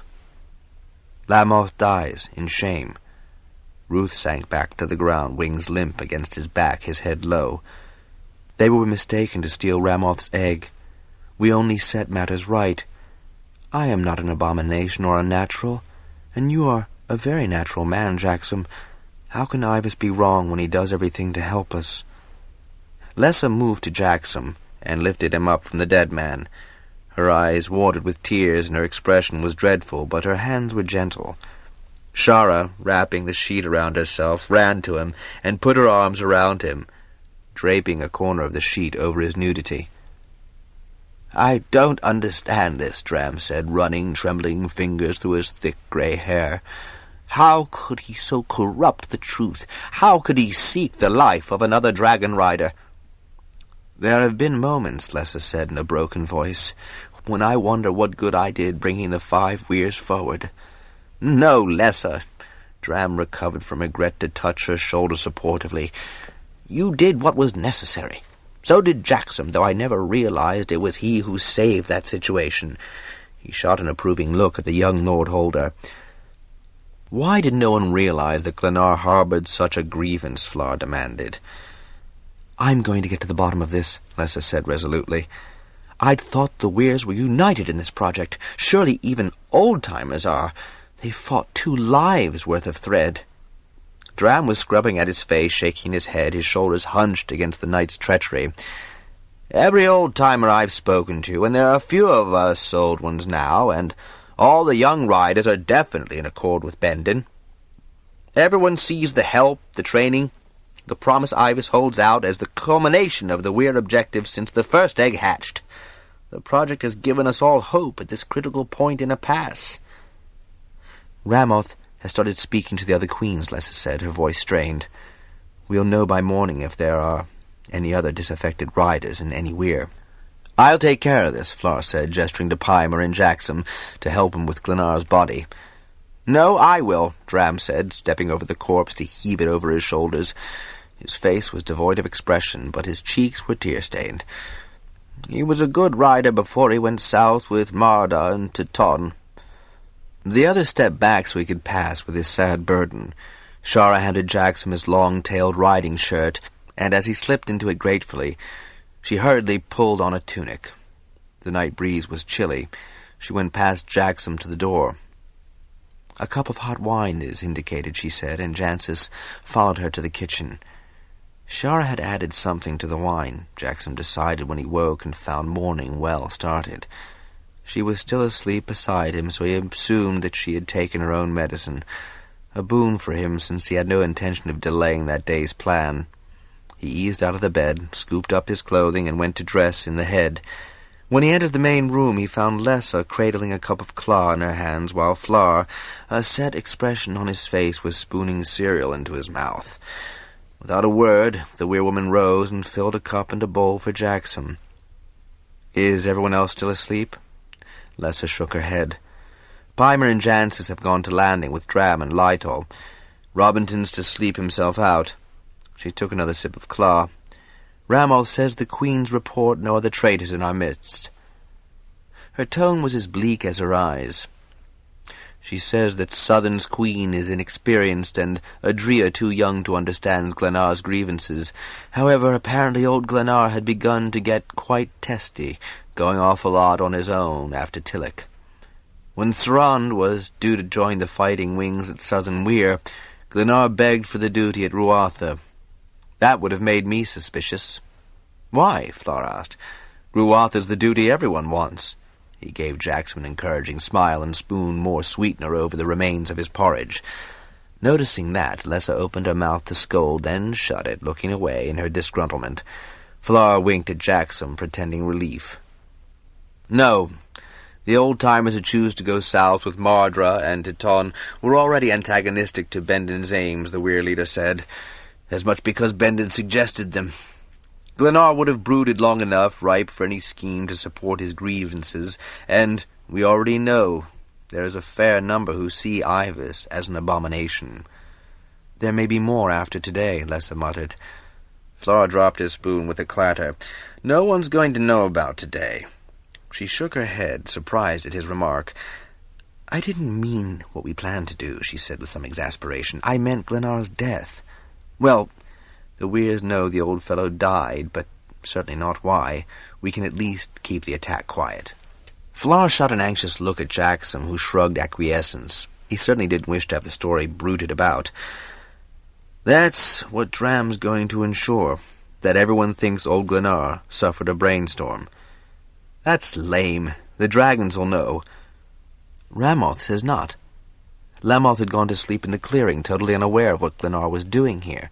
Of course he knew when Glennar died, and he floundered between somehow. To be doubly cautious, Dram means to speak to each of the remaining old-timers. Tiroth may not be a queen, but no dragon could hide his heart from that bronze. "How," Jackson asked, "did Glennar realize that Ruth and I rescued Ramoth's egg?" "Have you been timing it much lately?" Lessa asked bluntly. Jackson tried to shrug the question away. Not often. Lessa raised her eyebrows in resignation. I keep telling you that timing it is dangerous. It was bloody sure dangerous for you. Lammoth would have known. He would have told Glannar. Glannar was misguided, but not stupid. I know that all the old-timers at Southern have puzzled over the rescued egg. In spite of our own precautions, they all know Ruth's abilities and might have suspicions. Glennar's the only bronze rider left from that group, Jackson said, after a quick mental review. We have a more important task to perform today than fret over this instant, Flora said, rising to clear the table of his cup and bowl. That is, if you feel up to it, Jackson. Jackson regarded Flora scornfully. I've been waiting on you. Let's do it. From here, or the Yokohama? Lessa asked. The Yokohama, Jackson said, grabbing his riding gear from the bench beside him. We don't have the spacesuits down here. You're sure there's one to fit me? Lessa asked, shrugging into her leather jacket. Jackson grinned. There are 2 small ones, one ought to fit, even if we have to truss you up some. As he came out onto the porch, Mir chirped at him. Lessa, to preserve my image in my wife's eyes, would you ask Ramos to keep Mir from following me today? Ask her to tell him I'm safe with you two. Lessa quirked her eyebrow, grinning up at him. You're sure of that? Tux had to be taken in the arms and legs and waist of the smallest of the suits, which caused some amusement to Flora and Jackson, but none to Lessa. They contacted AIVAS when they were ready to proceed. He brought up their objective, the immensely long scar on the red star, on the screen in the cargo bay. Flora frowned at it again, not so much in order to imprint the scene firmly into his mind as to rationalize what he was seeing. When Fnor made his flight to the red star, he said there were rolling clouds. There probably were, Ivas replied easily. In orbiting so close to Rukbat, the planet's surface would have become heated, hot enough to melt rock and certainly causing steam from ice that coats the thread ovoids. It can be posited that the planet itself is coated with debris of the Oort cloud. Steam or dust clouds of considerable density are entirely possible. That is, undoubtedly what Fnor saw, not the actual surface. His memories of the event, even the abrasive injuries he and Canth sustained, bear out the supposition. At this point in its orbit, the surface has cooled. That phenomenon has subsided, and you see a sterile planet, its surface slowly freezing again. Well, let's do it. Flora vaulted to Nement's shoulder, grabbing the riding straps to swing himself to his customary position between neck ridges. Despite freefall, Lessa moved more clumsily. How can anyone be expected to move anywhere in this sort of gear, she muttered, finally settling herself in place.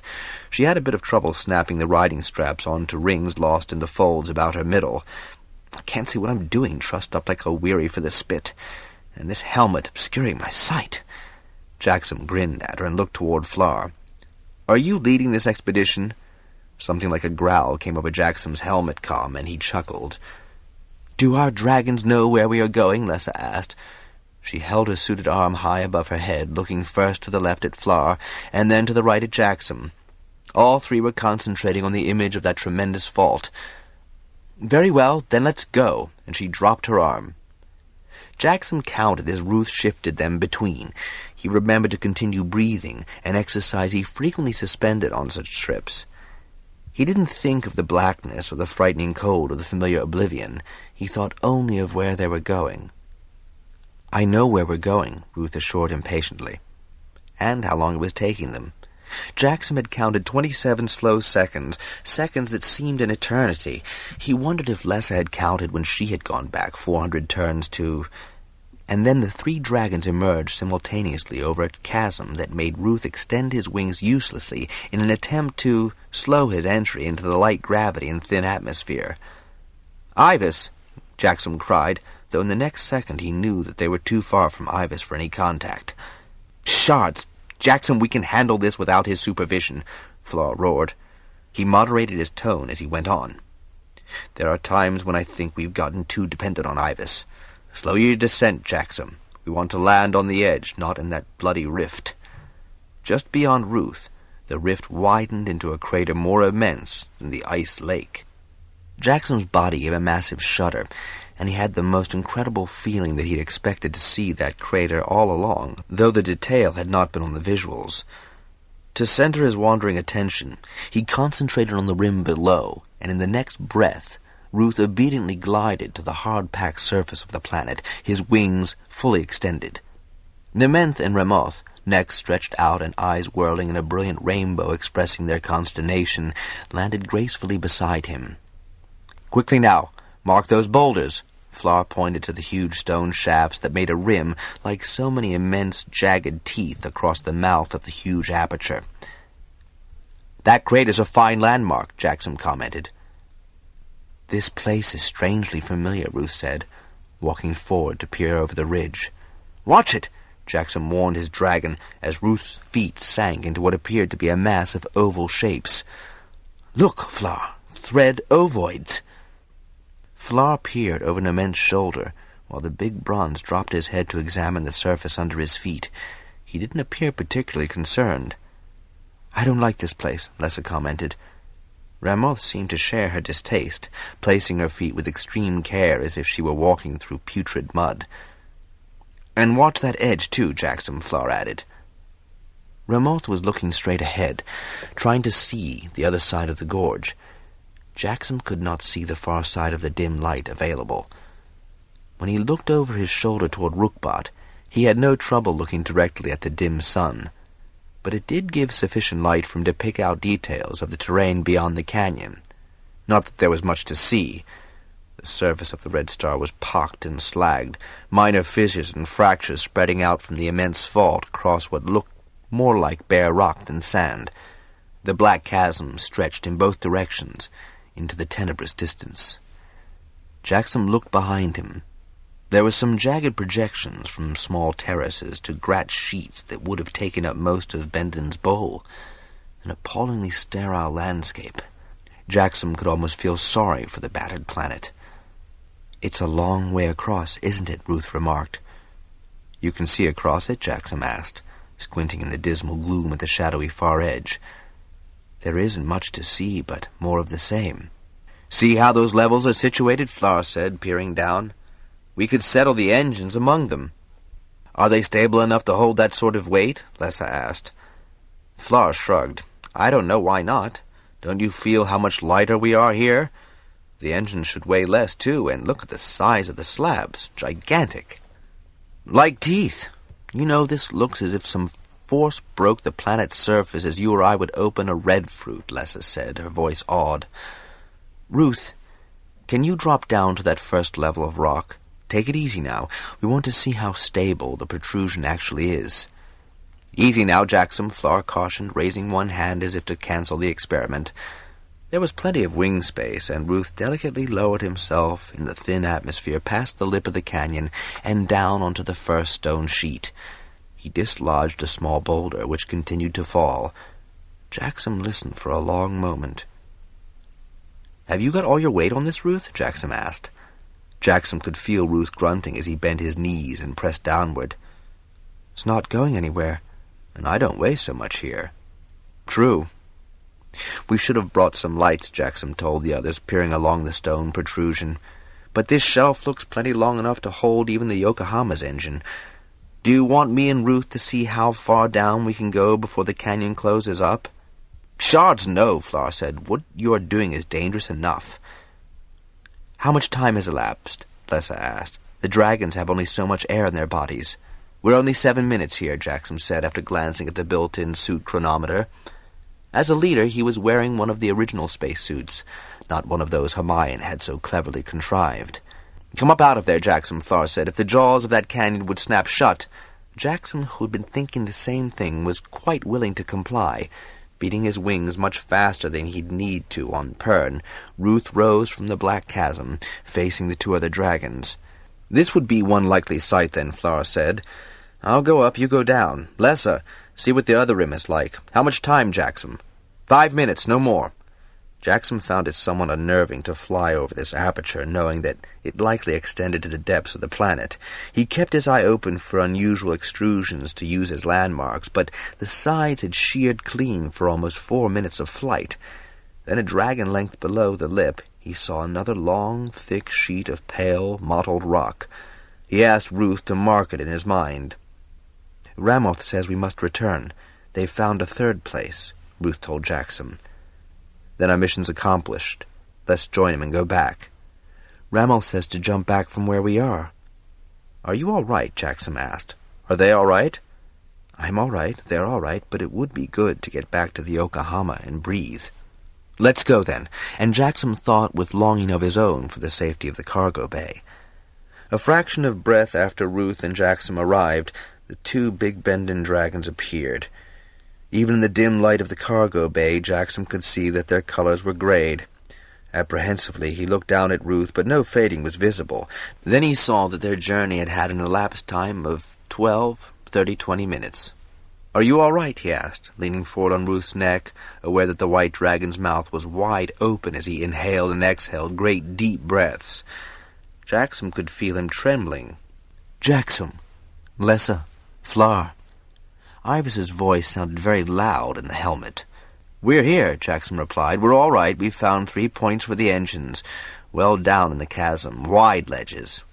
Perfect. He looked at the chronometer. 12 minutes, Ivas, 12.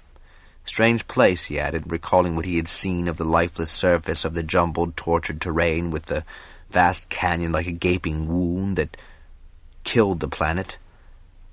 Had anyone ever lived on it? I'm thirsty, and I need a bath, Ruth said so plaintively that Jackson laughed. Ramoth and Amenth agree. I think we'll just let you get your full breath back, Ramoth, dear, Lessa said, unsnapping the riding straps. There wouldn't be any claw up here anywhere, would there, Jackson? She asked, almost as plaintively as Ruth had. I'm thirsty and cold, and I feel as if I've been gone from Pern for a century. Water's all we got up here, he told her, but we're not that far from Hot Claw. He wouldn't mind a pitcherful or two himself. His guts felt cold from his navel to his backbone. But the water cask proved to be empty, and Jackson cursed under his breath. He would have a hard word or two for whatever dimwit hadn't had the consideration to refill the on-board cask. Lessa was furious too, but that made them quick to shed their suits and rack them carefully away. By then all 3 dragons insisted that they were restored, and wanted nothing more than a long drink and a longer swim. One thing, Lessa said as she remounted Ramoth. This trip was much farther away, but it didn't take as long as I thought it would. I wonder. We've enough to worry about, Lessa, Thar said firmly, and I want to get the details down as soon as possible before they fade. My impressions of that sterile place won't fade, Lessa replied emphatically. I could almost feel sorry for it. It has been a dead planet for longer than Pern has been viable, Ivas said. That doesn't make me feel any better, Lessa replied. Mir was waiting at Cove Hold, and he gave both Jackson and Ruth such a scolding of agitated dives and fierce shrieking that Lessa and Flar doubled up with laughter. Ruth calmly reassured the little bronze and, ambling down toward the beach, invited him to help with the dragon's bath. You're not coming? He added plaintively when he saw Jackson heading in the direction of the hold. Can't, dear heart. Got to put down the details while they're fresh in my mind. Be with you soon enough, Jackson called as he jogged up to the beach with Lessa and Flar. Fares of fly lizards erupted into the air, diving for the dragons. Not that you need us. The spacious living area of the hold was empty, and calls for Robinton and Shara went unanswered. I wonder where Shara's gone, Jackson said, remembering all too clearly how he had left her asleep and diverted Mir. She would be worried or angry, and with genuine cause, he thought, wincing. Lessa grinned at him understandingly. You were with us. That'll be no excuse, Jackson said glumly, wondering how he was going to restore himself in Shara's eyes. Then he gave himself a mental shake and turned to immediate tasks. As the Bendon Wheerleaders collected drawing materials, Jackson found a pitcher of cold fruit juice in the cooler. They all emptied the large jug while they recorded their visit. When they compared the images, there were few deviations. That's done, Lessa said with a sigh of relief. You know, Jackson said, propping his head on one hand and grinning at the other two, I still don't believe we've been there and back. Flar grinned wryly. I don't know what I expected, especially after Fnor's tribe, but it's incredible that something as dead as that has threatened us for so long.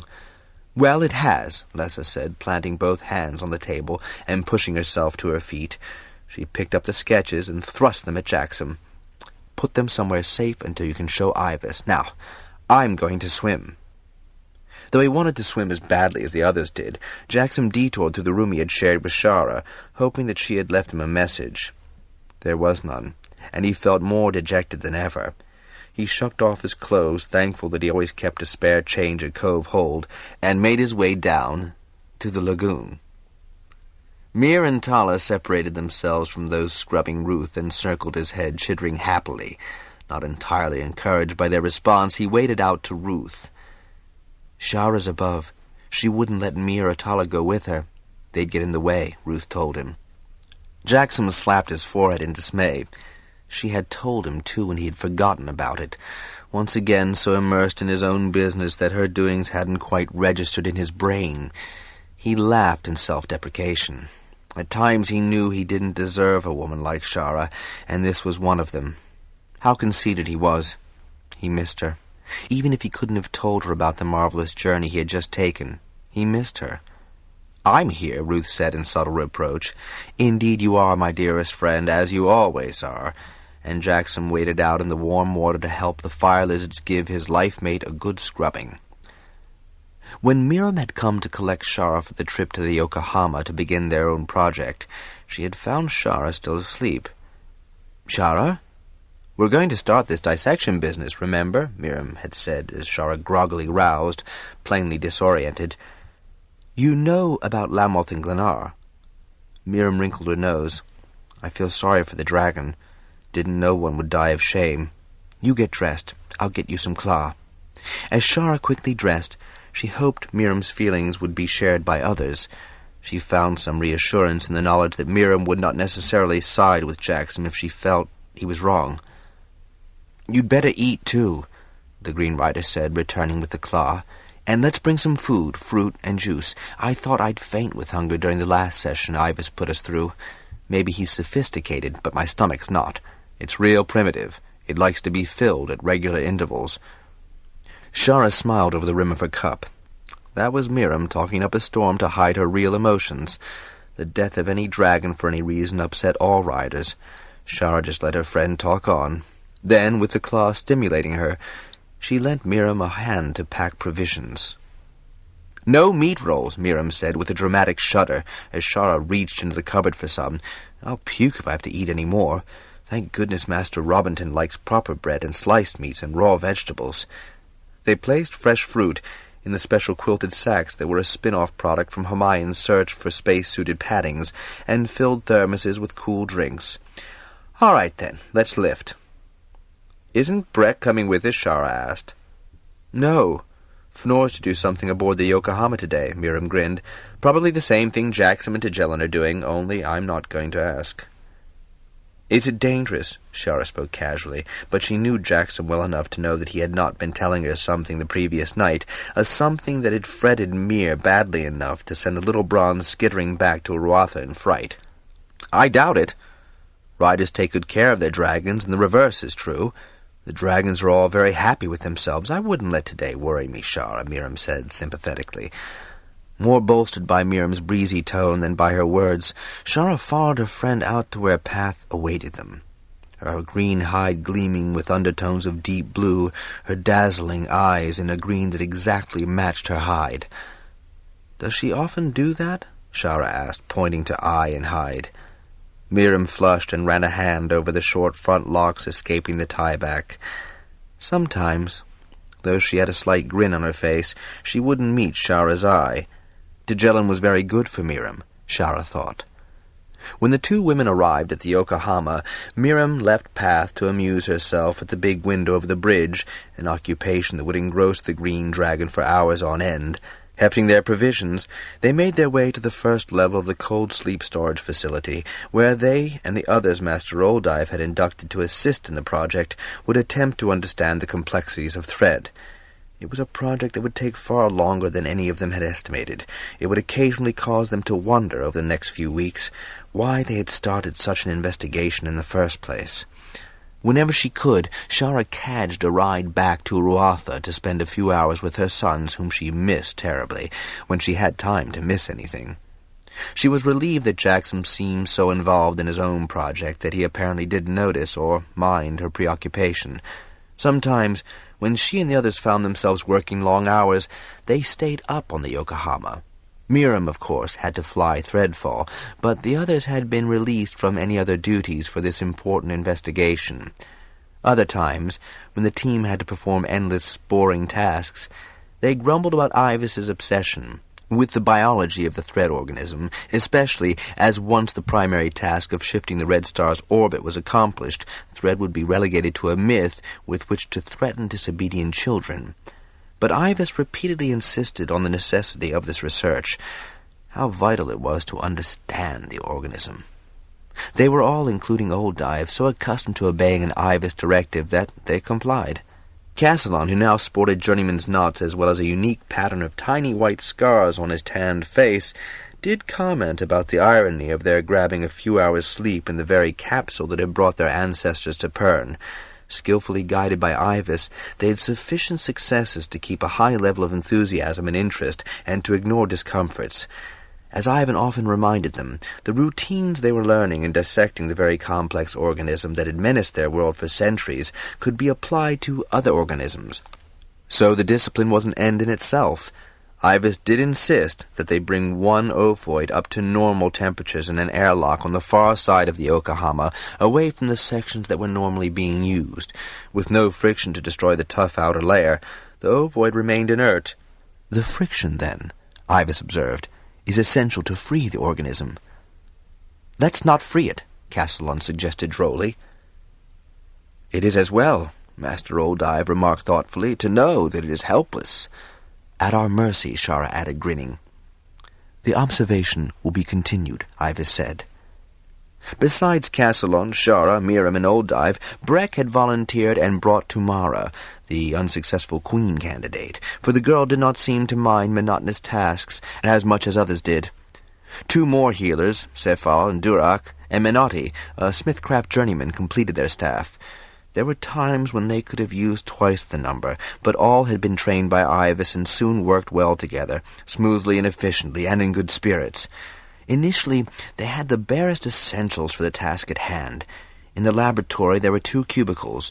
On the top of the workbenches were discs that lit up with various kinds of light. Cephal, a dour but diligent sort, was fascinated by the effects obtainable during initial demonstrations. Most important for their purpose was the binocular stereo microscope that they had all learned to use. The X and Y dimensions caused no problem, but to learn to use the Z proved to be far more difficult. To demonstrate, AIVAS had Shara take a hair from her head and tie knots in it under the microscope, not as easy as it sounded, as each of them learned when they tried it. To one side of the microscope was a flush drawer with a sliding cover, in which some oddly truncated glass instruments were found. These, AIVAS told them, they had learned to duplicate in order to do the dissection work required. 2 more workbenches and stools were found and dragged into the cubicles, although that limited what free space there was. While Shara was tying knots in her hair using the binocular microscope, AIVAS had Cephal and Menotti take apart one of the 2 refrigerators to obtain the parts necessary to bring the third one down to minus 150 degrees, the temperature they would need to work on the thread organism. They might have to reduce its temperature to that of an Oort cloud from whence it came, minus 270 centigrade or 3 degrees absolute, but for the present they could be content with maintaining the thread's temperature in Pern orbit. "I don't know what I'm doing," Menotti complained at one point as he gutted the dispensable refrigerator unit. "That is not an issue," AIVAS reassured him. "You need only follow instructions, for there isn't time to teach you cryogenics or refrigeration engineering. Do as you are told." I will, Menotti said, grimacing as he very carefully removed a coil of tubing from the back of the first refrigerator. "Now, where does this go?" AIVAS explained. When the transfer was completed and the machinery purred into activity, Menotti gave a whoop of triumph. Next, several of the cold capsules were altered to provide additional 3-degree absolute temperature storage for their specimens, for they needed many more than the original thread ovoid that Farley had caught. The ovoids, as they shortly learned, came in a variety of sizes and in many conditions and surprisingly temperatures. "You'd think one would be enough," Miriam muttered to Shara. "Humans are not duplicates of each other," AIVAS replied. Though she had not intended to be overheard, she rolled her eyes at Shara. Patently, the thread organisms will also exhibit anomalies, ordinary deviations, and quite likely mutations. They are as much a life form as humans are, and they are in a very stressful environment so near Rukbat. "That puts us neatly in our place," Aldive said with a grin. Over the next few days, each team member had to learn to cope with the binocular microscope. Tying knots in a strand of hair gave way to carving flowers from splinters of wood and making paper flowers 1 millimeter across. Shara proved the deftest of all, with Breck and Miriam not far behind her. Castellon and Menotti, aided by Seifal and Durak, assembled a microforge with a flame 2 millimeters long, in which they heated a special glass AIVAS had Master Marilton mix, a glass with such a high lead content that even the amenable Marilton had protested. After AIVAS told him that he could make knives with the high lead mix sharp enough to cut bread, Marilton was at least curious enough to wish to experiment, so AIVAS and Castellon got the unusual material. Working carefully, Castellon pulled glass in the tiny flame, then took the resultant tube down to the 3-degree absolute in which the finished product would be used. When the first rod shattered, he reflexively jumped back despite the fact that he wore protective face and body shields. He glanced around sheepishly. "A good habit to acquire, Castellon," AIVAS remarked approvingly. "Try again." When the 4th rod shattered, Castellon was disgusted. "The glass may not have been blended well enough, Castellon. Master Marilton supplied you with several different mixes. Use the one with the highest lead content. The instruments must be flexible, bending rather than shattering," AIVAS said, projecting such a reassurance of eventual success that Castellon took heart. The 5th attempt bent slightly in the extreme cold, but it did not crack or shatter. "Now, using that mix, make more rods, which you will then fashion into knobs, spikes, and blades. Each of you will work with your own tools, with Castellon as your instructor. To further dissect thread, you will need what are ordinary tools, hacksaw, chisel, mallet, scalpel, but in miniature. Carborundum stone will sharpen edges." Castellon's set was much admired by the others, though Miriam thought them stubby and elegant implements. Consequently, when she, on her competitive mettle, made her own set longer, she discovered that the flexibility of the length proved a disadvantage when the instruments were used. "There's so much to do before we do anything," she complained. "We've wasted weeks on all this." "And you will spend weeks on the next procedures, Miriam," AIVAS said in a tone that chided her for impatience. "You have worked with great diligence and achieved feats of expertise that 2 turns ago you would not have been capable of performing. Do not despair. You are about to embark on the truly interesting phase." "What?" Miriam asked bluntly. "Dissecting thread." "But haven't we?" Shara exclaimed, pointing to the cold capsule where the section threads were housed. "You have cut the ovoids apart, but you will have not truly examined them as minutely as you shortly will. Now, let us see if the Waldos still operate." Castellon had been fascinated by these devices, which would allow them to work in a chamber maintained at the very low temperatures at which the thread specimens were kept. He volunteered to be first, but AIVAS chose Shara, as she had already done more microscopic work than the journeyman. The apparatus was powered up, the specimen and the glass tools placed inside the Waldo chamber, and the binocular microscope swung into position. Resolutely, Shara put her hands into the gloves and gave a little shudder. "Cold," she said, and attempted to move her fingers. "I thought you said these Waldos would follow my movements." "Meters show that current is being taken into the mechanism," Castellon said, looking at the dials. "Here, let me." Shara withdrew her hands, but Castellon had no more luck than she. "All right, AIVAS," she said. "What do we do now?" There was one of the brief but noticeable pauses they had all come to expect whenever AIVAS conducted an internal search. "The mechanism has been unused for 2,500 years. It is not unreasonable to assume that maintenance might be required. A lubrication of the finger joints with silicon fluid may restore mobility." "Silicon fluid?" Castellon asked. Menotti raised his hand. "I know what he means. AIVAS, is there a Smith journeyman or master available?" "I can send Tolly down for it," Miriam suggested. Menotti gave her a sardonic look. He'll have a day's wait." She groaned. "Then I'm going down," she said. "I feel the need of a swim and fresh food and some time with my mate." "If we are really out of action until the silicon fluid is prepared, I ought to take the day off too," Shara said, thinking it had been an age since she had any time with her sons, or Jackson. Castellan grinned. "I'll stay here and manufacture some more tools. If I go down, someone's surely going to find work for me." AIVAS gracefully gave permission for the departures, but to those who remained, he immediately assigned other tasks. Jackson was absorbed in his current tasks as Shara was in hers, but these days he managed to spend more time at Ruatha with the two boys than she was able to. When she was home, he would listen to her descriptions of her projects, the failures and small successes, and encourage her. "AIVAS knows what he's doing, even if he doesn't devote much time to explanations," he told Shara on more than one occasion. "He's done so much for us already, we simply have to take the enigmatic on faith and follow his instructions," Jackson reminded himself to take his own advice. To the chagrin of Lessa and Flar, AIVAS had insisted that Jackson and Ruth be involved in every aspect of training the dragons and riders in extravehicular activity. According to AIVAS, Jackson and Ruth would also become the ones to guide all future excursions to the surface of the Red Star. "Ruth is the younger dragon," AIVAS said at its most diplomatic, "and has not suffered the strains and stresses of Threadfall." "I'll ride Fall with Fort Weir all the time," Jackson protested, as much to soothe Lessa as to make clear that he and Ruth did not fail of their primary obligation. "No offense intended," AIVAS said deferentially.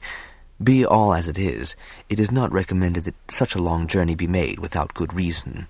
"It's certainly no gather site," Lessa said. "I do propose one more investigative trip," Flar said, "taking along an observer to record the abyss in a permanent form. Every dragon and rider who is to help bring those engines there must have a vivid picture in his mind of where he's going." "Apart from that necessary contingency," AIVAS went on smoothly, "this undertaking should be recorded. There is nothing to match this endeavor of yours in the annals of any other world." "Not that any other world is interested in our feats," Master Robinson said in a droll murmur. "Mankind needs heroes," AIVAS replied. "This project is of heroic stature." Flar gestured in disclaimer. "What has to be done can scarcely be termed heroic." Master Robinson shot the Weyr leader a long, thoughtful look. "We have 3 engines to place," Flar went on, ignoring the harper's stare.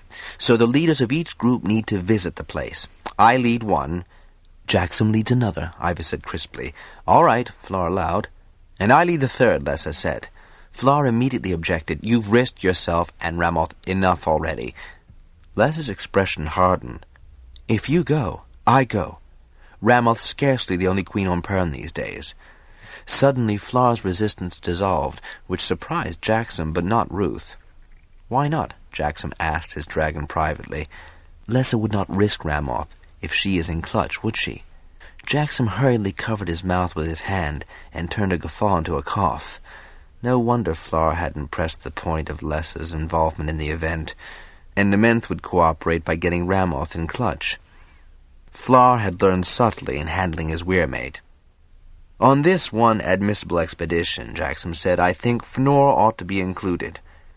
Flar gave Jackson a friendly clout, grinning broadly. "I was about to insist that Fnor and Canth deserve to see the place." "It's only fair," Robinson said, nodding wisely. "And Canth won't object to taking Pershgar, who's got the best eye for detail. Dram must be allowed this opportunity, and Tiroth can easily convey me," he added, daring protest. "You can't be put at risk," Lessa said, rising to the bait. "There'd be no risk involved, would there, AIVAS?" Robinson said, shamelessly appealing to the one authority that Lessa would respect. "The harper would not be at risk." "Tiroth's too old," Lessa declared, glowering at Robinson. "Tiroth is sturdier than most beasts his age, and the insight of both his rider and Master Robinson might prove invaluable," AIVAS said. It took a few moments for Lessa's irritation to subside, but the matter soon settled. One more exploratory jump would be made to the Red Star's surface. The group would include Dram, Fnor, Natun, and Jackson, with the dragons carrying Master Robinson, Fandarel, Pershgar, and Sebel as observers. The discretion of these few was unassailable, so there would be no change of careless talk generating more rumor and misconception than already abounded. End of Side 16. Lord Larad of Telgar and Lord Asignar of Lemos asked Master Harper Sebel to meet them at Telgar Hold at his convenience. Since Sebel appreciated the diplomatic tone, he dispatched his fire lizard Kimmy with a message that he would attend them an hour after the evening meal at Telgar.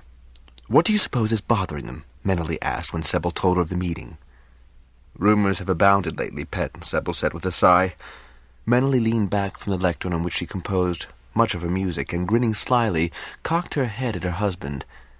"You mean the ones about Shara and Jackson? The ones about Glennar and Lamoth? The latest abomination mischief, or why the bronze dragons are looking so inordinately pleased with themselves?" "I'd rather not have so much choice." He carefully tucked a vagrant strand of her long hair back into its clasp before bending to kiss her neck. "I hadn't heard of either Telgar or Lemos having any problems with vandalism, so it can't be that." "Those who approve do so wholeheartedly, while those who are fearful, apprehensive, or downright skeptical scuttle around the edges and ruin what they haven't the wit to understand." "It is our task to see that they do understand," Sebel said, gently remonstrating. "But some don't want to," she replied in a rebellious tone, stretching both arms well above her head to ease her back. "I know the breed. Oh, how I know the breed. It's just too bad we can't leave them alone with their closed minds, but they're standing in our way forward. We are altering the fabric of their lives. That frightens people. It always has, it always will. Lytle sent me some fascinating excerpts from AIVAS's historical data. Fascinating. People don't change, love. React first, think later, regret at leisure." He bent to kiss her cheek. "I've time to tell Robsy and Olis a story before I go." Meneley snaked an arm around his neck before he could straighten. "You're such a loving man," she said, and then kissed him again deeply before releasing her hold. When he paused at the threshold to look back at her fondly, she was already bent to her composition. He smiled at the concentrated pose of her back, one shoulder angled up. She did love him, but he accepted the fact that he would always have two rivals, music and the master. He had the same loves. With that thought he went down the corridor to sing to his sons and to admire his daughter, Lemsia, who was too young for more than adoration. Laradian, Larad's oldest son, was waiting for Sebel in the well-lit court when the obliging Forthold dragon deposited the harper at Telgar. "My father and Lord Asignar are in the small study, Master Harper," Laradian said formally, and then, relaxing, grinned a welcome at Sebel. A fine fire was burning on the hearth angled in the corner of the pleasant room, the walls of which were hung with rich tapestries and framed sketches, probably by Pershkar if Sebel didn't mistake the skill, or of the current holder's offspring. Several heavy old weary wide chairs, sagging from the comfort they had given several generations of weary bodies, and the huge desk and table where the lord holders of Telgar had done their accounts for centuries, furnished the room adequately. Sebel immediately noticed the latest edition, a very good rendering, though considerably reduced in scale, of the Honshu mural. Yes," Larad said, noticing his glance. "My daughter Bona went along with Pershkar's group and brought that back. Of course, she was under Master Pershkar's eye all the time, but it's judged to be a fair representation." "You'd be welcome to see the original," Sebel said, nodding to Asignar, who was ensconced in one of the armchairs. "What?" Larad asked, his pleasant face affecting a horrified expression. "And let rumor have it that I wanted the place for one of my sons?" He gestured for Sebel to take a chair and held up a wine bottle. "It's Bendon." His grin was for the allusion to a Harper preference for that wine, but his reference to rumor told Sebel that he was seriously concerned. "I follow many of Master Robinton's traditions," Sebel said, accepting the generous goblet. He sipped judiciously and raised his eyebrows in appreciation. 16? "Indeed. And it was Master Robinton who urged me to acquire as many skins as I could wheedle. So," Sebel turned politely to the two lord-holders, "rumor bites?"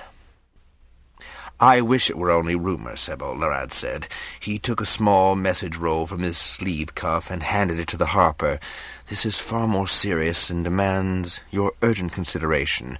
I know the sender well enough to heed his words." After a glance at the message, Sebel shot out of the comfortable chair, seething with anger and swearing blackly. I have good reason to believe that Master Harper Robinson may be abducted to force those at landing to destroy what they call the abomination. Sybil was consumed with outrage. Hazard the Master Harper? Ransom him for the destruction of AIVAS? Outrage gave way to panic. Who is this? Brestoli, who signs the note? He's wagon master. We both know him. Larad gestured toward Asignar, who nodded earnestly. He wouldn't send a false alarm. Actually, it was delivered by his fire lizard to his employer, trader Nurivin, who's here now. Nurivin brought it straight to me, leaving his train a day's trip out.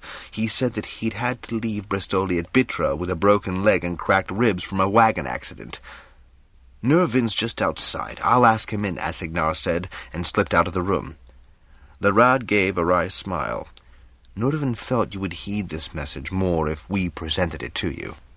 He'd need no one vouching for him to me, Sybil said, rereading the message. This has the ring of truth. Nothing Bitra initiates surprises me. Then you also know that your harpers at Bitra Hold have been put in quarantine for a virulent disease. The Bitran euphemism for reporting truth, Sybil asked. He ran his fingers through his hair, a gesture of exasperation.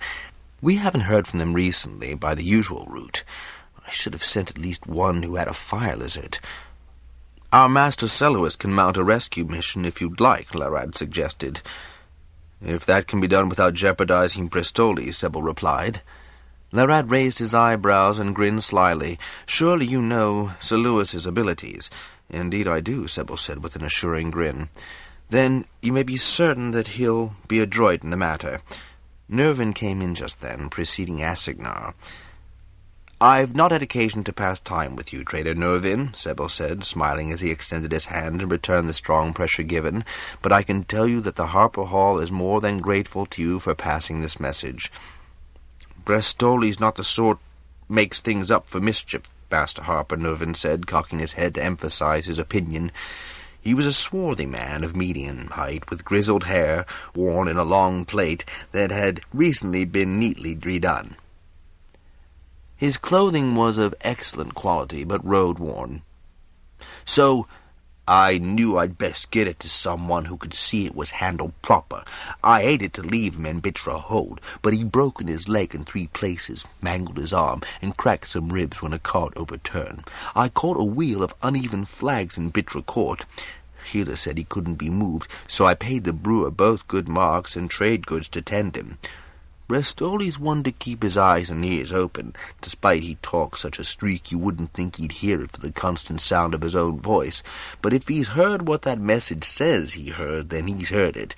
Make no mistake about that. I wouldn't want it said that we didn't give warning when they're them that harm Master Good Robinson. No, I wouldn't. Larad offered him a goblet of Bendon wine, and Nurivin's eyes lit up with appreciation after his first sip. You honor me, Lord Larad. Telgar is in your debt, Trader Nurivin. Not just Telgar, Trader Nurivin, Sybil added solemnly as he tilted his glass to him and drank ceremoniously. Nurivin flushed at such courtesy. Sybil called to Kimmy, who had been visiting outside with Telgar Hold's fare. Silently, Larad proffered writing materials and a message tube. I'm sending this to Lytol, who will take appropriate measures, Sybil said after penning some quick lines. Kimmy extended her leg for him to attach the capsule, knowing exactly what was required of her. Kimmy, take this to Lytol in Cove Hold, where our master lives. Where Zare lives, yes? Kimmy had listened intently, cocking her head this way and that, her eyes whirling with noticeable increase in speed. She gave one chirp and disappeared. Forewarned is forearmed, Trader Nervin. Has Brestoli's fire lizard returned to him? Yes, it's only a blue, but he's got it well trained. I can send my queen if you need more information. I've been keeping in touch with Bristoli to be sure he's well tended. Norvin winked and grinned. Bitrons need me more than I need them, since they're so hard to deal with. I'm the only trader who does their route in these parlous times, so I've an edge on 'em, so to speak. He paused, his expression grim. Did Lord Narad tell you about your harpers? Then Sybil nodded and he went on. That was done a purpose, or I'll be scored next fall. When a harper is silenced, All men should listen harder, Sebel said. Nervin nodded solemnly. I've heard some other stuff whilst I was at Bitra. He hesitated. Be easy, man, Larad encouraged him. There's not much a harper doesn't hear sooner or later, and if it's along the lines of Brestoli's message, perhaps Master Sebel'd better hear it from you.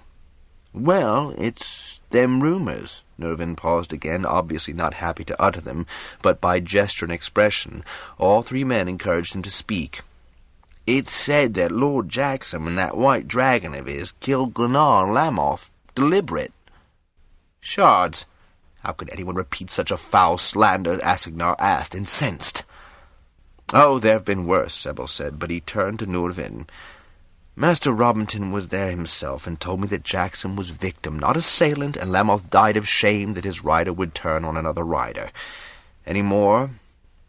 Well, and this is stupider, Nervin went on, both reassured and encouraged by his audience, that Dragonriders will take the 3 colony ships and disappear from Pern, leaving us with only flamethrowers to kill Thread. Did you hear the one that suggests that the dragons will take the old shuttles and throw them at the Red Star and destroy it? When Nervin shook his head, Sebel continued, his expression serious. There's the one that the Master Healer has been given medicine by AIVAS that will paralyze folks so that pieces can be carved out of their bodies to repair others who have sickened. Nervin snorted. I heard that one at Bitra. I didn't believe it then. I don't believe it now. That AIVAS thing is scary, but I've not seen anything produced yet that didn't help us in some way or t'other. The best axle grease I ever had was something that AIVAS gave Smithcraft Hall.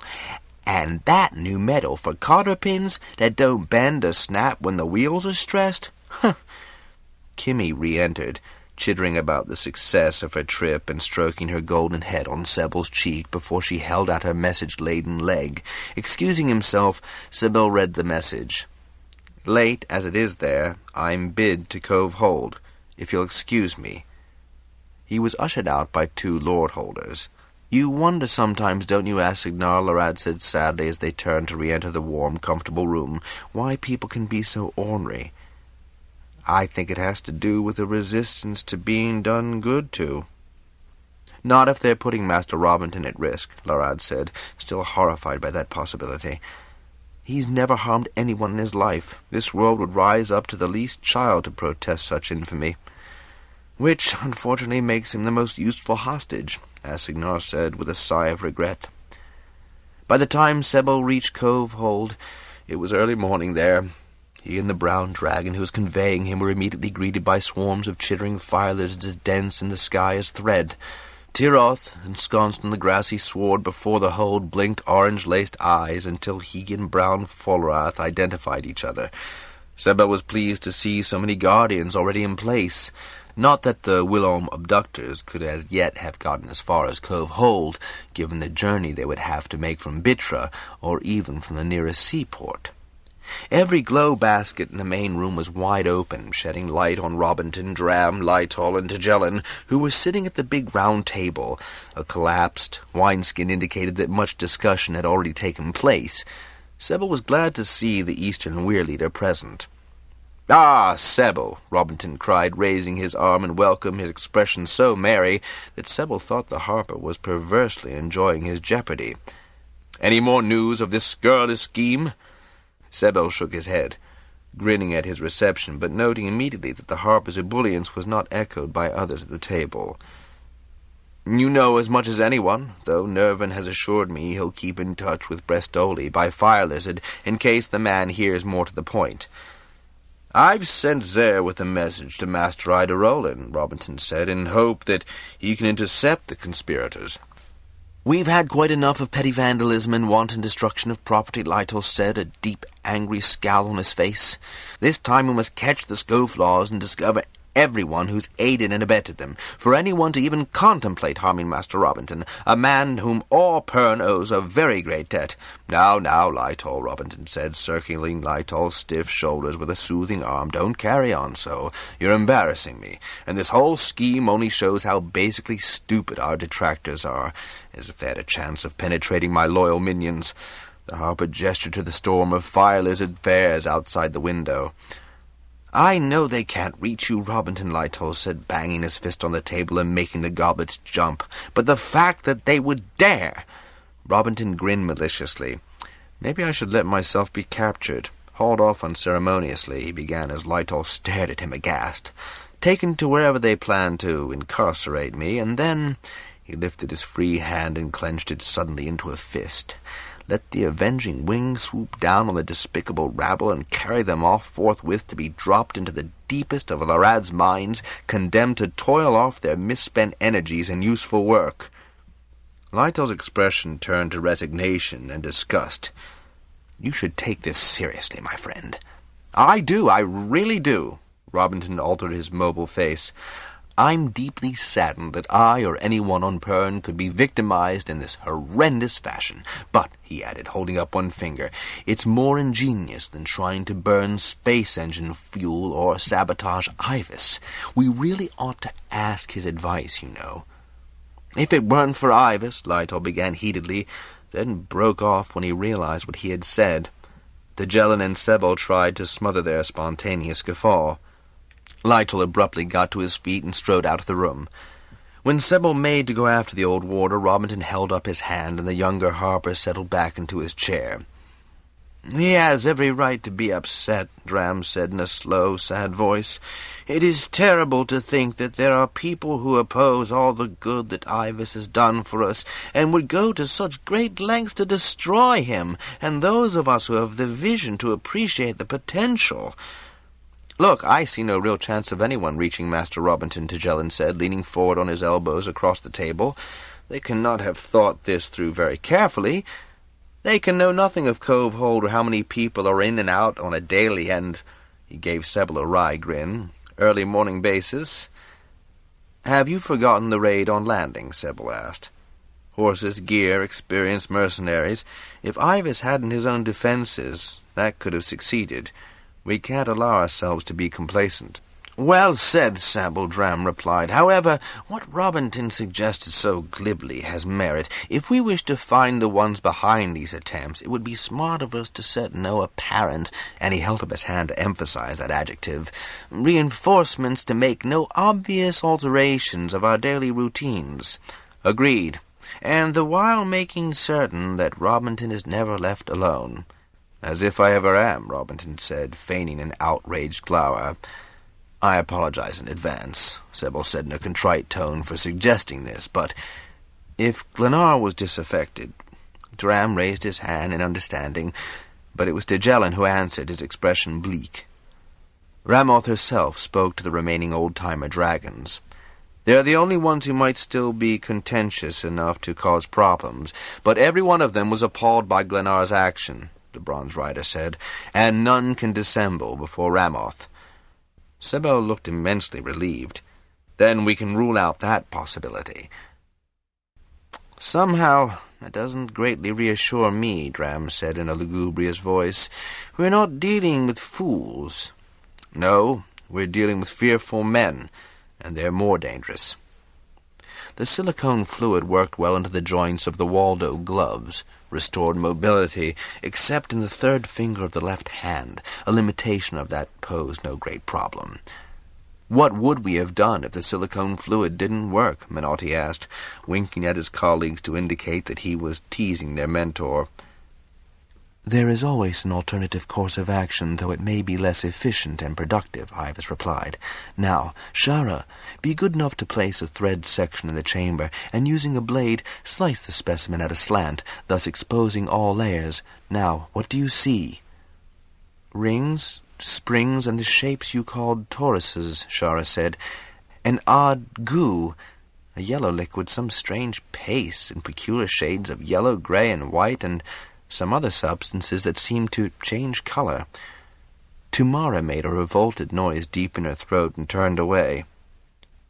"You must all realize," AIVAS began in a stern tone, "that the most important piece of apparatus in the laboratory is your brain. Just as you made the micro-tools to effect this dissection, you must make your brains the right instrument for this task. The most useful thing is the moment-by-moment interaction of your brain seeing these things for the first time. Even your reaction to Mara has a certain validity. Now, Set that reaction aside and observe. What else do you see, Shara? She tapped her microblade on a ring. This feels like metal. Then excise it, and any more like it that you see, and have the item sent to Master Fandarel for analysis. What else? There's a lot of particles lodged in the pasty parts, and it's hollow in the center. Could that yellow liquid be helium? Shara went on. It's just like the stuff you showed us in the liquid gas experiments, and it boils as soon as it's exposed to the minus 150-degree atmosphere. We haven't yet tried it at 3 degrees.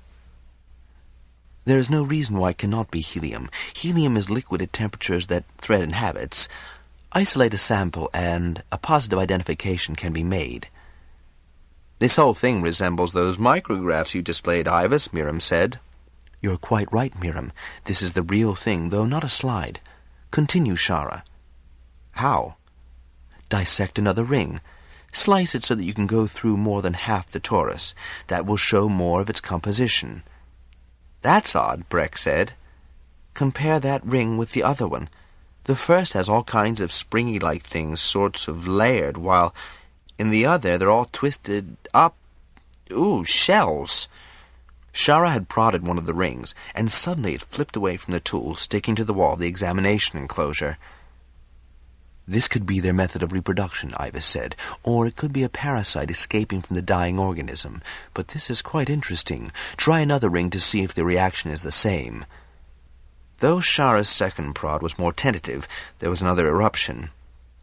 Now apply your blade to the springs of the first torus, AIVAS instructed. Nothing happens. Now you have seen 2 entirely different facets of this organism. You are investigating a wholly new creature, and we must see everything that it is. Why? Miriam asked. Because you must know how to destroy this organism so that it cannot reproduce, so that it cannot multiply anywhere in your system. If it doesn't fall on Pern, that's enough, isn't it? Breck asked. For you, perhaps, but the sensible thing would be to destroy it at its source. Castellon recovered first.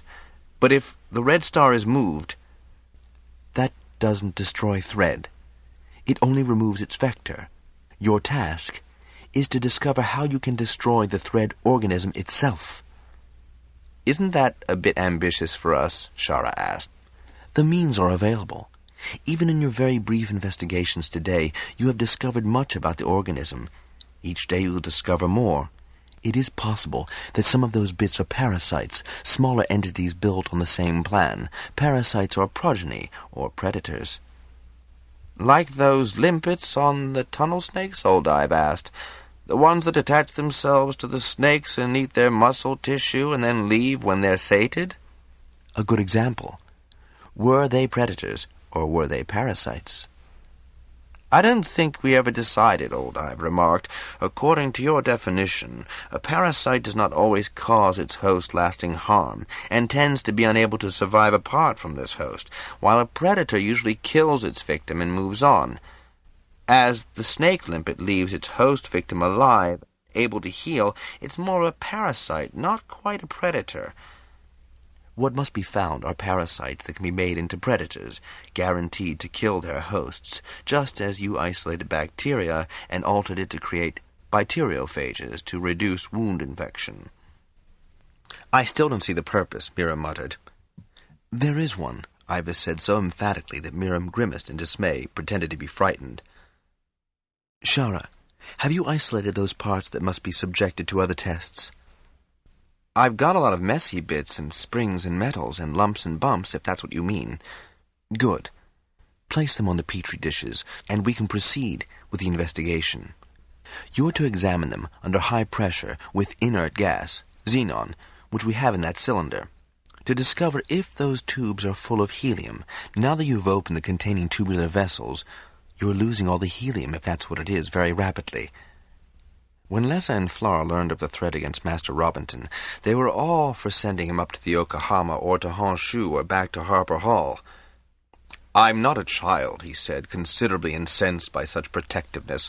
I'm a grown man and have faced down every danger that has come my way. Do not deny me that right. Besides, if these conspirators should learn that their victim has been put beyond them, they'll merely think of something else we might not learn about in time to counter. No, I'll stay here with half the fire lizards of Pern as my escort and whatever other. He held up a warning hand.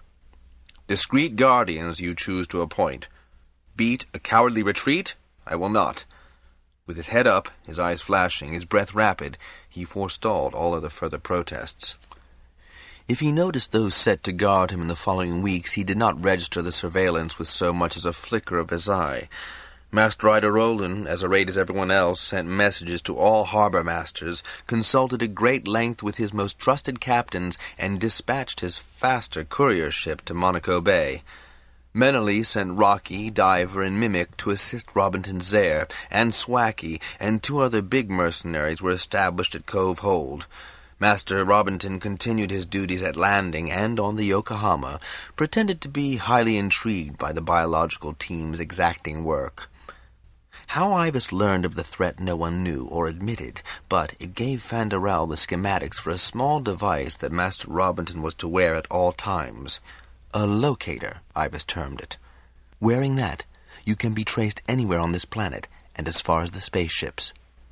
That afforded all his friends far more relief than anyone would admit. With IVAS as protector, Master Robinson was surely safe. By the end of the summer, there was still no sign of would-be abductors. Nourvin collected Brestoli from the brewer's cot in Bitra, limping but still adamant about what he had overheard. A visit to Lord Sigamal by Bendon Weirleader secured the release of the contagious harpers, and Master Sebel told the Bitran Lord Holder that, regretfully, he had no replacement suitable for a hold of such stature.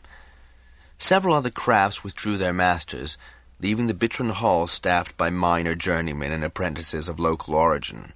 A similar withdrawal occurred at Nerat, but not at Kirun, for despite his increasingly vocal distrust of all improvements originating from the abomination, Lord Corman did not interfere with any of his craft halls or with the performance of their traditional duties to his hold.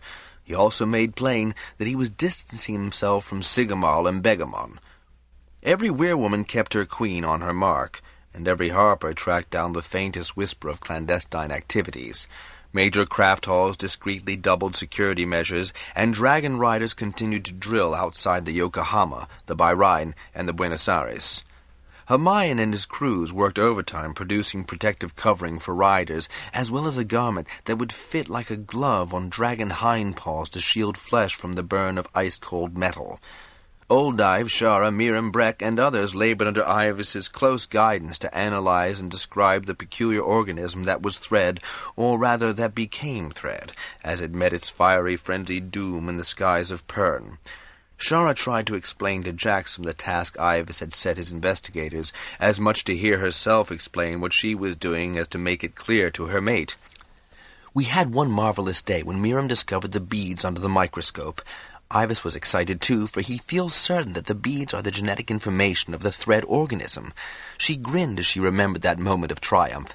The microscope was at sub-high for maximum magnification, so we could all see these tiny, tiny beads strung along one of those long wires I told you Thread has. Not the springs, but the wires, which are coiled ever so tightly in a volume no bigger than the tip of my finger. IVAS says these ring beads use the material of the thread ovoid to reproduce themselves. She made a face, indicating her ignorance of how that was done. What he wants us to find now is a bacteriophage to infect the beads and then discover just the right one that will replicate itself fast before it uses up all the thread material. We've done something of a similar nature, when we located bacteria from wounds and learned how to disimprove their symbiotic bacteriophages so that they would kill their hosts. Our ancestors could certainly do marvelous things biologically to heal people. I hope we can begin to do as well as they did. This exercise could heal our planet. Then why didn't they do it? Jackson asked. Why are we left with the job? Shara grinned smugly. Because we have dragons to replace fuelless shuttles, fire lizards who can nick thread ovoids out of space, and IVAS to tell us exactly what to do, even if I don't always understand what we're doing or why we're doing it. I thought you said it was to disimprove the thread symbionts, though why that's necessary with what the Dragonriders are to do, I don't know. Shara was silent a moment, considering that. IVAS hates Thread inasmuch as an inanimate machine is capable of hatred. He hates what it did to his captains and Admiral Bendon. He hates what it's done to us. He wants to be sure it can never menace us again. He wants to kill it in the Oort cloud. He calls the project Overkill. Jackson regarded her in puzzled astonishment. He's more vindictive than Fleur. Shara sighed dejectedly. I'm not sure we can do what he wants. It's also very complicated, and we're so limited in our understanding. He may be the machine, but I feel like one, doing this and that without knowing why. She was more buoyant 3 days later when she told Jackson that IVAS had found the appropriate parasitic vector. He says that similar life forms were found in microgravity conditions in the asteroid belts. It's very like the one found in the ecology of the Pluto-Charon pair in the original Earth solar system. Shara frowned in perplexity. Well, that's what he says. He has named the springs Zebides, and Zebides are what we will now use to make our tailored parasite, like a virus, jump from one thread ovoid to the next. Once the parasite has disimproved it, we've got to culture it now, though. Jackson managed a suitably appreciative grin for enthusiasm. Who are we to protest an IVAS pronouncement? What next? Well, he's got all the fire lizards searching the ovoid streams for the springs. Sometimes they're embedded right on the surface of an ovoid. We had to start up 9 more cold capsules to contain the things and infect them with the Zebedee makers. Zebedees, the thread fleas, Jackson said teasingly. Well, fleas are parasites, and I wish we were able to disimprove some of them quickly. As it is, the time we have is nowhere near long enough for the work we have to do. She had been disgusted to discover canine fleas on Gerald, who was incurably attached to one of the kitchen spit animals. Fleas, she shook her head. That will be my priority project as soon as we're finished with IVAS's, to disimprove fleas. Whenever that'll be, Jackson added. There were so many IVAS endeavors at various stages of completion that he wondered if any of them would get finished on time now that the deadline drew nearer. Would you and Ruth have time to get me back to the Yokohama tomorrow before you fly fall? Shara asked. Jackson groaned. I thought you'd be here a few days. Shara looked properly repentant. I've been over everything for the gather with Brand and the other stewards, and all's ready for our guests, but this is an especially critical time, Jackson. Her eyes pleaded for his understanding. You'll be exhausted. You won't enjoy the gather, he heard himself saying, and then he pulled her into his arms, savoring the feel of her body against his and the spicy fragrance of her hair. Gather times were always special for them. Please, Jackson, her lips brushed his neck. I'm just griping, love. I could never keep you where you didn't wish to be. Won't it be wonderful when all this is over to be just us again? She asked. I want a daughter too, you know. That earnest wish elicited a response he was glad to make. Threadfall was uneventful, though it was not one in which the spaceship's shields had carved tunnels of thread-free air. Then Hermione sent a message that he had a new glove for Ruth to test on an EVA. So after Ruth had tested it and found it comfortable as well as a good shield with an easy buckle attachment to hold it in place, Jackson reported the success to IVAS to pass to Hermione. For a change, Jackson and Ruth were alone on the bridge. Ruth was spread across the big window as usual, devouring his favorite view. IVAS, just why are you so obsessed with this Zebedee project? Jackson asked when he had delivered his message to Hermione. Shara says you call it overkill. Why isn't blowing the red star out of orbit sufficient? You are alone? IVAS asked. That was an unusual question, as IVAS usually unerringly sensed additional presences. Yes, I'm alone. Are you going to come clean? Jackson asked, half joking. This is as good a time as any, IVAS replied, startling the young holder. That doesn't sound good. On the contrary, it is all to the good to know what has been expected of you since this facility learned of Ruth's unusual abilities. His knowing when and where he is? Jackson asked slyly. Precisely. An explanation is needed. They usually are with you. Flippancy has always covered apprehension. Candor is required. There are 3 engines that must be exploded to push the red star out of an orbit hazardous to Pern. 2 of those explosions have already taken place. What? Jackson sat upright in the comfortable chair and stared at the screen in front of him. As you are aware, records from every weir, haul, and hold were presented and analyzed. 2 small entries illuminate an anomaly. Based on the position of the red star when mankind first landed on Pern, that planet is now in the orbit it should be tracking at this point in time.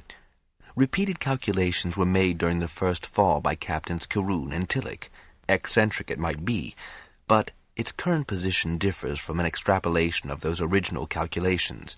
Its path shows it has suffered a perturbation of 9.3 degrees of its original elliptical orbit. That is not consistent with the extrapolated position. Therefore, something has already altered its path.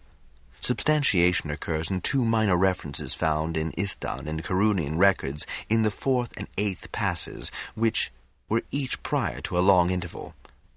During each pass, bright flashes were observed when the red star was at apogee in reference to Pern.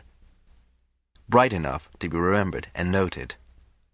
Stunned, Jackson blinked, as if closing and opening his eyes would help him focus his thoughts on whatever AIVAS was saying. Those 2 craters? Your perception is acute. My fear is also AIVAS. Man is wise to fear. It sharpens the sense of self-preservation. But what I felt when I saw the first crater was not fear. It was as if I knew it had to be there. I discounted such a ridiculous notion at the time, and you, AIVAS, would not have me believe that I have been there before? The time paradox has bewildered many. Your presentment of involvement with the crater is unusual, but similar incidents are reported in the annals of psychic phenomena. Are they? Jackson asked facetiously. I'm not at all sure I appreciate the position you put me in, that is, if I understand you correctly. How do you understand what has been said? That I, somehow en route with enough Dragonriders to perform the task, took an engine back in time and deposited it in that rift, where it blew up to form the crater I find on my initial trip to the Red Star some 1,800 turns in the latter. You have done it twice. The second time was 600 turns ago. It is the only explanation. Furthermore, you know that you've done it. I don't want to do it, Jackson protested, thinking of how far back he would have to ask Ruth to take him and the others. Yet AIVAS had been accurate in so many other unlikely things. What if something went wrong? True. To the time paradox, if something had, you wouldn't be here, and there would be some 30 or 40 dragons missing from this time. No, that's wrong, Jackson said, struggling to understand. We wouldn't have gone yet. We'd still be here. We won't be here if we fail when we try it. No. He waved one hand irritably at his confusion. You have gone. You have been successful, and each of those previous explosions has caused long intervals, which are inexplicable by any other rationale, thus setting up the planet for the final orbital dislocation. Now, wait a minute, Jackson said, waggling his finger at the screen in an aggravated fashion. We've done a lot of queer things to propitiate you, AIVAS, and we've done them because you've proved to be right. This facility is correct in its findings and conclusions in this matter as well, Lord Jackson. Don't try that tact on me, friend. It doesn't work. The Dragonriders are not going to go along with this.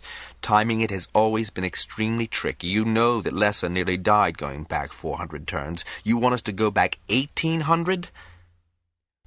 You will be carrying your own oxygen supplies, so you will not suffer from asphyxia as she did.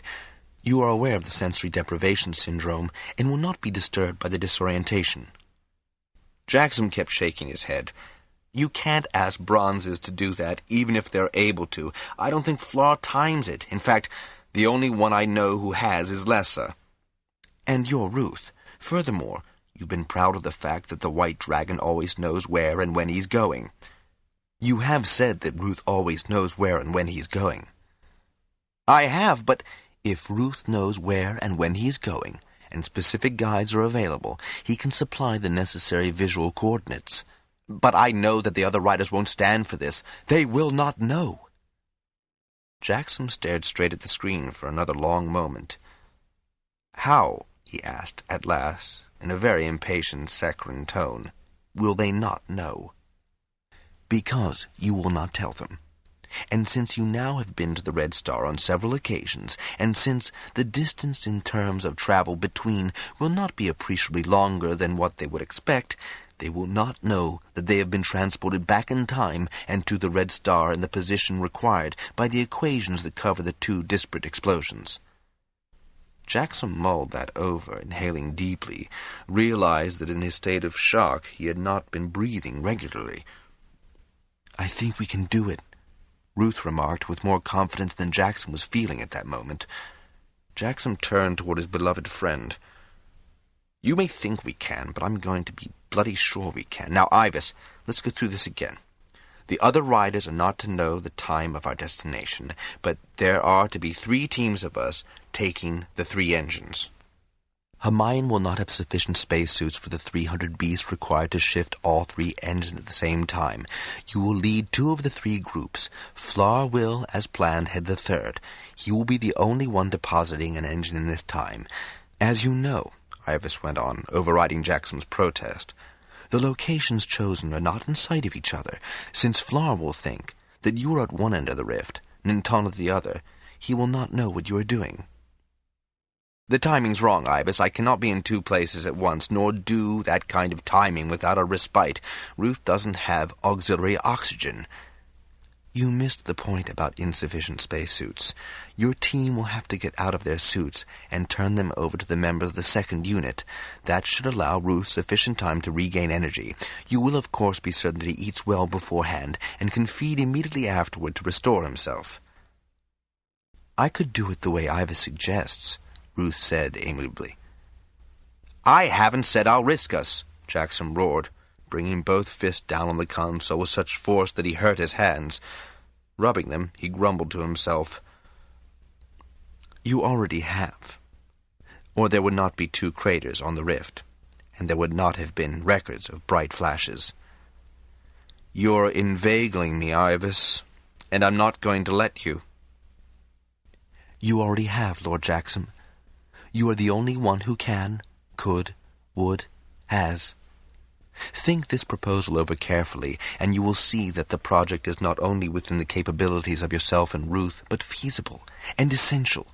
3 explosions at this point in time will not have the desired effect on the future path of the Red Star." Jackson sighed deeply, almost as if he already felt it needful to fill his lungs for a jump timed 1,800 turns away. His mind refused to settle into a logical examination of the affair. "Since this is a confessional moment, tell me why you are so obsessed with this project you've involved Shara in, especially," he added with an ironic laugh.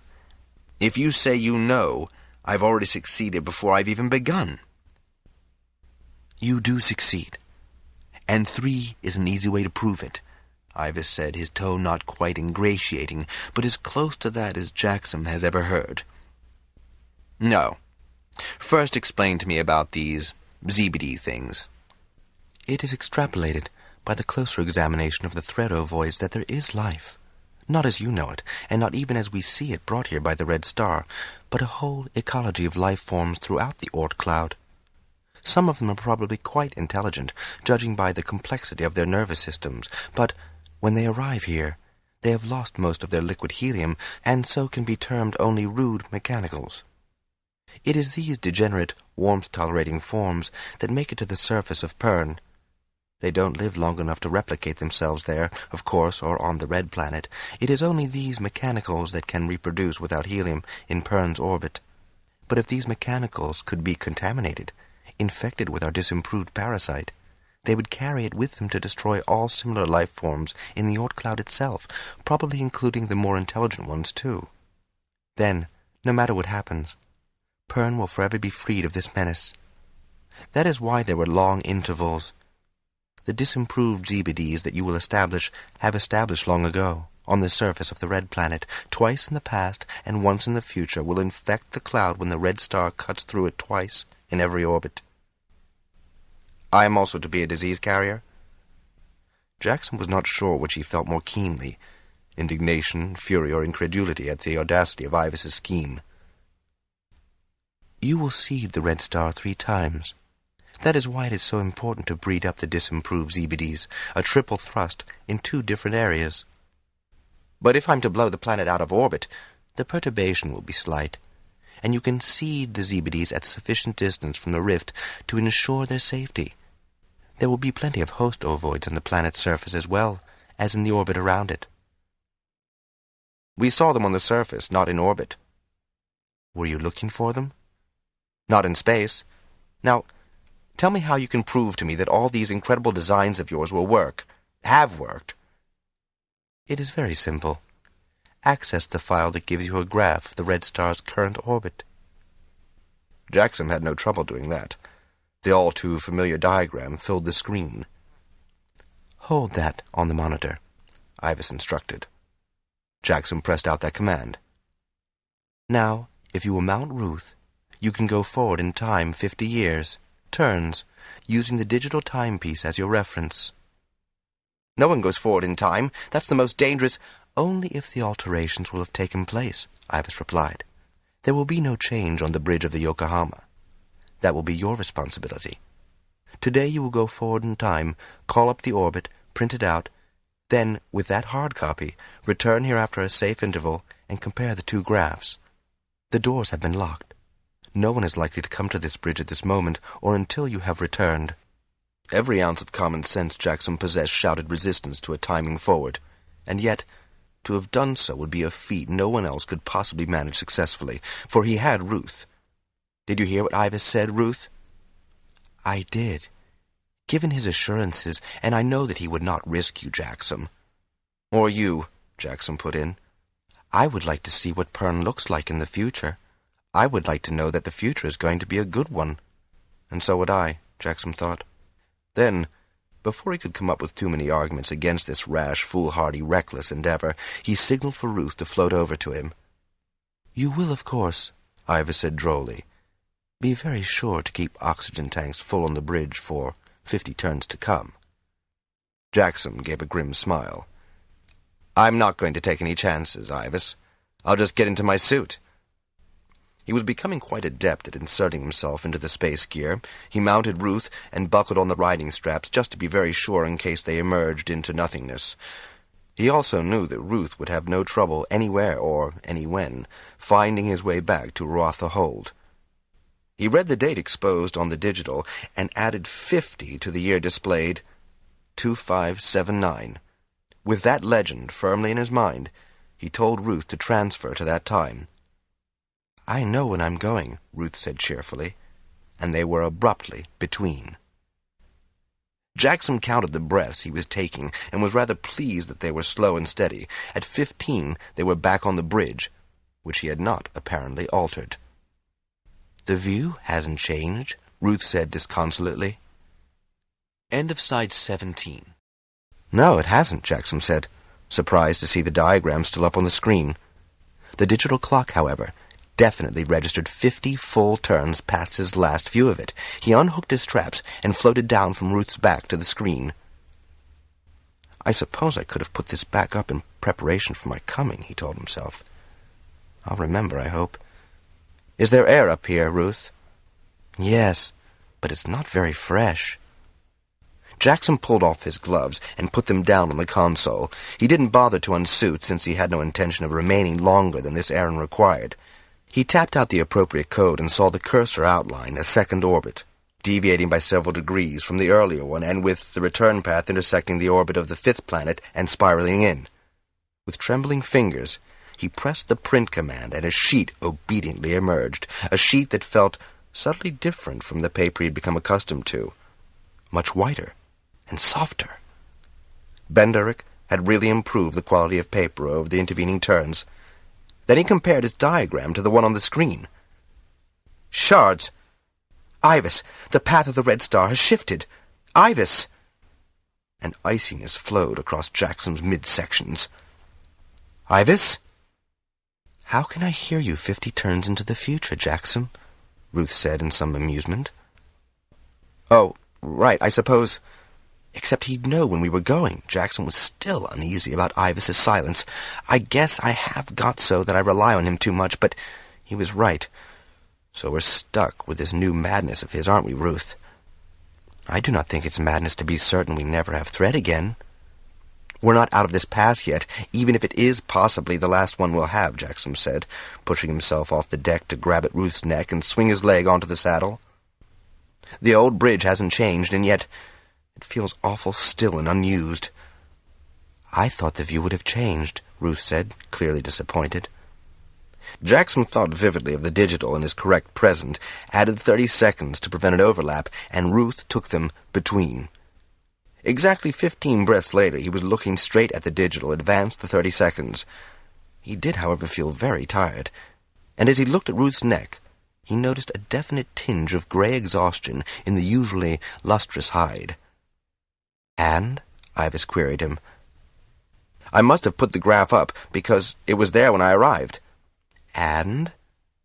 Jackson undid his helmet, determined to spin the scene out for all it was worth.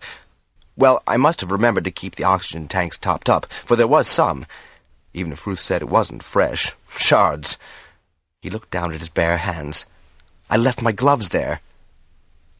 "Then you will have left your gloves then." Ivas could play the same game. Jackson grinned. "I think I'll just wait and retrieve them later. Here's what came up in the future. Is the variation sufficient for you, Lord and Master?" He placed the graph from 50 turns in the future in front of the sensor so that Ivas could see and compare. "Yes," Ivas said unperturbed, "that will be sufficient. The explosions have accomplished exactly the desired dislocation. Jackson, your vital signs show a depletion. You must eat carbohydrates." "Ruth's a bit gray, too. He needs to eat more than I do." "You should have told me we'd be doing this today, Jackson. We could have flown fall, and I haven't eaten since those Weyrs last week." "As soon as you're feeling able, dear heart, you shall have as many fat bucks and Weyrs as you can stuff down your maw." "Then let's go now. I feel very hungry." "Jackson," Ivas said as the White Rider started peeling off his spacesuit. "Yes?" "Will you comply?" "With your mad scheme? It appears I must, because I have, haven't I?" Ruatha Hold was grey with banners in the bright autumnal air, and folk had been flowing down all the roads to the immense camping grounds near the racing course. One of the first tasks Jackson had undertaken upon being confirmed as Lord Holder had been to revive Ruatha's breeding of runners. The animals he had produced since had won significant races from time to time at the other gathers, and he hoped that today, racing on home ground, they would perform even better. He and Ruth had transferred from the Yokohama immediately to an upland meadow where the White Dragon had replenished his energies on 3 bucks and 2 does. He had then glided home, emitting an occasional satisfied burp, so that Jackson could eat a more substantial meal than the handfuls of berries he had found in the bushes surrounding the field. Jackson had seen his dragon comfortably curled up on the weir couch, given orders to the first steward he saw that he was not to be disturbed even if thread fell out of phase, and grabbed some bread and cheese from the kitchen, which he consumed on his way to his quarters. There, somewhat sated, he removed his boots and riding belt and crawled under the sleeping firs to sleep. Sometime during that exhausted rest, Shara must have joined him, for when he awoke, just as the sky was lightening, she was there, nestled against him. What had roused him were unmistakable greetings of gatherers arriving after an overnight journey. His nose told him that the spits were already turning over open flames in the roasting pits, and his stomach told him that he needed to fill it. He must have slept an entire day. "Jax," Shara murmured, sleeping reaching for him. "Yes, love. Who else were you expecting?" He leaned over and kissed her. "You let me sleep." Ruth said you were very tired. Mir wouldn't let anyone in the room but me." He angled himself up to a sitting position, scrubbing at his tousled hair, running his tongue around his teeth, and hoping that his breath wasn't too rank. Mir appeared, Tala right behind him, chirping a gentle inquiry. We're up," Jackson assured them, although Shara hauled her pillow more firmly under her head, her eyes determinedly shut. The 2 fire lizards disappeared, and very shortly there was a timid scratch at the door of the bedroom. "Come." He could smell the aroma of claws as soon as the door opened. A drudge who looked freshly scrubbed and attired entered with a well-stocked tray. Once he had had some claw and cajoled Shara into waking up enough to join him, he revived sufficiently to bathe and dress in new-gather finery. "Whatever were you doing that exhausted you and Ruth so much?" Shara asked as she let him fasten her new-gather gown, a splendid affair in golds and rusts that so suited her. "Well, there was fall, and then Ruth and I had to test those new gloves Hermione's produced, and—" He waved his hand airily. "I guess things just mounted up. Did you get enough rest?" he asked solicitously, dropping a kiss on her bare neck before he fastened the topaz necklace which had been his name-day present to her. "Well," she began in a tone he knew was to make him feel guilty, but then she turned into his arms, her face alight with love and mischief. "I did the honors of the hold for our guests from Cove Hold, and Lord Grog, and those from Fort Hold, and—" She grinned up at him. "They said I'd better get an early night, and they'd make themselves comfortable.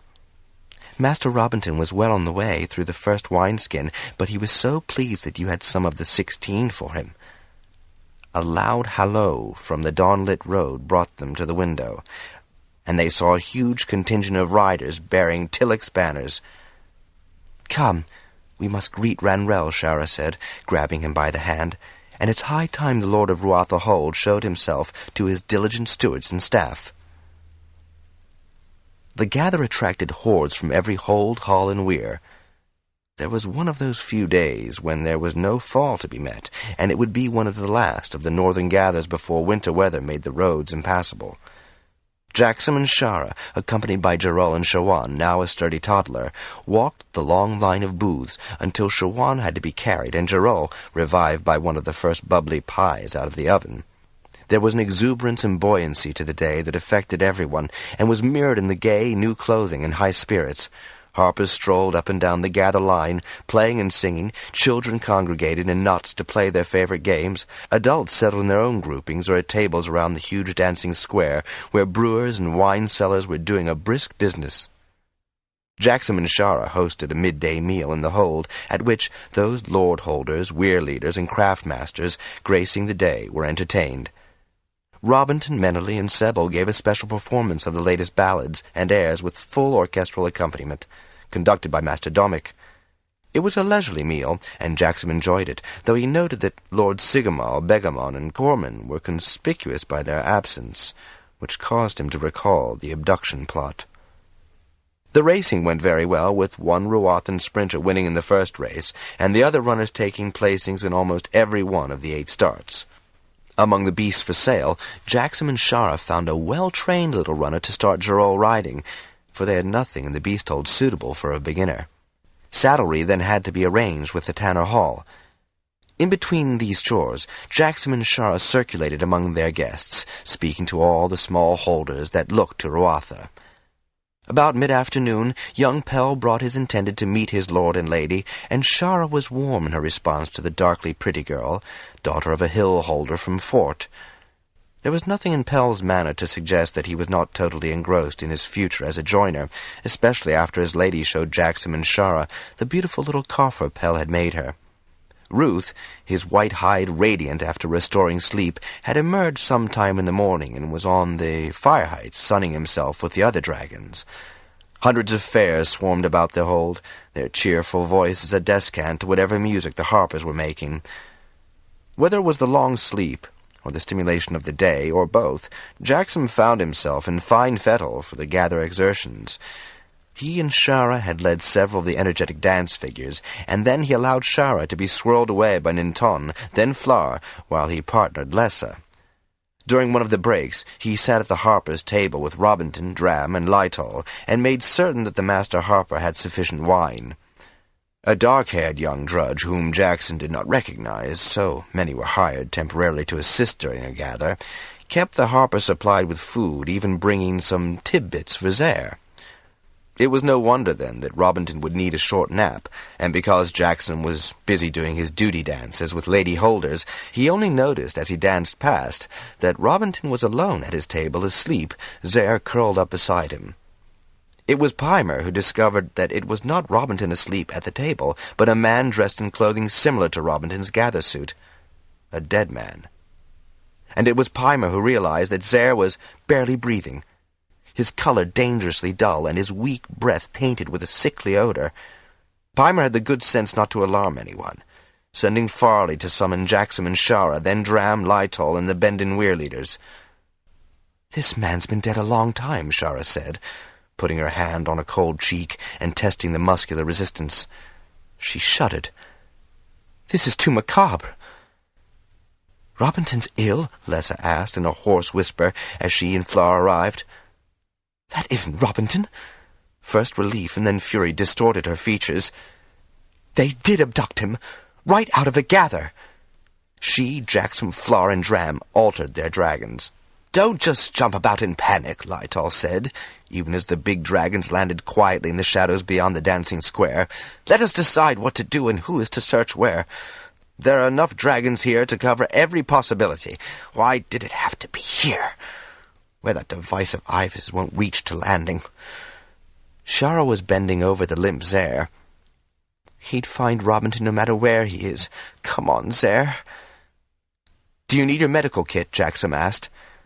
"I've already sent for it," but her face as she turned to Jackson was anxious. "Lessa, is your healer here? He knows more about dragon and fire lizard care than I do. Zare's been poisoned, but I don't know what was used." Jackson picked up a half-eaten piece of meat from the table, sniffed cautiously at it, and promptly sneezed vociferously. Shara took it from him and smelled it more daintily. "Fellas, all right," she announced, "but mixed with something else to disguise the taste and smell. Poor Zare. He doesn't look good. How wicked!" Fleur picked up the wine goblet Robinson had been using and carefully sipped. He spat it out immediately. "Fellas, and the wine, too. I should have known Robinson wouldn't pass out from mere wine." The Weir leader was disgusted with himself. Jackson groaned. "I saw him sleeping, and I thought to have known he never sleeps at a gather." "Many's the night he's outlasted everyone else at a gather," Lessa said. "How much of a head start do those miserable fiends have? Which way would they go?" Jackson snapped his fingers. "There are marshals on every road. They would have seen who left and in which direction." "We'll each take a different road," Fleur said, gesturing for all the riders to mount their beasts and check with the marshals. "You stay here as if there was nothing else amiss," he told Lytol, Peimer, and Shara. But each dragon rider returned shortly. No one, the marshals assured them, had been seen leaving the gather, no riders or wagons on any road. "Tell the fire lizards to search," Ruth said to Jackson. "Ruth says to tell all the fire lizards to hunt for Robinson," Jackson said aloud. "That's exactly what Ramoth just said," Lessa said. The noise of sudden winged exodus could be heard above the rollicking dance tune that was encouraging the dancers to outdo themselves. "If we announced to this gather," Lytol suggested, "we'd have sufficient people to search the entire hold from border to border." "No," Jackson said. "There'd be a panic. You know how well loved Robinson is. It can't be more than an hour at the most. That's not enough time to get to the coast." "Up to the hills?" Lytol suggested. "There's so many caves up there, we'd never be able to search them all." "The fire lizards can and will," Peimer said. "There are only so many tracks to the hills," Jackson said. "Ruth and I will start the search. Lytol—" And then Jackson hesitated. Lytol clutched his arm. "Dram and Tiroth will take me. I know Roathwa as well as you do, lad." "So do I," Lessa said roughly. "I'll go northeast to the Nebel Pass," Fleur said. "We'll need some fort riders," Lessa said. "And some to follow the river to the sea," Lytol added. "We'll stay here for the fire lizards," Peimer said, nodding to Shara. There were tears running down his cheeks. "Just find him." Then abruptly he sat down where the shadow of his body fell across the dead man dressed in Harper blue. Dawn was breaking by the time the Dragonriders, augmented by Fort Weir riders, admitted defeat and returned to Roatha. A few folk were awake, preparing to return home, but most of the gather area was populated by those sleeping off the night's excesses. "Not a single wagon is leaving here without being searched," Shara told Jackson when he got back. "That was Peimer's notion." "And a good one," Jackson said, gratefully taking the cup of claw she handed him, "for there was nothing moving on the tracks, and I went as far as the ice lake, and Ruth was particularly vigilant over the wooded areas." He saw then that someone had thrown a blanket across the dead man's shoulders. Pimer and Jancis sat nearby as if guarding their master's sleep. "We thought it wiser to pretend it's Master Robinson," Shara murmured. "Sebel and Meneley know, of course, and her 10 fire lizards have been out searching all night. Sebel's gone back to the Harper Hall to alert everyone. You heard the drums?" "You can't miss them," she grimaced. "Asignar and Larad know Harper codes, and they were talking of mounting an attack on Bitra. They'd never have been fool enough to imprison the Harper there. Sigamal's not stupid. He'd know it'd be the first place we'd look." "That's what Lytol told them, but they feel badly because they heard of the abduction first. Larad says that he ought to have confronted Sigamal immediately and demanded that he forget such a heinous scheme." "That would have done no good," Jackson said wearily. "And it was a lovely gather," Shara said, turning into his shoulder and weeping softly. Jackson put his arms about her, smoothing her rumpled hair back from her forehead and wanting very much to give way to the tears that burned his eyes. "There?" he asked, suddenly remembering the little creature. "Oh, yes." Shara pulled herself from his arms, mopping her eyes and sniffing. "He'll recover, Capilla says. She purged him, and," she added, managing a little smile, "he looks so embarrassed. I'd never seen that particular shade in Fire Lizard eyes before." "When will he be able to help us find Master Robinson?" Shara bit her lower lip. "He's terribly weak and awfully confused. I didn't ask her that, because if they'd drugged Master Robinson, and he's comatose, not even Zare could find him." Suddenly the air was full of agitated fire lizards, shrieking and bugling. "They've found him!" Ruth cried. In 3 mighty hops, he'd landed at Jackson's side. Jackson was astride the white dragon before he realized his own intention, and then Ruth was aloft with such speed that his rider was nearly unseated. Other dragons were airborne as quickly, like an arrow composed of many bodies, all flying so closely together that they must have been wing-locked. The fire lizards pointed the southeastern direction. "Can you understand who or where from them?" Jackson asked Ruth. "It's not far, and they picture a wagon. You can see the tracks plainly." And then Jackson saw the marks, visible over the headlands of fields recently plowed under. The abductors had been clever, taking to the fields instead of the roads, and the cart had to be a small one, or they could not have maneuvered over muddy fields and the rocky terrain beyond the cultivated lands. The dragons had not been airborne long when they saw the first of the foundered runners, splay-legged and gasping, its feet bound in thick rags to muffle its passage. 10 minutes onward, another exhausted beast lay on the ground, breathing its last, its sides covered with bloody welts that indicated how it had been driven. "Tell the others, Ruth, that they must be heading to the sea. Have some riders go on ahead." "They go," Ruth replied, and Jackson saw spaces opening up all around him as dragons went between. But dragon wings were quicker than the fleetest of runners, even with a head start of some 6 hours, and at last Jackson saw the cart bouncing its way down the final slope to the sea, and the small ship waiting for this clandestine cargo. Dragons had encircled the ship, and from his vantage point, Jackson could see men driving it, vainly attempting to evade capture. Then Ruth and the Bendon contingent swooped down to halt the cart. There was a brief attempt at innocence by the 3 men, 2 on the driving seat and 1 inside, lying on a thick mattress and pretending to be ill. The fire lizards, however, were far more interested in the unusual dropped load bed, swarming over it, crooning encouragement, bugling triumph. The sick man was unceremoniously dumped out of the cart, the mattress rolled out of the way, and the boards of the false bottom pulled free. And there they discovered the Master Harper, looking ashen and almost wizened. Carefully they lifted him out, rearranging the mattress for his comfort. "He may just need air," Flar said, stuffed in that pit and jostled like a package. He glared at the 3 men who were struggling in the rough grip of angry riders. Overhead, fire lizards made as if to bombard them, claws and beaks held in attack readiness. "We need Shara," Lesser told Jackson urgently, "unless Old Dive is still at the gather." Jackson vaulted to Ruth's back. "Don't meet yourself coming, Jackson," Lesser shrieked at him. Despite his anxiety and fury, Jackson recognized the sense of that warning. Still, he didn't waste any time returning with Shara and her medical case. "I think they gave him too much," she said, her face paler than the Harper's. We must get him back to Ruatha, where I can treat him properly." The limp figure was handed up to Jackson astride Ruth, with Shara to help hold the harper between them. When they arrived back at Ruatha, Ninton was already in the courtyard with Oldive, so Jackson knew that the Fort Weirleader had risked timing his errand. "Hold on, Shara," Jackson told her. "Ruth's going to take us straight to our room." "Will he fit?" Shara broke off as they reappeared in the large living room. Ruth quickly folded his wings and scrunched down, and managed to knock over only a few pieces of furniture. By the time Ninton and Oldive arrived, Jackson and Shara had the harper in their bed, his clothing removed. Shara held the harper's head, and Master Oldive quickly emptied a vial down his throat. Then he examined Robinton's eyes and listened to his heart.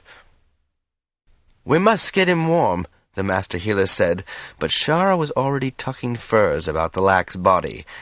"His body has had a dreadful shock. Who did this?" "We'll find out who's behind all this. The abductors were nearly to the beach," Jackson said. "A ship was waiting to take them who knows where." "We'll have the answer to that, too," Ninton said in a grating tone. "Master Robinton will recover, won't he, Oldive?" "He must," Shara said fervently, kneeling beside the bed. "He must." It was fortunate for the conspirators that Master Robinton recovered from the overdose of Fellis and suffered only bruises from that wild cross-country journey. Until he was certain that Zaire too would recover, he was not disposed to charity, but then he started murmuring about no real harm having been done. "They have been grossly misguided," he began. "Misguided?" Lytle, Dram, Fleur, Jackson, Pimer, Meneley, and Sebel chorused in outrage. "The very idea that they intended to abduct you," Les's expression was so fierce that Robinton regarded her with widened eyes and open mouth, "to force us to destroy AIVAS, bloody nearly killing you and Zaire, and you call them misguided?" "I've another name for it entirely," Lord Grog said, his face flushed with anger. "I'm certain that almost every other Lord Holder will come to the same conclusion after hearing the confessions we've heard. Norris has never made any bones about his disagreement, but for Sigamal to actively assist him. Norris may call AIVAS the abomination, but it is he and Sigamal who have acted abominably, infamously." "The masters will deal with Norris now," Sebel said implacably. Master Oldive was in complete agreement. A special convocation of both the Lord Holders and the Master Craftsmen was hastily called for that next evening. Together the two groups would hear the evidence against the Scofflaws, although they would deliberate on their verdict separately, meting out justice as each group saw fit. "These sessions are rare in Pernese records," Lytle said, trying to find precedents in the now legible Ruatha Hold records. "They've rarely been required," Lord Grog remarked with a snort. "By and large, Hall, Hold, and Weir have regulated their own members with few grievances spilling over. Everyone knows what is expected of them, what rights, privileges, and responsibilities are due or required." "It is such a pity," Robinton said, his voice still reflecting his exhaustion, "that they should take such a perverse view." "Especially when they had no scruples about using the things which AIVAS helps us produce," Lytle said in outrage. "There may be some justification for their attitude," Robinton began again. "There's no talking to the man," Meneley said, disgusted. "He must still be very tired to come out with twaddle like that."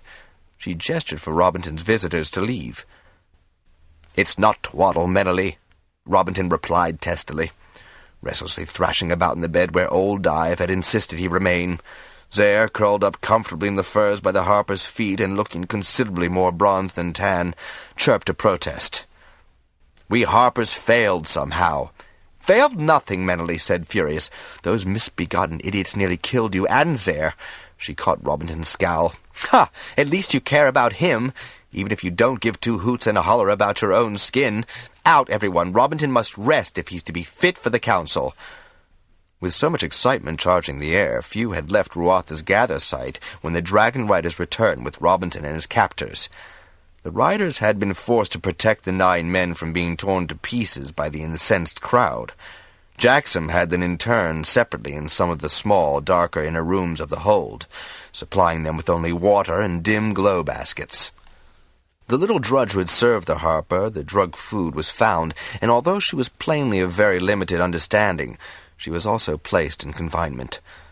The ship's captain, it turned out, was one of Sigamal's sons, which strongly suggested the Bitron holder's involvement.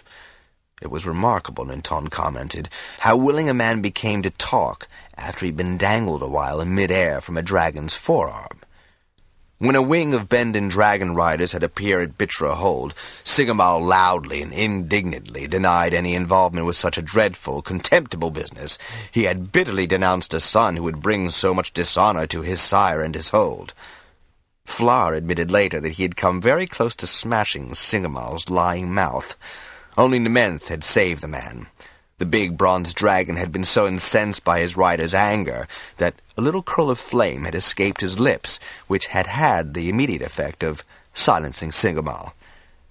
Narish of Igan and his bronze riders took into custody Master Norris, 5 of his masters, and 9 journeymen, all of whom had been implicated.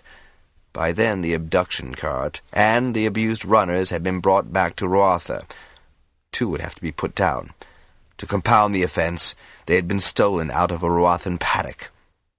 While the Roathan beast-master attended to the poor creatures, the woodsmith and Master Fanderel inspected the vehicle that had been used to carry Robinton away. Benderick found the maker's name on the footrest. Tussakin, a journeyman joiner in Bitra. "Purpose made," Fanderel murmured. "No question of it," Benderick replied. "With this sunken load, bed padded and long enough to accommodate a tall man like Master Robinton, look at this lock top. These extra springs, heavy-duty axle, and larger reinforced wheels, it was made to be used for fast, hard going." Then Benderick scowled, noticing a poorly mitered edge and nails that had been badly sunk. "And for the one use, man shouldn't have put his name to such a shoddily made contraption." "Shall we have him here to speak his piece?" Fanderel asked, his dark eyes sparking as he rubbed his big hands together. "Might as well. I wouldn't trust Sigamal not to slip out of this if he possibly can." "I doubt he will this time," Fanderel said somberly. The original intention had been to hold the extraordinary convocation of Roatha's Great Hall. So many people flocked to the hold, adding to all those gatherers who had stayed over, that Jackson, after conferring with Grog, Lytle, Dram, and Flar, transferred the proceedings to the outside court. The weather, while crisp with autumn, remained clear, and by using the dance square light standards, the court would be brilliantly illuminated if the matter took time. The dragons massed on the fire heights, their eyes glowing with vivid, whirling color, added a bizarre display accented by the fares of fire lizards whipping restlessly about. When Lord Begamon sent word that he could not attend, Flar dispatched Fnor and 2 wings to see that he did, for the narration was also implicated. The drudge, however, was excused. Shara, Lessa, and Meneley had talked with her, kindly enough when they realized how simple she was. She had been told by a man in beautiful new clothes to be sure to feed the Master Harper well from special provisions that had been brought from a great distance just for him. She had also been shown wineskins that were reserved only for Master Robinton, and she had also been instructed to feed the fire lizard only meat from a special bowl. Clearly she didn't know she was doing wrong, Lessa said after the interview. Then her expression hardened. Appalling of them to make that use of a simple child like that. "Clever, too," Meneley said, with a grim twitch of her lips. "Zare would have sensed an open threat to Robinton, so they had to use an innocent pawn." "Clever, but not clever enough, Meneley," Jackson said. "Where did she come from?" "A hold near a big mountain," Shara said, sighing. "And she was so excited to be allowed to come to a gather and serve someone as pleasant as the man in blue. I'll keep her here. She'll be safe from misuse at Roatha. The cook said she's very good with the spit animals." As soon as Lord Corman arrived that evening, he stomped up to Jackson, who was standing with Grog, Ranrel, Assignar, and Larad. "I don't agree with what you're doing to Pern. I don't like to see so many of our traditional ways and values flouted by what that machine is teaching you. But what you others do is your business. What I refuse to do is mine." Larad nodded solemnly. "Which is your prerogative?" "Just so that my position is understood," Corman said, his brows running together in a fierce scowl. "No one doubts your integrity, Lord Corman," Jackson said. Corman raised his eyebrows, seemed about to take umbrage at the youngest holder's comment, then reconsidered and, scowling once more, allowed Bran to lead him to a chair. A dais had been hastily constructed in the shape of a flat-bottomed V. One side provided for the lord holders, and the other for the craft masters.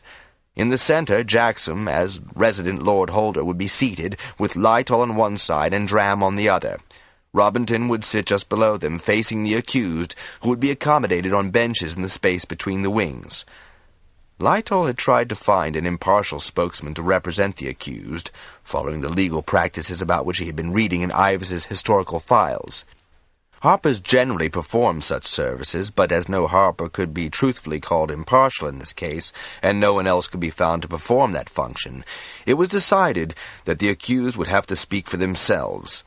If, Pimer had remarked, there could be anything that would mitigate their offense since their guilt was already proved. Promptly at the appointed hour, the accused were brought to the court, where they were jeered at and reviled by the huge throng comprising representatives from all parts of Pern. It took some time to restore order, but at last all involved were seated, and lord holders and master craftsmen took their places. Jackson rose, holding up his arms for silence, then spoke. "Last evening, Master Robinson was drugged and taken from the gather without his consent and knowledge.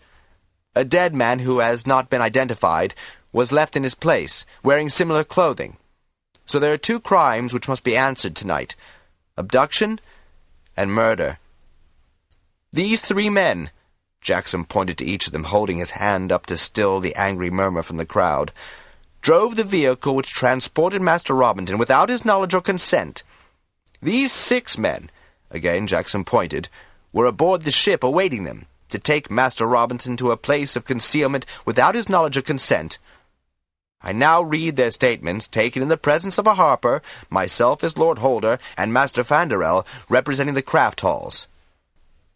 Each statement began with the name and origin of the man involved, and summarized the job he had been hired to do.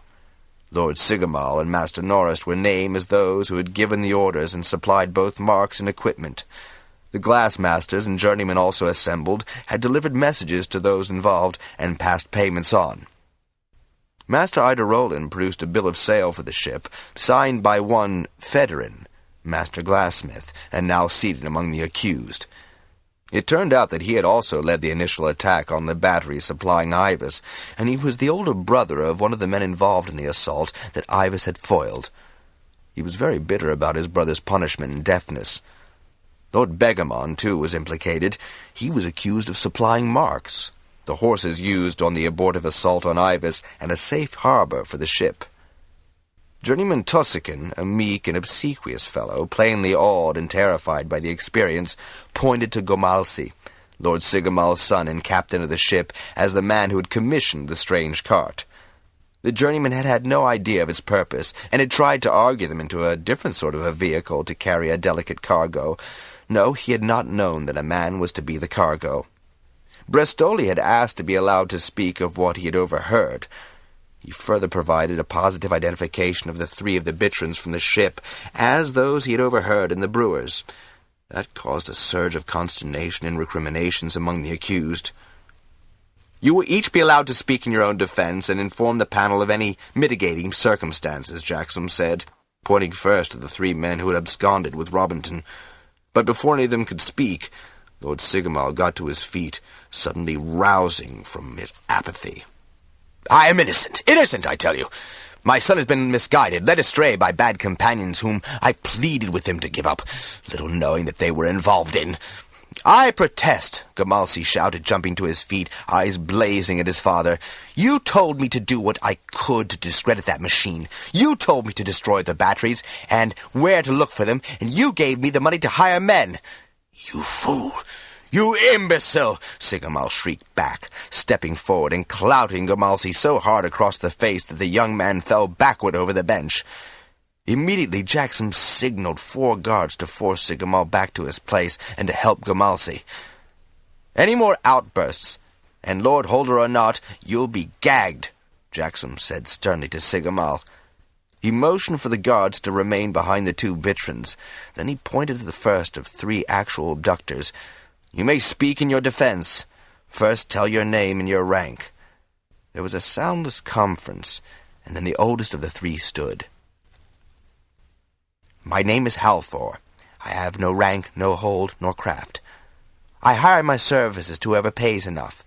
This time it was Lord Sigamal. The three of us struck a price with him and were paid half in advance to take the harper and the cart to the ship. That was all he was hired to do, not to kill. That was an accident. Biswee had to drink some of the wine so the fumes would be on him, but he was not meant to die from it. Nor did we wish any harm to Master Robinson. I didn't much like that part, but Lord Sigamal said it had to be him because he was so well liked. They'd smash the machine to get Master Robinson back." He looked all about, first at the lord holders, and then at the master craftsman, gave a sharp nod of his head, and sat down. From the men who were Gamalsi's crew came much the same story. They had been hired to do a job, to man a ship from Watha to an island off the eastern shore of Nerate. Lord Begamon groaned at that and hid his head in his hands. He continued to moan off and on throughout the rest of the proceedings. When asked harshly by Master Ida Roland if any of them were either apprentices or journeymen, two replied that they had sailed a few seasons in fishing fleets, but hadn't much cared for the long hours. Master Ida Roland looked relieved that no craftsman of his had been involved. Jackson could understand Master Ida Roland's desire to settle that point in the hearing of his peers and the lord holders. In many sea-coast holds, boys and girls grew up able to handle a small skiff adequately. Knowing one end of a ship from the other was no crime. What offended Ida Roland was the audacity of Gamalsi, who was not trained in seamanship, and had thought that he could sail that small craft safely from Watha to the eastern coast of Nerat, across the currents, and into some of the trickiest waters of the planet, risking Robinton's safety every wave of the way. Unlike the others, Master Norris stood proud and defiant. "I did what my conscience dictated to rid this world of that abomination and all its evil works. It encourages sloth and dalliance among our young, distracting them from traditional duties. I see it destroying the very structure of our halls and our holds, contaminating our Pern with vicious complexities that deprive honest men of work and their pride in workmanship, turning whole families away from what has been proved good and wholesome for 2,500 turns. I would do it again. I will do all in my power to destroy the spell this abomination has placed on you." He extended his arm and swept his pointing finger at every one of the masters who sat in judgment on him. "You have been deluded. You will suffer, and all Pern will suffer because of your blindness, your lapse from the purity of our culture and knowledge." 2 of his masters and 5 of his journeymen cheered their master. Jackson could see the shocked expression of other craft-masters. The lord-holders were solemn to a man. Torek was plainly scornful whenever he looked toward either Sigamal or Begamon. Corman was disgusted and didn't try to hide that any more than he had hidden his own distrust of AIVAS. The narration holder did not choose to say anything in his defense. When Jackson asked him, he just kept on shaking his head and moaning and refused to speak. "Lord Jackson," Master Olddive said, rising, "my colleagues have just handed me their opinion concerning the cause of the dead man's state.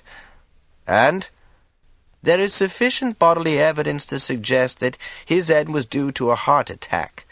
There were no visible wounds or damage to his skull. His lips and nails, however, were blue, a common indication of heart failure." Olddive cleared his throat. "His stomach contained a great deal of pellus, which possibly caused his heart to stop. Under these circumstances, it would seem that the deceased met his death by misadventure rather than by design of the defendants, so the charge of murder is no longer applicable."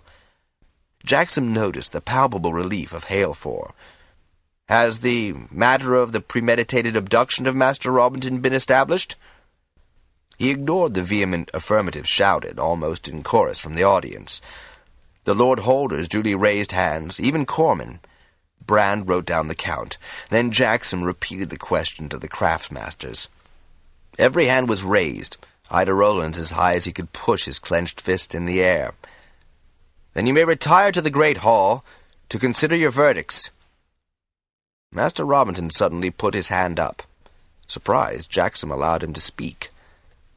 As the victim, the harper had the right to be heard as well as to face his assailants. Jackson worried that Robinson might plead for leniency, which he thought would only exacerbate the problem, especially with a man as narrow-minded and vindictive as Norris had proved to be. "For those of you who witnessed this," Robinson began, speaking not to the Lord Holders, the craft-masters, but to the people outside the court, lining the walls, the ramp, and the roofs of the nearer cots. His voice was weak, but true.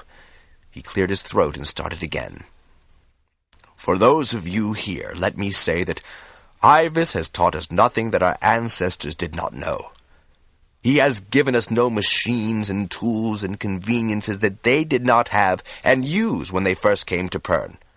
He restored to all crafts only that knowledge which time had blurred or eradicated in records. So, if that knowledge is evil, then we all are. But I do not think any of us here believes that we are all intrinsically evil, or work evil in our craft halls. For the Holds, he filled in the gaps in their separate histories, so that all know of their past, and which of those who traveled to start a new life on Pern started each Hold. And they do not consider themselves evil, or spawned by evil men and women." Master Robinson stared at Norris, who refused to make eye contact. "For our Weyrs, he gave the promise of deliverance from a long, long struggle. A deliverance made possible by the abilities of our dragons, who were created by our ancestors, and the courage of their riders. They are not evil, or they would have turned the power of the dragons upon us and enslaved us all, but they have not. The evil that was done to me by these men was brought on me for the worst of reasons, to force others to destroy our link with our past, our chance of making this world what our ancestors hoped it would become, peaceful, prosperous, pleasant. I have done none of these men harm," Robinson went on, a wave of hand indicating Sigamal, Begamon, and Norris, "nor wished them harm, nor wish them harm now. I pity them for their fear of the unknown, of the unusual, for their violence and unthinking narrowness of vision and spirit." Robinson then looked at the three abductors. "I forgive you for myself, but you took marks to do evil, which is a great wrong. And you are ready to silence a harper, and that is a greater wrong, for when speech is restricted, all men suffer, not just I." He sat down, almost as if he could not stand any longer, but when Meneley would have gone to his side, he shook his head. Grog bent across Warbert beside him, and whispered to him in Bargain. Torek, who couldn't hear, stepped around the table to be where he could. Ranrell, Dector, and Lawdy followed his example. Nesso looked exceedingly uncomfortable with Asignar on one side and the Rat on the other, while Sangel and Toronis disputed a point. The craft-masters also huddled close together, Fandarel in the center, his voice lowered to a harsh rumble. Marilton spoke only once and then was silent, though he listened intently to the others. He was representing the glass-craft on the tribunal, as none of the other glass-masters had been willing to accept the onus. "My lords and masters, you may retire if you choose," Jackson repeated. "We're well enough here," Grog said loudly. Thinking that Robinson might be the better for a glass of wine, Jackson poured it, then sipped from it himself before passing Robinson the glass with a reassuring grin. Master Robinson made a little show of distrust, but then, after raising the glass to Jackson, drank eagerly and smiled approval, a little byplay that sent a ripple of applause and laughter throughout the waiting crowd and succeeded in reducing somewhat the tension that had been building. "I find that what I resent the most," Robinson said in a guarded aside to Jackson, "is that people might think I could no longer handle my wine to see me sprawled asleep like that so early in a gather." "We have come to a decision, Lord Jackson," Grog announced. The Lord Holders resumed their seats. "And we," Master Ryder said, standing up. "What is your decision, Lord Holder Grog?" Jackson asked. "Sigamal and Begamon have proved themselves totally unacceptable to this council. They must not govern their holds. They are dishonored. In the first part, to plot and carry out a punitive action in another hold or common property, which is the designation of landing, and in the second part, to abduct a person against his will for purposes of extortion against the best interests of the planet and all of us." Sigamal took his censure with some dignity, but Begamon began to sob. falling from the bench to his knees. Sigamal's third son, Susmal, is known to most of us, and it is our decision that he should temporarily manage Beechra Hold until further notice by the Council of Lord Holders. As Begamon has no children old enough to hold in his stead, we appoint his brother, Siparis, as temporary Lord Holder also until further notice. Gamalsi is to be exiled with his father for his part in the first attack on the AIVAS installation, for his part in the abduction, and because by setting himself up as captain of a sea-going ship without qualifications, he has offended all members of the Fisher Craft Halls. We suggest that one of the islands in the Eastern Ring be designated a place of exile. Sigamal groaned, and Gamalsi bit back a cry of protest. End of side 18. Master Norris is also stripped of his rank, as are the other craft members of this conspiracy, Ida Rowland said. All are to be exiled.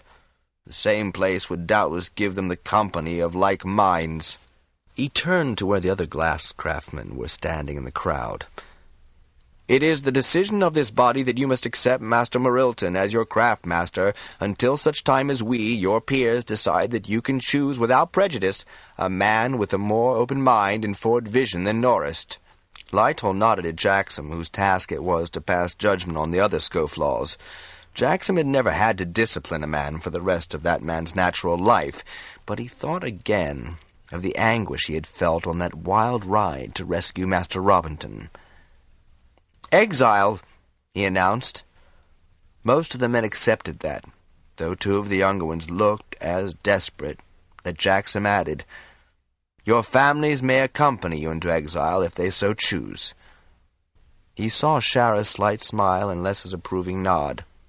"The convicted will be returned to their new quarters, and tomorrow will be taken to their place of exile. From this time onward, they are holdless, craftless men, and no longer protected by the Weyrs."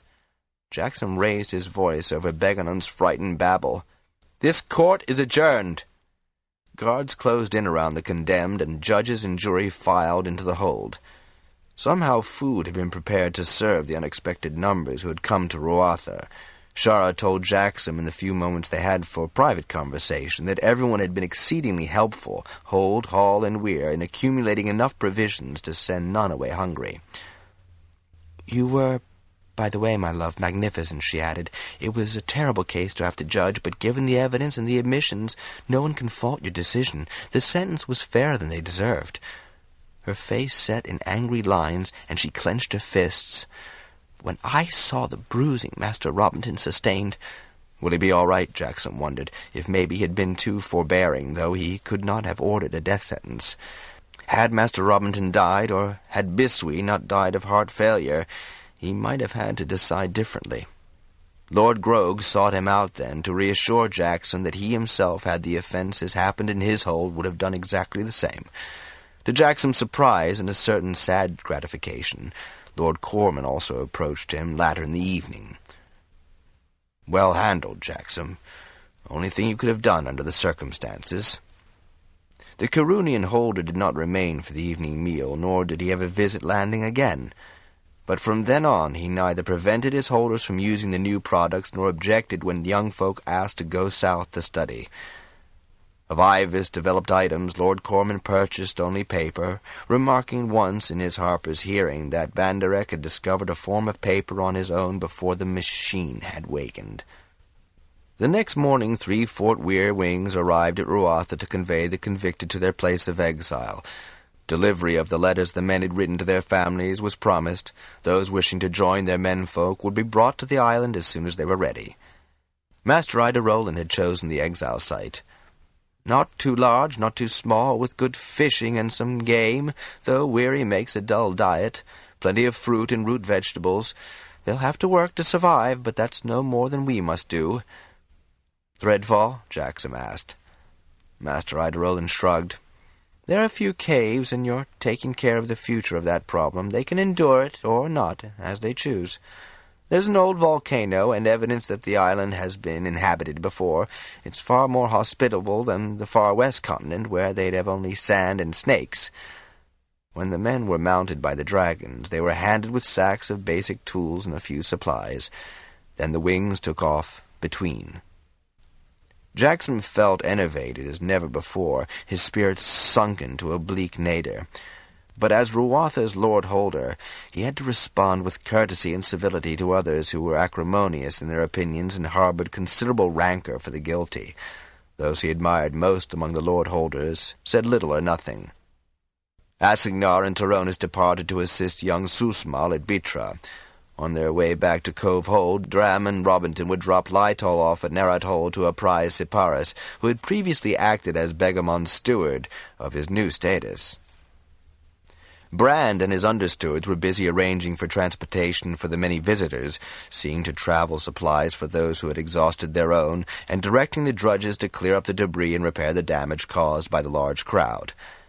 Jackson was perversely grateful when Shara, looking extremely torn between her responsibilities, asked him if she was needed to help. "You're wanted back at the laboratory in the Yokohama?" he asked. "Odive and I both." He gave her a brief hug and a kiss and nodded. In a way, it would be a relief to be able to sort out his thoughts without infecting her with his dejection. "I'll spend some time with the boys," he said. "I'm not needed right now for anything at the Yokohama or landing." That was not essentially true, and Shara knew it. She gave him a quick stare, but then she smiled sadly, kissed his cheek, and left him alone in their quarters. From his window he watched her and Odive mount on the young Blue, who was now on duty at Ruatha, and that, unfortunately, reminded him of Glenar. "I am here," Ruth said softly from his weir in the hold. "You're always here for me, dear friend," Jackson said, intolerably weary. "You did as you had to, as you ought to. No blame is yours." "But I am left to deal with its aftermath." "You have acted with honor. Others did not. Can you do more than act with honor?" "A good question, Ruth, a very good question." Jackson stretched out on his bed, hands clasped behind his head. "Could I have avoided this outcome?" "How? By not helping Pimer and Jancis to uncover AIVAS that day? The machine would have been found by someone. More good has come of that day's work than any other, except, of course—" And Jackson, hearing the odd, satisfied chirp in Ruth's tone, smiled faintly. "The day we brought the queen egg back to Ramoth. And yesterday, when we went forward and assured our success." Jackson's smile deepened in spite of his disconsolate mood, as he envisioned Ruth's eyes twirling with blue mischief. "Men think differently than dragons do," Ruth went on thoughtfully. "Most of the time dragons understand their mates. Sometimes, like now, I cannot quite understand why you are troubled. You allow people to think as they wish as long as they do not impose their thoughts on you. You're good about listening to both sides of a problem. I've heard you. You allow people to do as they wish so long as they do not injure anybody, especially someone you love and admire." "Ah, but when we knew that Sigma was plotting against Robinton, we should have confronted him then," Jackson said. "Were the plans known?" "No, not exactly." "And you took measures to protect the Harper?" "Which didn't work, did they?" "Not your fault. Who would have thought that they would try something at a gather with so many other people about? You must put aside such useless thoughts, Jackson. You only make yourself miserable. You have much to look forward to." "Don't we?" Jackson grimaced as he flopped over onto his stomach, burying his face in the pillow, knowing as he did so that he was merely evading that issue. He made himself think of it. Would he and Ruth tackle the problem AIVAS had posed them? "It's not a problem, Jackson, for it has been solved. AIVAS has told you so. He has shown you so." "And you agree with him? You'll risk it?" "We went forward to see if it worked. It had. Therefore we will do it because we have done it. It will be quite a feat." Ruth sounded eager and elated, surprised. Jackson pushed himself up to his elbows. "It will be even more challenging than saving Ramoth's egg," Ruth went on, "and even more important for the future of this world. That is what you must think of, not these sad and useless pasts. What has been done and cannot be undone." "Did Shara have a word with you before she left?" Jackson wouldn't have put it past his wife to enlist the aid of his dragon. "She did not need to. Am I not always close to your heart and your mind?" "Always, dear heart. Always." And Jackson swung his legs over the edge of the bed. There was still a lot to be done at Ruatha before he could return with a clear conscience to AIVAS and landing. AIVAS had explained to Fanderel and Banderek exactly how to alter and reinforce the HNO3 tanks that were to corrode the metal casing of the antimatter engines. Fanderel followed his instructions, though he thought that the tolerance needed on the alloy of the tanks as well as the padding seemed redundant. He did enjoy constructing the gauges and the nozzles that would let the Angano3 drop on the engine casing. A slow process, to be sure, but the rate of penetration can be measured and monitored, AIVAS told the Smith craftsmaster. The safety factors built into the great star-crossing engines were immensely sophisticated. The construction data are not available to discover a more efficient way of broaching the antimatter suspension, so this crude method is the only option.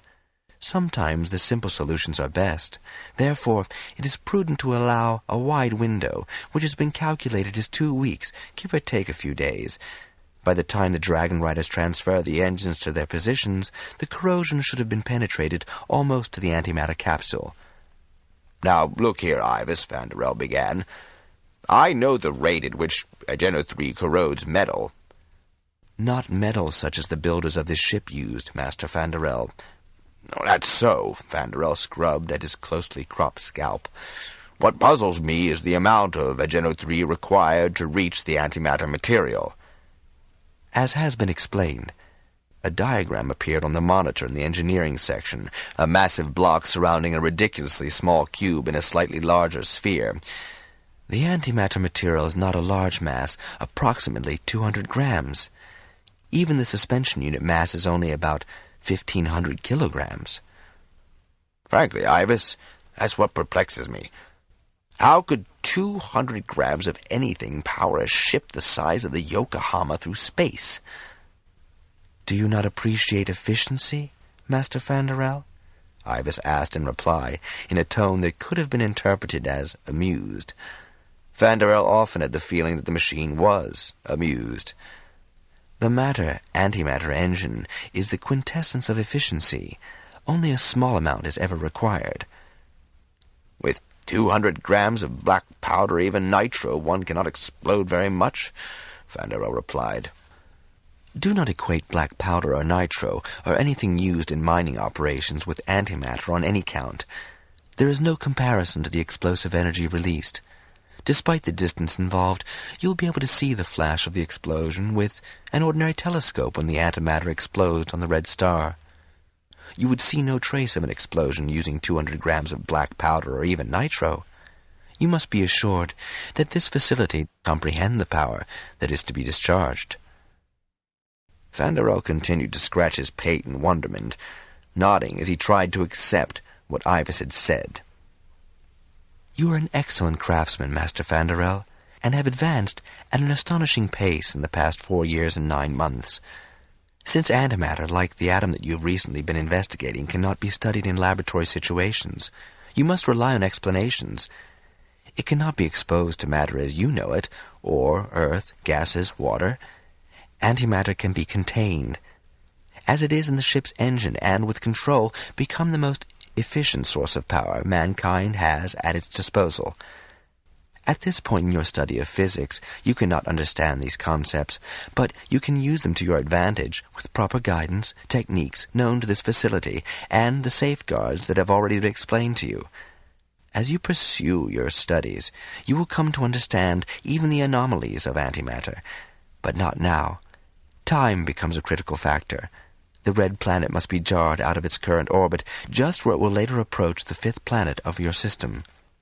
Do you have the couplings to attach the HNO3 tanks to the engine blocks? "Yes," Fanderel said with a sigh, and indicated the metal braces and T-junction that he and his best smiths had built to hold the tanks tightly against the engines in a way that would allow the corrosive material to leak onto the metal in a regulated flow. Then you should proceed to install the tanks as indicated. The screen altered to show a new diagram. "I could do it in my sleep," Benderek muttered. It would be unwise to fall asleep in space, Journeyman Benderek, AIVAS replied immediately. Benderek grimaced and shot Fanderel an apologetic glance. You will remember to use tether lines while you are EVA, AIVAS continued. Flesson and his bronze dragon are in the cargo bay in case of an emergency.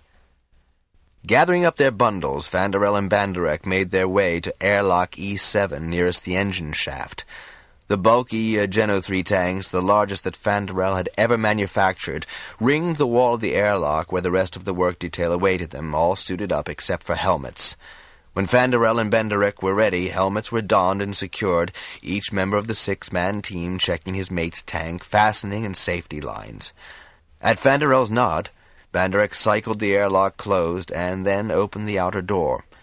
Evan and Belterak took one tank, while Silton and Fosdak took the second. Banderek handed out the couplers to the other journeymen, checking that each had the tools that would be required. Vanderel swung himself out onto the catwalk that led from the hatch to the great engine shaft. Big as the master smith was, he was dwarfed to insignificance by the immensity of the metal mass that contained the so efficient 200 grams of antimatter. For once in his life, Vanderel felt inadequate as he made his lumbering way, a grain of sand beside his dune. However, there was work to be done, for which he was quite capable, so he suppressed the comparison and, without looking back, gestured for Evan and Belterak to follow him. Pern was spread out below them, and with an accustomed glance, he located the odd pimples that were the landing volcanoes. It comforted him, in the grandeur of space, to be able to identify something new. He proceeded, feeling the vibration in the walkway as the others set foot upon it. They all had EVA time, were accustomed to moving in free fall, and were all aware of, yet fascinated by the inherent dangers of the new environment. To Vanderel's surprise, Terry, who had been his second hand for so long, could not handle the vastness of space or even the lack of gravity, though he had never minded going a dragonback. Still, Master Vanderel thought space was a different medium altogether than between, and just as hostile as AIVAS told him. There had been those 1 or 2, well, actually 5 mishaps, Vanderel had to admit. Fortunately, there had been dragons about, and the men who had inadvertently loosened their safety lines had been hauled back to the Yokohama. Belterak was the only one who had overcome fear of a repetition and continued that exercise. But Belterak was phlegmatic by nature. At last, Vanderel's gloved right hand touched the access ladder, which was crafted as a recess into the metal side of the engine shaft, complete with safety line rail. Beyond his reach, by half a length, were the long, rounded spars to which cargo pods had been attached during the Yokohama's long journey from Earth to Pern. When it came time to move the engines to the Red Star, the dragons, wearing special gloves to protect their flesh from the lacerating cold of the metal, would grip these spars and carry the engine between. AIVAS, Vanderel knew, still entertained doubts that the dragons, even several hundred of them working together, could move such a mass. He thought that if they must have faith that what the AIVAS told them was true, AIVAS should return the compliment. Vanderel caught a glimpse of Evan and Belterak behind him, then, clipping his line to the safety rail and placing his hands on the rungs, he pulled himself up. It was a long way up. When he reached the top of the engine block, it was wide enough for 5 dragons to stand tail to nose. The length of it was 4 times its width. Vanderel was still not accustomed to thinking in such colossal measurements. With AIVAS' diagram firmly in mind, he stepped carefully to where the tanks were to be positioned, nozzles end to end, and joined by the junction that would permit their contents to drip, drip relentlessly into the metal. The waste of all that incredible metal distressed Vanderel, especially after AIVAS insisted that they did not have some of the basic raw materials on Pern to reproduce such an alloy. He contented himself with the knowledge that he had seen it, felt it, and yes, even destroyed it. There was nearly as much destruction in smithing as there was creation. Banderek and Fosdak had stayed below to attach the hoist cables to the tanks. When those on top had adjusted their lines, they were secure enough to haul the tanks up without drifting off in the effort. The team had been well drilled, and soon the tanks were up, then pressed down so that the ingenious suction cups would keep the tanks firmly in place until the special glue set. The couplings were attached, and the junction installed. Finally, the black solar panels were clipped on, so that the Agena 3 would not freeze or boil during the operation. Then Banderek ceremoniously handed Master Vanderel the spanner to open the plastic nozzles and release the corrosive Agena 3. 1 down, 2 to go, Fosdak said in his usual impudent manner. "And we will all be careful going down that ladder," Fanderel said, relieved that there had been no mishap. Efficiency was safety, he reminded himself. He motioned for the others to precede him and check the gauges that would indicate the amount of agenothree in each tank. There was, of course, no change in the amount yet, but it was second nature for Fanderel to check. I know, Hermione said irritably, using both hands to push sweaty hair off his face. He regarded Fleur levelly. Hermione was stripped to work pants in the heat that was part of his discomfort. The major dissatisfaction was the plastic material that he, Zurg, Jancis, and 100 other journeymen and masters of a variety of crafts were trying to produce in sufficient quantities and quality to protect the Dragonriders in their epic endeavor. While the plastic he had produced using AIVAS' formula was pliable and tough as an outside layer, the filling and cotton lining made assembly difficult. Since the plastic outer skin of the spacesuits had to be airtight, it could not be sewn. Hermione had been experimenting with glues of every sort, trying to find one that would not become brittle in space and that bonded all 3 layers. He could not recall how many suits he had sent up to the Yokohama to be tested. The dragon gloves had been relatively easy in comparison, even if dragon feet differed in length and width as much as human feet did. Still, the production of over 300 pairs had taken some of his work for several months. Yes, I know that time is catching up with us, Fleur, but we're working flat out. We've got 172 finished and tested. He held his hands in a gesture of resignation. No one can fault you for trying, Fleur said. Look, Jackson said in a placatory manner, if worst comes to worst, we can send the engines in 3 sections. There should be enough variety of sizes so the suits can be swapped over. Fleur frowned, not liking that alternative. Well, it's a suggestion, Jackson said. It would take the pressure off Hermione. But this was to be a joint effort. You know as well as I do, Fleur, that there's a wide window available, Jackson said, arguing as subtly as he could so that Fleur would not realize that AIVAS intended that there only be 200 suits. Jackson hated the necessity of manipulating his best friends, but it was essential if he was to bring off AIVAS' plan. He didn't like it any better than Fleur did, but he had come to realize that AIVAS was not all that confident about the dragon's abilities. The Zebedees were a slower way of destroying Thread, but a second option seemed prudent. It isn't as if the engines have to be deposited at the same instant. No, that's true, Fleur said, absently blotting the sweat off his forehead.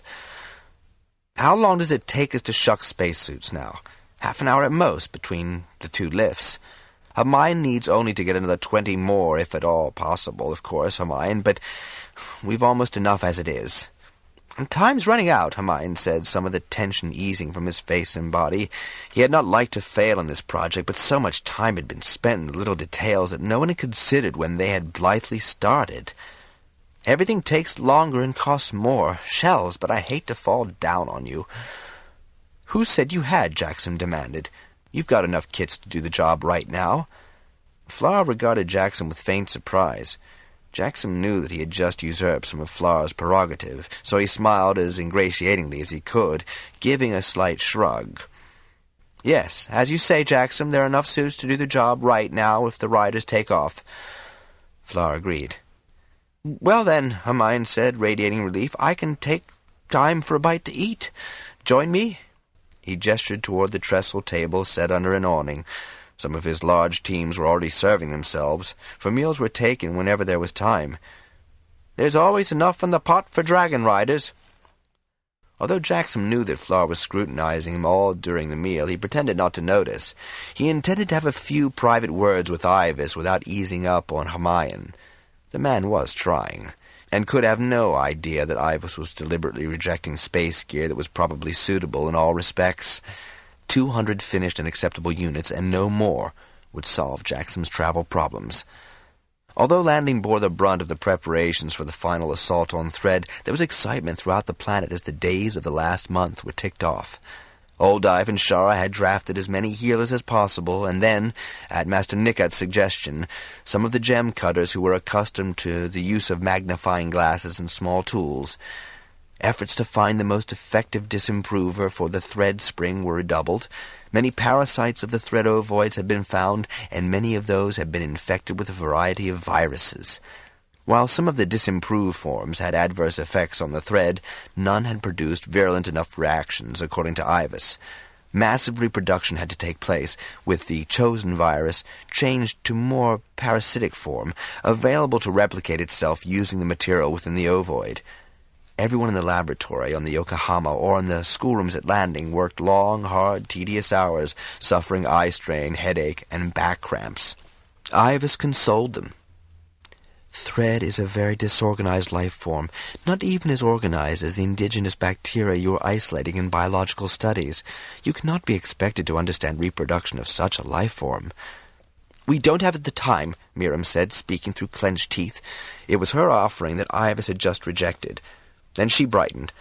"Of course, we could keep some around to study and learn from, couldn't we?" She saw the horror and disgust of some of her colleagues. "No, I guess we couldn't. Ah, well, back to the microscope. My 98 batch of trials today. Maybe we luck out at 100. 22 more days, Old Dive said with a massive sigh as he, too, turned back to his station. Afterward, when Lytol wrote up the history of the AIVAS years, he would remember the results, not the frenzy that accompanied them, though he gave full credit to everyone involved in the different projects. At last all the preparations had been completed 2 full days before the date AIVAS had set them. 200 suited riders on 200 gloved dragons awaited the signal in their weirs. Another 9 suited riders were ready to do their part in this great enterprise, scattering the disimproved ovoids. The 3 leaders, Flar, Ninton, and Jackson, were in the Yokohama cargo bay. Lessa was there with Ramoth, who was breeding, and Jackson did not dare ask how Flar and Nementh had timed that so precisely. She had accepted the fact that she would not take part in this venture, but she didn't like her exclusion one bit. Master Fandarel and Beltorak were about to proceed with the separation of the Yokohama's engine shaft from the main sphere. Benderek was aboard the Bahrain, and Evan was aboard the Buenos Aires to perform the same operation. Once that was done, the dragons would be called up to take their places. AIVAS had appointed Flar to take the Yokohama's unit and deposit it in the approximate center of the Great Rift on the Red Planet. Jackson was to take his group to one end of the rift, while Ninton was to take his to the other, more or less, close to the immense craters. Only Jackson knew what had caused those craters, and when. The trick would be to keep Ninton from guessing. Each section would be accompanied by 3 brown, blue, and green dragons, Miriam included, who would scatter the sacks of disimproved thread toroids in a low-altitude flight across the bleak red planet's surface and across the flat ring of ovoids orbiting above the planet's equator. Old Dive and Shara had just barely accomplished their part of the undertaking. Miriam's 100th attempt had indeed been the crucial one. With careful fingers and a frown of concentration, Master Fandarel pressed in the code words that would activate the appropriate sequence to disengage the engines. AIVAS had had to delve deeply to find the secret ciphers in the captain's private files. "There," the master craftsmith said, with an air of triumph. The monitor displayed lights, and then a message lit up, but not the one that Fandarel expected. "There's a problem," he said. "The computer refuses to activate." The appropriate code word was given. The necessary sequence was provided.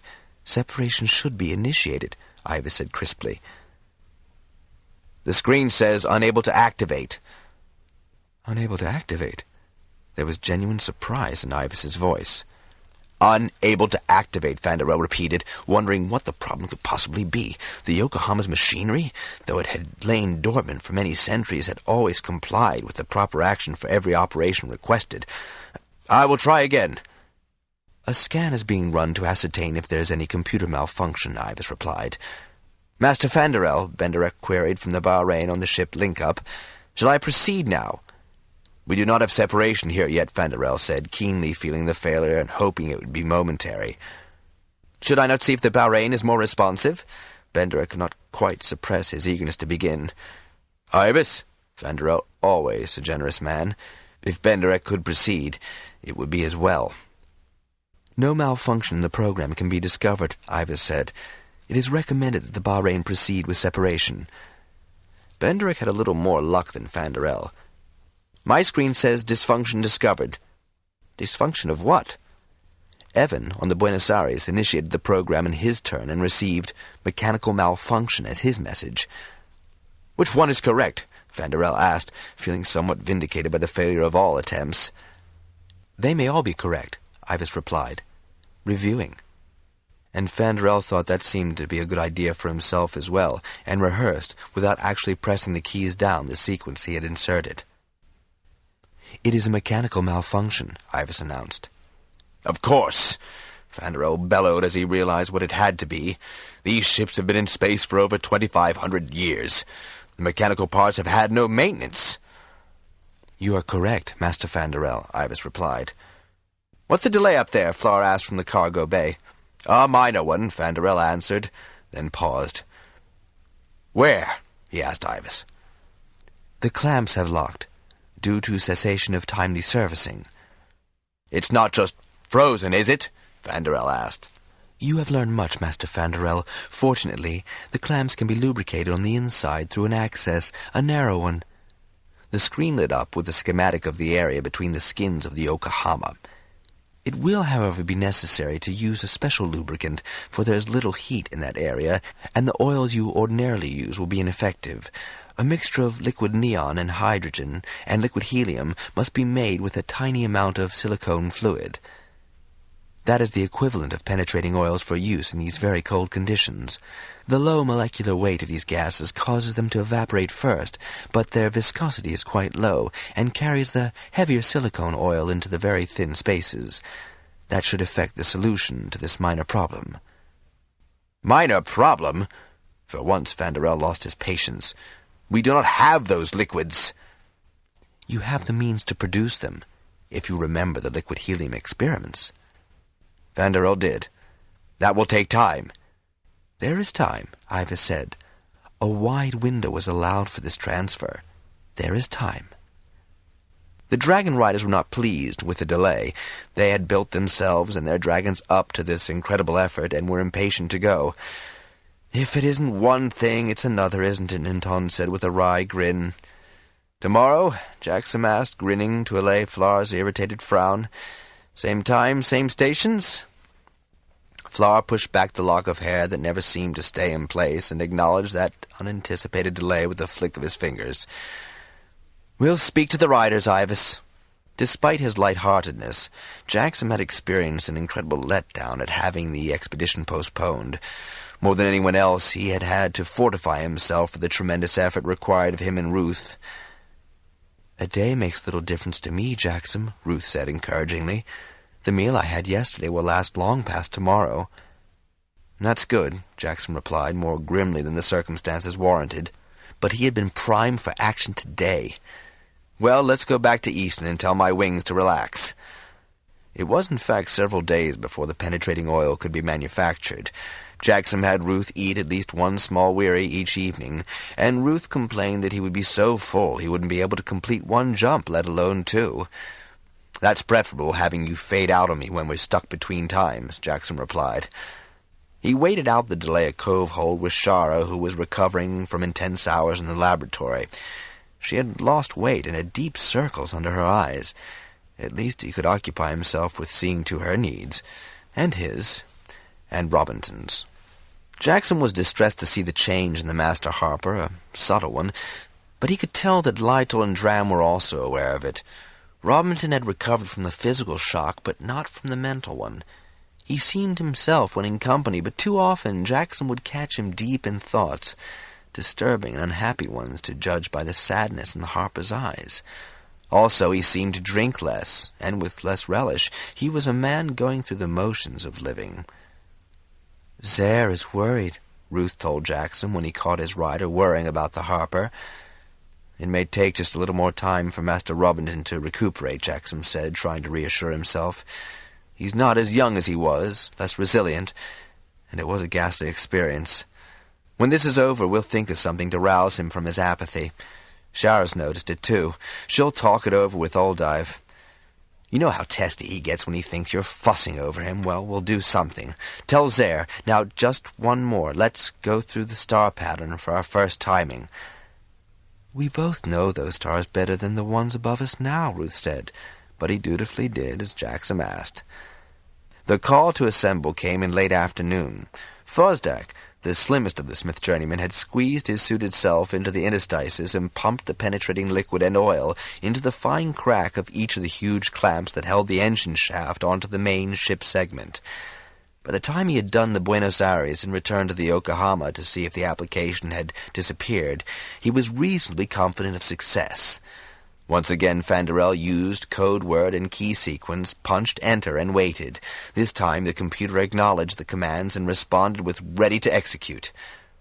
"I'm ready to execute the order," Fanderel said. "Go, man, go," Flar cried. Fanderel activated the program. He didn't know if anyone else heard the metallic squealings and clangings or the final clunk as the clamps let go. The noise was loud enough in the engineering section. "We have separation," he said, and then remembered to activate the exterior optics to view the effect.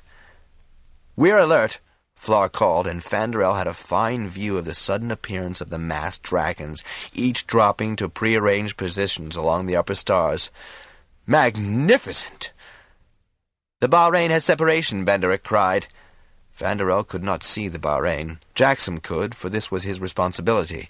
When Flar had alerted the wings under his command from Benden, Eigen, and Telgar Weyrs, Jackson had called up his from Eastern, Southern, and Ista. The assembly that answered him was the most impressive he had ever seen in all his turns. Each arrived in place at the same moment, just as they had been drilled. Dragon claws gripped the long spars, and every faceplate was turned toward the spot on the tail section where he and Ruth were perched. "Ruth, give the dragons their direction to the red star in star pattern. Remember, there will be no crater at that end of the rift." "I do, because we will put it in there," Ruth sounded elated. There would be no confusion over the formality. The dragons expected to receive their destination from Ruth. None of them had been to the red star. All the riders had been told that it would appear to be a longer jump than they were accustomed to making, and that they should remember to breathe regularly in the interval. "They understand and are ready," Ruth reported a moment later. Jackson took a deep breath, rested one gloved hand on Ruth's shoulder before he raised it high. "Then we must go," he said, "before I lose my nerve," and he dropped his arm. It was a long jump, even if it was expected. Jackson counted 30 carefully inhaled and exhaled breaths. Too bad Lessa hadn't remembered how long it had taken her to go back 400 turns. That knowledge would have been reassuring. On 32 breaths, Jackson's anxiety began to ooze out of his control. "Here!" Ruth announced in a great echoing shout in Jackson's mind, and they were hovering inches above one end of the great rift. The stars were in the correct pattern in the sky. The desolate landscape at that edge of the rift was just as bleak at this time of its life as it was in Jackson's turn. Jackson hauled his mind back to the business at hand. They had 10 minutes to let the massive engine down into the rift. "Those who saw the ovoids are proceeding," Ruth told him. Jackson relayed the order for the dragons to lower their burden, and then he grinned broadly. The dragons had accomplished this incredible journey. The weight of the engine had been as nothing, because they had not thought of it as anything out of the ordinary. A surge of elation had buoyed his spirits immeasurably. "We did it, Ruth! We did it!"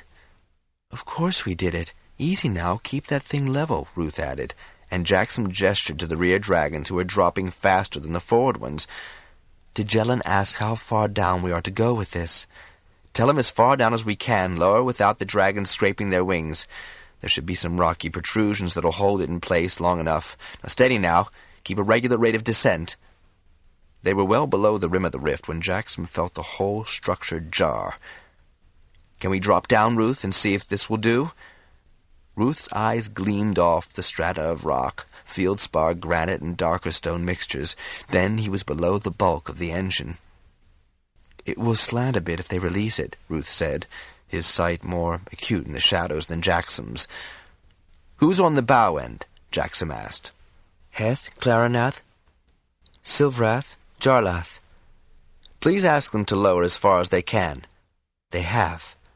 "Ask them to release their grip, but be ready to grab again. We can't have the thing slipping down into the abyss."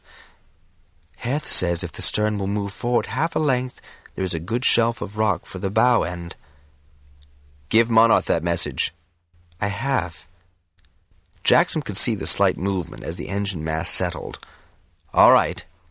Jackson gestured to the riders facing him to release their end carefully. That accomplished, with tension obvious as talons hovered inches above the spars, the massive engine seemed secure. Jackson glanced at the timepiece strapped to his wrist. 8 minutes had elapsed. They were done. As he signaled for the wings to rise out of the rift, he asked Ruth to tell the dragons to land on the rim. "Are the sowers all right, Ruth?" "They are," the dragon said, equably. "Miriam landed Path once to look at the ovoids in the dust. There are many, many more than she thought there would be." "Tell Path that Miriam is not to bring a sample back. We have enough of them," Jackson said firmly. "The last thing they needed was an artifact from 1800 turns before." "Path says a lot of them are rotten." "All the more reason to leave them where they are." "Path will not bring one." Jackson glanced at his watch. Another minute had ticked by. The dragons and riders were glancing curiously about them. "Monoth says Tajellan says threads are welcome to this planet," Ruth remarked. "The engine will not explode yet, will it?" "No, not according to the way Benderek read the gauge when he checked this one over. I wonder how Flar's doing." A small hand had circled once again. "Call the others in, Ruth. We'd better get back." In 8 seconds, the green, blue, and brown riders rejoined the others. Now came the dangerous part, the one Jackson had fretted over since AIVAS had informed him of this maneuver, getting all the dragons and riders safely back to their own time. "Impress on every dragon, Ruth, that he is to return to his own weir. We will have been gone 14 minutes, so there is really no chance that they will collide with themselves on the way back. Is there?" "I've told you many times, Jackson, that I do not think that they will become lost. Every dragon knows his way back to his own weir." "Every dragon is to impress on his rider that there are to be no exceptions to this order," Jackson insisted. "I will tell them they are too far away from Pern to disobey. They will not. The dragons certainly will not." Ruth paused briefly. "I have told them. I may not be a queen, but dragons trust me." Still apprehensive, Jackson asked Ruth to rise up over the surface so that every dragon could see him. Back at their weirs, they're to get out of the suits immediately so they can be collected by Browns and brought to Fort Weir for our next trip. Jackson couldn't believe the smug satisfaction in Ruth's tone.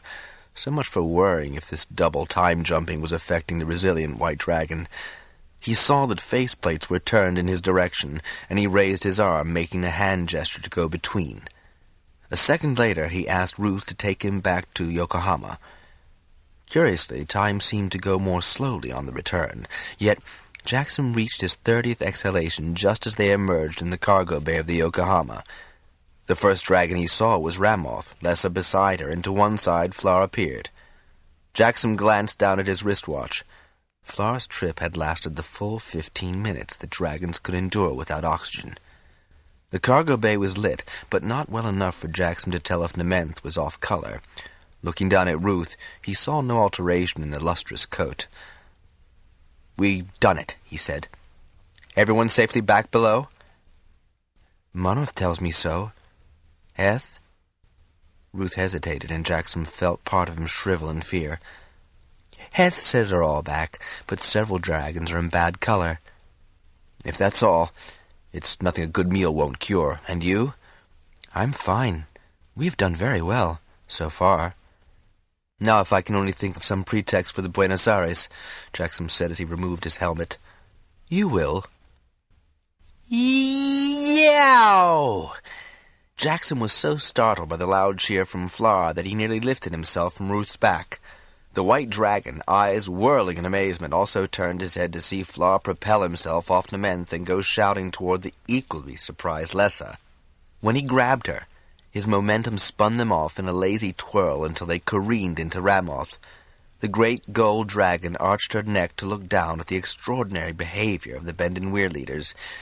"We did it! The dragons of Pern did it! AIVAS will have to eat sand on this one. He never thought we could do it." Flar was yelling at the top of his voice and laughing when echoes bounced back at him. "Really, Flar," Lessa struggled to regain her balance, but Jackson could see that she was smiling. "Yes, it is a splendid moment for the Weirs. A splendid one. You've kept your promise, indeed you have. That'll show the holds and halls." Still grinning fatuously, Flar leaned back against Ramoth, pushing back his wayward lock. "In point of fact, Flessa," he said then, his expression turned wry, "we haven't quite done it. There's Ninton's wings to lift the third engine, and then we have to wait, first for the explosion, and then to see if it had the proper effect." Jackson rubbed his hand across his lips. Knowledge of the future was a parlous asset, but it was enough that Jackson knew this great enterprise would work. "All safely down with your wings, Jackson?" Flower inquired as Jackson floated to the deck. "A few dragons off color." "Ruth's not," Lessa said, scrutinizing the white dragon and smiling approval at Jackson. "He says I've been stuffing him. Which of us gets to tell AIVAS?" Jackson asked, smiling broadly. "We both do," Flower said. He clapped an arm across Jackson's shoulders, and together they bounced across the deck to the cargo bay console. "You know, I didn't see your wing." "Nor I yours," Jackson said, chuckling. "We poor soil-bound Pernese have no appreciation of real size." He spread his arms wide. "That rift is mammoth. We planted our engine really well down in the rift on a wide stone ledge." "AIVAS already knows," Lessa said. "I told him you'd all gone and that Ramoth was in touch with Menth. Oddly enough," she added, peering at Jackson, "she couldn't hear Ruth." "That is odd," Jackson said, pretending to be puzzled. "Ramoth hears him quite well, but you both forget how far that rift stretches, and we were at the far northern tip of it." They reached the console. "AIVAS?" Flower said. "You have succeeded. Are all safely returned?" "Yes. Now, do you doubt draconic abilities?" Flower asked, vindication mixed with the triumph in his laugh. He pulled Jackson over in a comradely fashion. "You didn't want to believe that dragons could do what we said they could." "We were right on schedule, too," Jackson said, allowing himself to chuckle. "My team set that engine down right where you wanted it, no problem." "You are both to be complimented on your courage and daring." "Don't lay it on too thick, AIVAS," Flower said. "You deserve every credit that you will accrue in your valorous deed. You have performed an incredible feat, Weird Leader Flower. There is no doubt of that. Or that you will have achieved your personal goal, the end of a thread on this planet." Jackson grinned at Flower, pleased at AIVAS's unusual rhetoric. "Your achievement is historically equivalent to that of the first Dragonriders to fight Thread. Your name will be remembered with Sean O'Connell's, Sorka Hanrahan's." "That is laying it on too thick," Jackson said. "You're the only one who remembered who were the first to fight."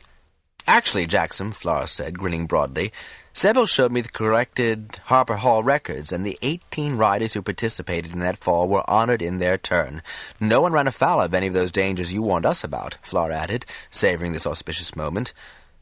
"It is wise to prepare for unusual contingencies," AIVAS said. "Well, we've done it." "And you deserve this," Lessa said, joining them with the wineskin in her hands. "Best Bendin." "The 16?" Jackson asked, craning his head for a look at the label. "What else?" Lessa replied with a coquettish smile before she put the wineskin to her lips. Jackson blinked, and recovering, grinned back. It was about time that she treated him as an adult. Then he grew serious as he accepted the wineskin from her and raised it to the Bendin Weir leaders. End of side 19. To all the Weyrs of Pern. To us, for this triumphant day. Jackson took a long swig, then passed the wineskin to Flower, who drank, then passed it to Lessa. "Did your team scatter those treated ovoids as AIVAS wanted?"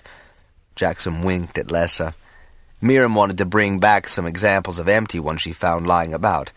Lessa looked outraged, but he waved reassurance. I recommended that she didn't.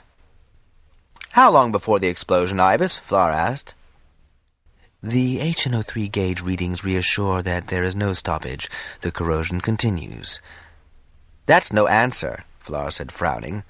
Jackson grinned. "That's all you're going to get right now, and we've still the third one to go." Which constituted a major problem for him. He desperately needed a few private words with AIVAS to see if he'd come up with any ideas on how Jackson could insinuate himself into Ninton's flight and get the dragons to take Ruth's coordinates for the second time leap of a mere 500 turns. Somehow he had accomplished it, for the other crater was there on the southern tip of the rift. Jackson had racked his brains, and whenever he was private with AIVAS over the past few days, had tried to figure out any way that didn't involve explaining to Ninton. Not that Ninton wouldn't believe Jackson, or that he wasn't discreet, but the fewer who knew about the time-traveling, the better. Lessa would be furious at the risk involved. So now he looked around him. "Are you the only ones up here, Lessa?" "Oh, no," she grinned. "Everyone else is on the bridge, peering through the telescope, hoping to see the explosion. Oh, I told them it wouldn't happen soon. They were confident that they'd see the wings." Jackson's breath caught when she said that. Oblivious, she went on. "Of course they couldn't. Sometimes even Fanderel doesn't comprehend vast distances, but today's excitement is being shared." "How long has it been since we got back?" Flower asked Jackson. "About 20 minutes," Jackson replied. "Ninton's wings won't be ready yet, Flower. Does anyone need your suit?" "I shouldn't think so, but to be on the safe side, I'll shuck out of it. Could you bring it over to the Buenos Aires if it is needed?" Flower handed Jackson the helmet and with Lessa's help started removing the bulky suit. As he laid it over Jackson's arm, he added, "I think we'll join those on the bridge and the telescope and watch Ninton work." As soon as the lift doors closed on them, Jackson returned to the console. "All right, Ivas, just how do I get to go with Ninton?" "That is being arranged," Ivas replied, surprising him. "How is it being arranged?" Jackson demanded. "You are quick and clever. You already have reason to be on the Buenos Aires. You will know what to do when the time comes. Transfer now to the other ship." "I'll know when the time comes, will I?" Jackson muttered to himself as he threw the extra suit over his shoulder. Carrying the suit and 2 helmets, he made his way over to Ruth. "Hand this one up to me, will you?" he asked, giving the white dragon one of the 2 helmets so he'd have one hand free to mount. "How's Ninton doing? Has he got all the suits yet?" As he arranged Flower's suit in front of him, he caught a whiff of sweat. Well, he didn't smell that sweet himself after his exertions. "Ninton says that some of the suits have to be sponged and helmets to match the suit." "Washed?" Dragonriders tended to be fastidious in their personal habits, and dressing in a sweaty suit might be distasteful to many. "Oh, yes, perhaps they might at that. I don't understand about the helmets." There was a pause while Ruth inquired of Monarch Ninton's bronze. "They forgot to put the suits back together." Ruth was obviously repeating something he did not quite understand. "And the helmets got mixed up." "How long is sorting going to take?" And suddenly Jackson had a glimmer of an idea. With nearly 100 suits to match to helmets, it could take several hours. He hoped it would take a long time. "Monoth didn't know. Ninton is not happy." "Reassure Monoth and Ninton, would you please, Ruth, because this is going to work for our benefit. I think we can now put in an appearance on the Buenos Aires." There were 3 blues and 2 greens waiting there, all from Eastern Weir, and Ruth was greeted with considerable awe by the young dragons. Knowing that the white dragon would enjoy their deferential attention, Jackson left him there and took the lift up to the smaller bridge of the Buenos Aires. "What's holding up Ninton's wings?" Fanderel asked, relieved to see Jackson. "That was a splendid sight, Jackson, watching all those dragons lifting the engines like they were so many Firestone sacks. Ivas had informed us that all went well." Fanderel looked concerned. "Why isn't Ninton here?" "Because no one thought to keep helmet and bodysuit together," Jackson said. Then he realized that he should also appear concerned and managed a frown. "I don't think it's going to matter in the long run," he added thoughtfully as he made his way to the nearest console. "Ivas, there's—" "With any length delay, a star picture will be slightly different." "Is there going to be a problem?" Fanderel asked. Jackson smiled reassuringly at the Mastersmith and the others on the bridge, Masterminder Nicot, Masterrider Roland, Jancis, and Pymor. Jackson wished Pymor was not there. They knew each other far too well. "I don't think it's insurmountable, as you heard. Ivas is already programming contingency plans. I'd better inform Lessa and Flower of the delay." When he had done that, a call came through from Evan in engineering, patiently waiting to complete the separation. Jackson was glad it was he, rather than Fosdak, in charge of that task. Fosdak had not the patience. Of all on the 3 bridges, Jackson was the only one delighted that it took Ninton and his wings nearly 4 hours to get suited up. Ninton was usually a calm, easygoing, and relaxed Weir leader. His patience had been sorely tried by the delays. "Monoth says they're ready. Ramoth says they must get the new configurations from you. Ivas is giving you the new star patterns to memorize and give Monoth." Ruth delivered the various messages just as the new configurations came up on the monitor. They were, as Jackson knew, those for the 500-turn jump, with the red star in the same relation to the Rookbot at the 8th pass. IVAS had made a slight time alteration on those original coordinates, judging by the position of the wheel and the plough constellations on the horizon. "Lessa," Jackson said, toggling the ship-to-ship link, "I've got the visuals here. I'll give them to Ninton. Can Ramoth tell them to transfer in 5 more minutes? I have to get Ruth from the cargo bay." "Just give Ninton the coordinates, Jackson," Lessa said. "That's what I intended doing," Jackson replied mendaciously. "Vanderell, 5-minute warning for Evan?" The smith nodded and get them there safely enough, "But I think you'll make an error and go too. You feel all right about that?" "I have rested, and this is the shorter trip, isn't it?" "I hope so." Between the first jump, fretting over how to join Ninton's wings, and the long wait, Jackson was feeling slightly frayed. He took care not to let Ruth sense that. "Monarch comes!" Excitement colored Ruth's tone. "Vanderell, do you see them?" Jackson asked through his helmet link. "Yes, magnificent. I've given Evan the order to separate." "Let's get to the stern, Ruth."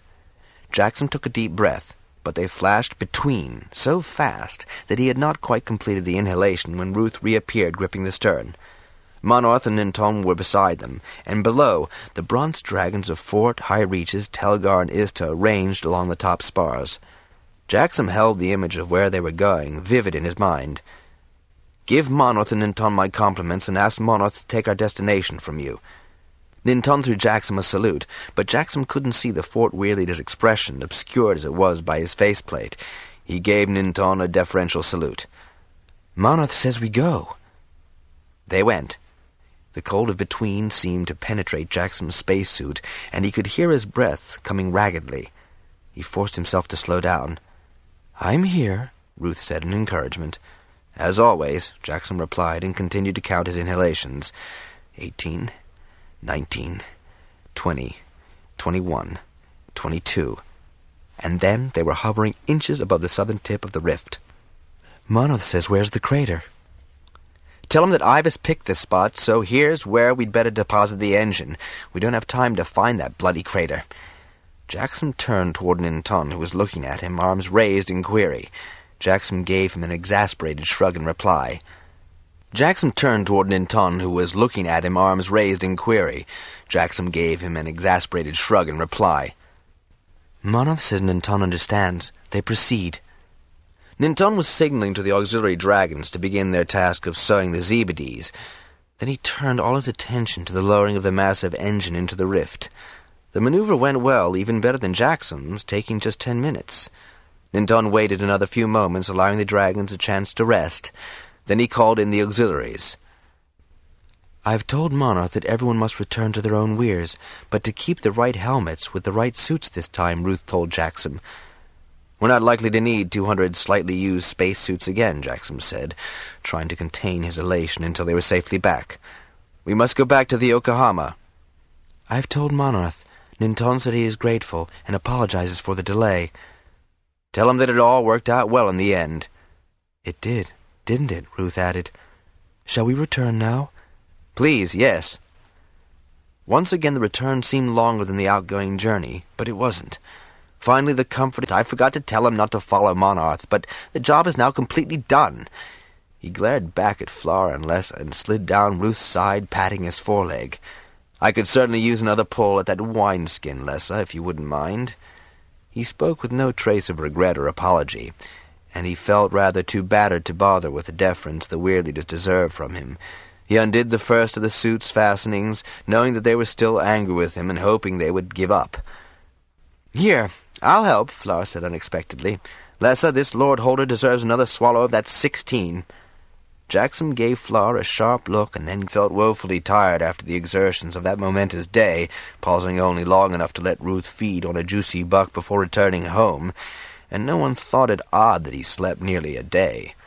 Shara was equally exhausted by the last few days in the laboratory churning out Zebedees. Despite the fact that IVAS had repeatedly told everyone that the explosion would not take place for several more days and then would not be immediately visible due to light speed, which he had to explain again to some, a 24-hour vigil was kept on the Yokohama. Every screen in the various areas on the ships where air was available was adjusted to the ship's main screens, and the big telescope aimed at the red star. "Jackson, "Aren't you going to watch?" Shara asked. "You of all people ought to have the right." She was baffled by his apparent indifference to the event. "Frankly," he said, "I have a lot of more important things to do here in Ruatha than floating about on the bridge waiting for the thing to blow. Unless, of course," he added considerately, "you really want to see it." "Well," Shara paused, then smiled at him, "I've got those cultures going right now, and—" Jackson grinned at her. "If there's enough warning, Ruth will get us there in time." Shara gave him a startled sideways glance. "All in good cause," he said, trying for nonchalance, "and a minute or two isn't going to disrupt the universe. I'll ask Ruth to keep an ear open, if you like. There's always some fire lizards or a dragon or two up at the Yokohama these days. Easy enough." "If he can stay awake long enough to listen," Shara replied, having noticed that Ruth seemed to be taking an unusual amount of sleep. "He can sleep with one ear open," Jackson said, and then they each went about the concerns of the day. Brand had also observed Ruth's somnolence, and while he and Jackson were checking the brood mares, he mentioned it. "I don't think it's so very unusual, Brand," Jackson said. "Ninton said that all the bronzes who went with us are also sleeping a good deal. I suspect none of the dragons cared to admit that they had to work pretty hard to transfer those engines." Then Jackson noticed his steward's hesitation. "Why, what's wrong?" "It's just that there have been some complaints about Fort Weir." "What do you mean, Brand?" Jackson and Ruth had not flown the most recent fall with the Fort Wings. "Have I missed something?" Brand had shrugged expressively.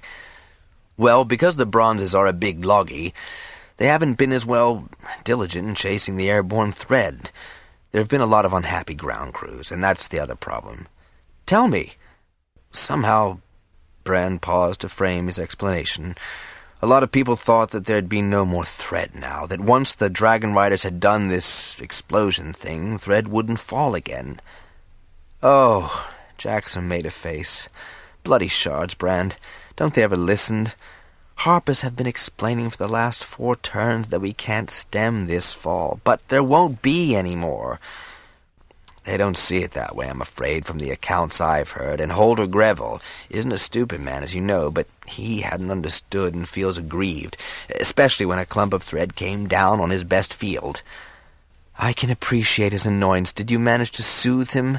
"I did, but he's sure to approach you on the matter the next time he can, and I thought I'd warn you, and you should know that he blames the AIVAS." Jackson compressed his lips against rash words, momentarily defeated by this news, especially coming from Greville, who was usually a moderate man. "I thought we had straightened all that out at the trial." Brand shrugged, holding his hands up in an impotent gesture. "People will hear what they wish to hear and believe what they want to. If they put the blame on AIVAS, however, that absolves you, Jackson, and even the Weirs to a certain extent." "I can't really count that as an advantage," Jackson replied. "Why should AIVAS bear the blame? After all he's done to help Pern." "Ah, but the help is not so visible to some," Brand said. "It'll all sort itself out, Jackson, but I did feel you should know current opinion." Yes, I should. How many has that new stallion covered of this lot?" he asked, welcoming the chance to change to matters less complicated. The more he thought about it, the more he felt obliged to let the Harper Hall know and those at Cove Hold. He hated to disrupt the mood of euphoria and triumph they'd be feeling. He sent Mir, who had been shadowing him constantly while Ruth slept, with a message to Lytall, who could mention the report at an appropriate moment. "What I don't understand," Shara said, when he mentioned the matter to her over their midday meal, "is that with all that has been explained so carefully to everyone who would listen, how they can possibly misconstrue what you and the Weirs were doing and its immediate consequences." Jackson grinned.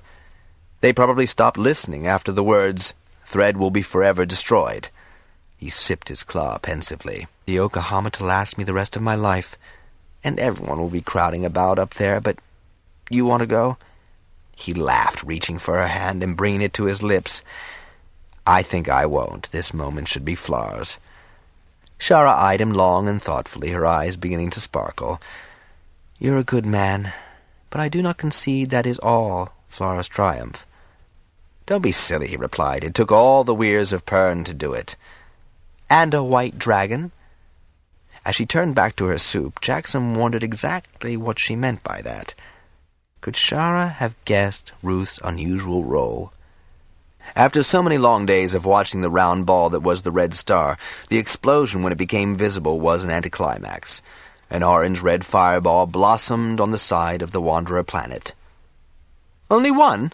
Flar exclaimed, feeling a certain chagrin that half the planet had not exploded too. After all, AIVAS had told them about the awesome power of the antimatter. "That is how it would appear at this distance," AIVAS replied. "It is rather spectacular," Robinson murmured. "Then all 3 engines went off at the same time?" Vanderel asked. "It would seem so," AIVAS said. "Well done, AIVAS, well done," Vanderel beamed, evidently not bothered by a tinge of disappointment. "That junction was successful." "And efficient," Dram said, unable to resist the opportunity to tease Vanderel. "It's odd, you know," Pimer began, more to Jancis than the others. "You work your butt off to achieve an end, and suddenly you've done it. And all the excitement, frustration, sleepless nights, and involvement are over, gone," he snapped his fingers, "in one large, impressive fireball. So what do we do with all the extra time that we have on our hands now?" "You," Robinson said, pointing a stern finger at the journeyman, "will now have the unenviable task as a harper of explaining the true facts of the achievement to those who didn't understand that this effort would not alter the path of thread during the remainder of this pass." To Lytol's surprise, Robinson had not been at all dismayed by Jackson's report. In fact, the harper had seemed to expect such disgruntlements. "Mennerly's already composed one ballad," Robinson went on, "with a chorus to hammer home the point that this is the last pass for thread, that Pern will be forever free from the end of this pass." "A point," Pimer said. "Is that certain, AIVAS?" "That is now guaranteed, Pimer. You must realize, of course, that an immediate I knew that Ruth would strain himself, taking part in the second lift." "Jackson's quite capable of making his own decisions now, my dear," Flar said, amused at her proprietary concern for the Rothan holder. "There is one more minor adjustment to make, however," AIVAS said, "which it is recommended to be undertaken by the lesser colors." "Oh, what?" Lessa and Flar were very much aware that the brown, blue, and green riders were somewhat aggrieved by their exclusion from the project. All the Weyrs of Pern had been limited to most of the bronze dragons, and only a few of the other colors, even if it had been obvious that there wasn't enough space on the spars to accommodate every dragon who wished to take part, much less spacesuits to protect their riders in space. "The matter of the Buenos Aires and the Bahrain." "What about them?" Flar asked, just as Vanderel emitted an ah of comprehension. "Readings on the orbits of the 2 smaller ships have shown a marked increase of frequency of adjustments. The adjustments take more and more power, and the prognosis is that their orbits are likely to decay over the next decades to the critical point.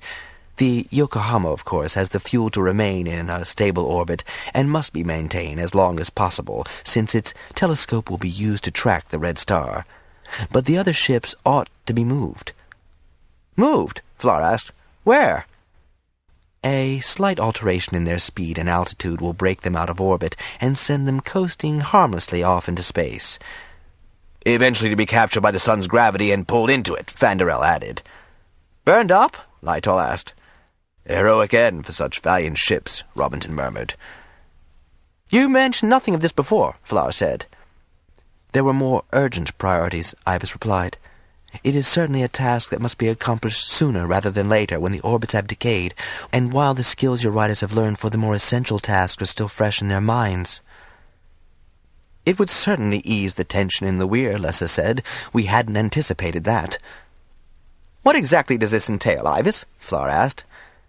"As stated, the dragons are to alter the direction of the 2 ships and give it a push, that is, transport the ship between, all moving at the same cue.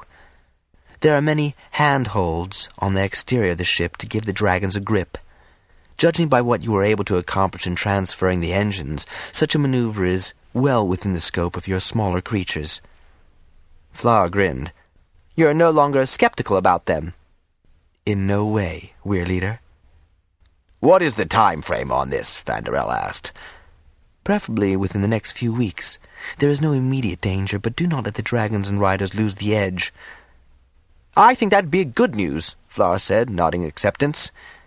"Then you will set a time for this maneuver?" "As soon as I can discuss it with the other Weir leaders."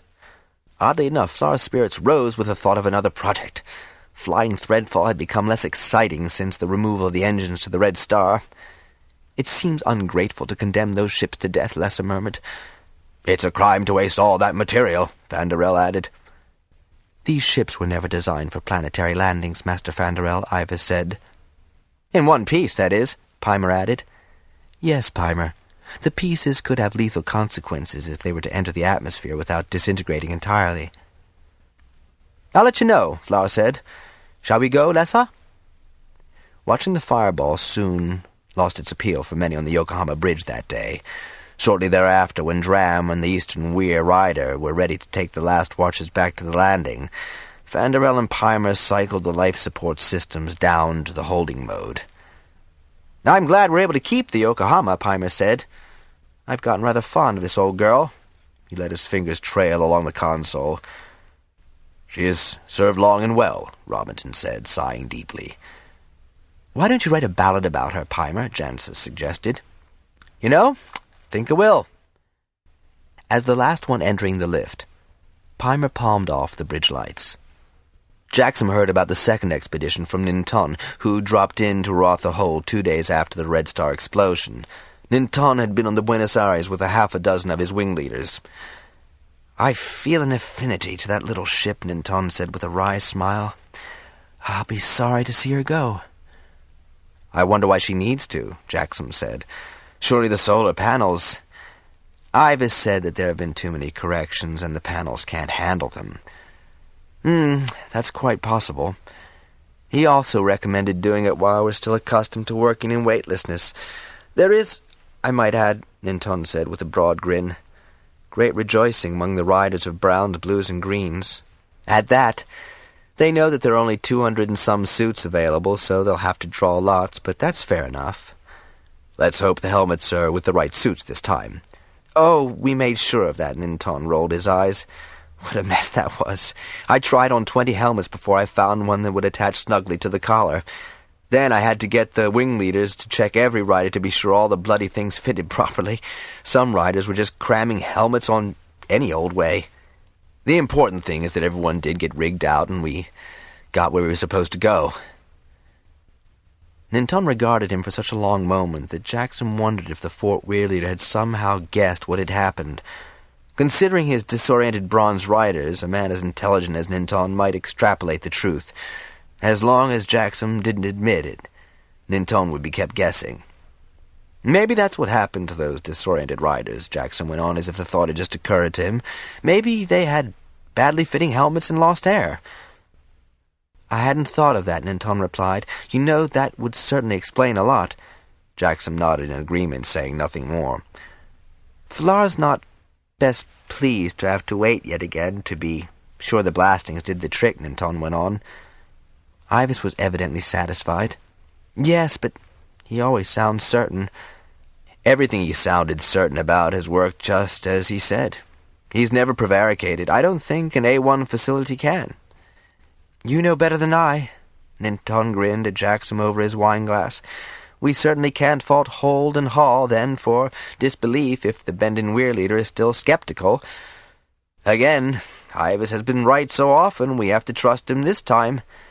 Jackson had a whimsical desire to confide in Ninton that he knew, incontrovertibly, that AIVAS's great plan had worked, at least as far as the orbit of the Red Star was concerned. That he had seen it with his own eyes, 50 turns in the future. As he trusted our dragons? Well, he did in the end, didn't he? Jackson replied. No, Ninton, don't fret. It'll be as AIVAS has predicted. You wait, you'll see. Ah, but Flar might not. He's the one who wants to know for certain, or he will not have kept that promise. Maybe, Jackson thought, he could just reassure Flar. I wouldn't, Ruth said. You have to explain everything to him, then. Not necessarily, Jackson replied. Ruth's silence indicated complete disagreement. So, Ninton went on, now that we've solved the world's problems, what do you intend doing with all that spare time you've got? What spare time, Ninton? I've only just scraped the surface of the information in AIVAS's files. I was in the process of organizing Hold affairs before I resumed my studies at an easier pace now that the urgency is over. We've threadfall in 2 days. Are you and Ruth rested enough to join us? I'd better. What with all these misconceptions about the end of thread. Indeed. From that sufficient but heartfelt comment, Jackson knew that Ninton had been heavily criticized for letting Thread get through the Fort Weir wings. "I'll be there," Jackson promised. "Master Robinson, it is good to see you," IVAS said as the harper entered. "I've been meaning to come for the last week," Robinson remarked with a droll smile. Even that short walk down the corridor had taken more breath than he had in his body. "You are well?" Robinson laughed softly and eased himself into the chair he'd occupied for so many hours in the recent past. "Can't fool you, can I?" "No." Robinson sighed and stroked Zare, curled asleep on his shoulder. "I did forgive them then, you know," he began slowly, so his words could not come out at the end of a gasp. "At the trial. I'm not so sure now that I would." "The effects of inappropriate phallus administration?" "Yes, I must assume so." "You have not consulted Master Oldive?" Ivas's tone was sharp. Robinson waved one hand, dismissing the advice. "He has enough to do teaching his healers all the new techniques he has learned while you're doing your work. That will take him the rest of his life."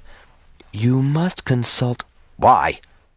You can produce no cures for worn-out human parts, can you, Ivas?" When there was silence, Robinson went on, still stroking Zare's soft body. "Neither Zare nor I will recover from that abduction. Sometimes I think he stays out of spite."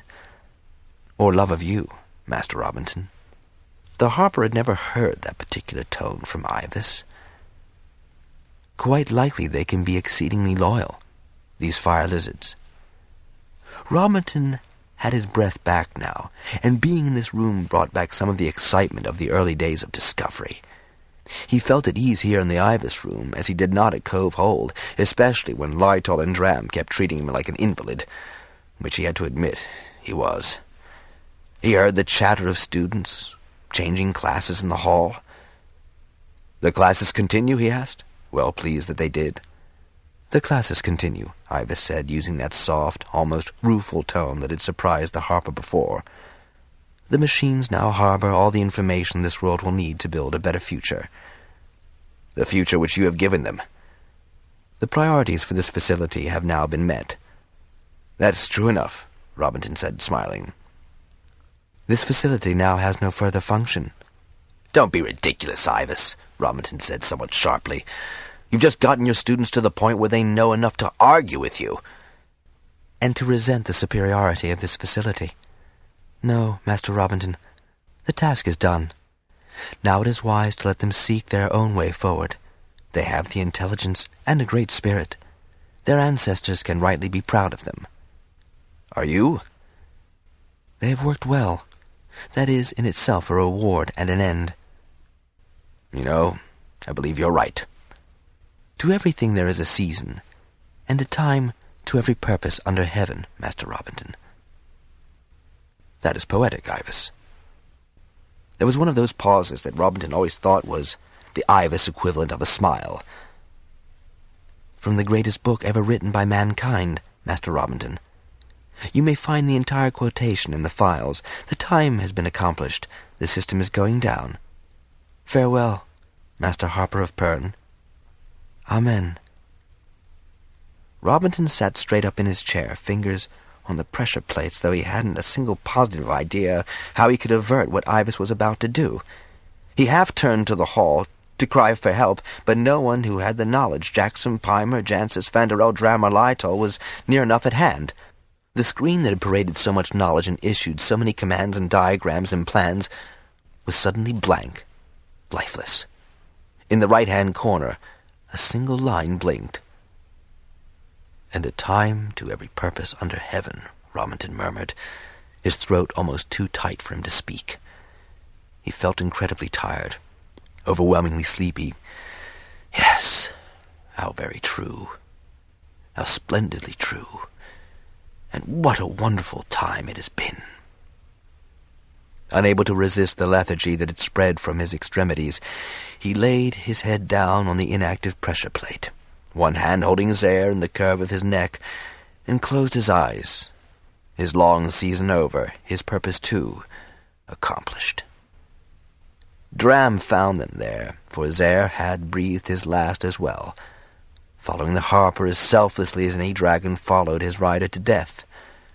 Tiroth lifted his head, his keening alerting all those at landing, and indeed broadcasting to every weir, every dragon, and every rider on Pern, and throughout the halls and holds, from mountain to plain, from sea to sea on both continents. Dram was so tear-blinded that he did not notice the opacity of the screen or read the blinking message. In Ruatha Hold, Ruth gave out a bellow of anguish that had everyone in the great hall rushing to the door. "The harper! The harper!" Jackson didn't think. He grabbed Shara by the hand and propelled her down the steps to where Ruth had reared, head back, wings extended. "Jackson!" she exclaimed. "The harper! Something's happened to the harper!" She needed no more urging. They scrambled astride the white dragon. "We need Oldive for this, Ruth," Jackson said. "Take us first to the Healer Hall." They emerged almost immediately in the central court of the hall, Ruth just barely managing to avoid setting down on anyone.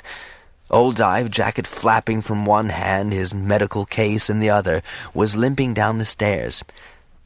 "I told him," Ruth said. Just then the Fort Hold dragon began to keen, and swirling storms of fire lizards, ululating in weird descant, flashed in and out of the court. "What has happened to the harper?" Oldive demanded, handling his case up to Shara and struggling into his jacket. "Neither of you has a jacket." "Don't worry about us," Jackson sat, leaning down to grab Oldive's arm and haul him up. "Is it landing or Cove Hold?" he asked Ruth. "Landing." "Take us there. We must be in time." Neither Jackson nor Shara even noticed the dread chill of between and that anxious trip. Dragons were arriving from all directions, so Ruth, ducking low, skimmed the tops of the houses and landed in front of the AIVAS building, once again missing collisions with those on the ground, rushing in response to the emergency. "It is too late," Ruth said, and folded his wings over his head. "It can't be too late. Move aside. Let us through. Let Oldive through." Jackson pushed their way through, one hand hauling the master healer along beside him, limping Oldive somehow keeping up with him. "Make way here! Make way!" At the doorway he came to an abrupt stop. Pimer, Jancis, Dram, and Lytol stood around the chair, the harper's silver-haired pate visible where it rested against the back. Choking back the sobs that threatened to overcome him, Jackson slowly approached, moving to one side so that he could see. The harper looked as if he were merely sleeping, his hair gray with death curled against his neck. "He just went to sleep," Pimer said brokenly.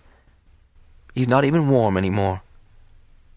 "I thought he was just asleep," Dram said, "the last time I looked in. I never thought—" Hand to his face, he turned away. Fumbled, he tried the other codes, but got no response. "Pimer, Jancis, what do we do?"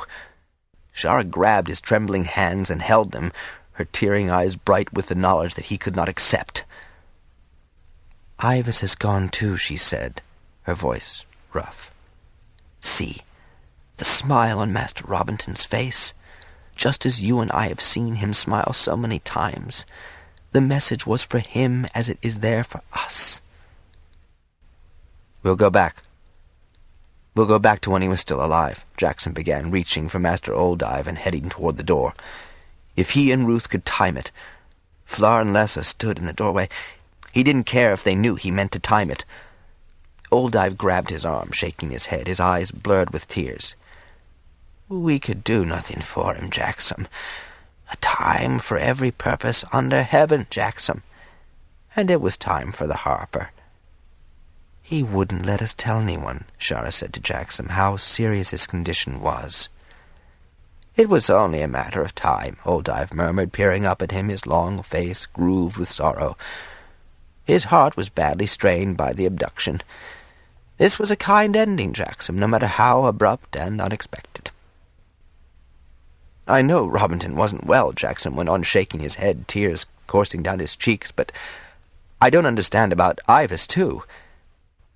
"He tells us plainly enough," Dram said, having recovered his composure. He pointed to the message. "He has served his purpose in helping us destroy Thread.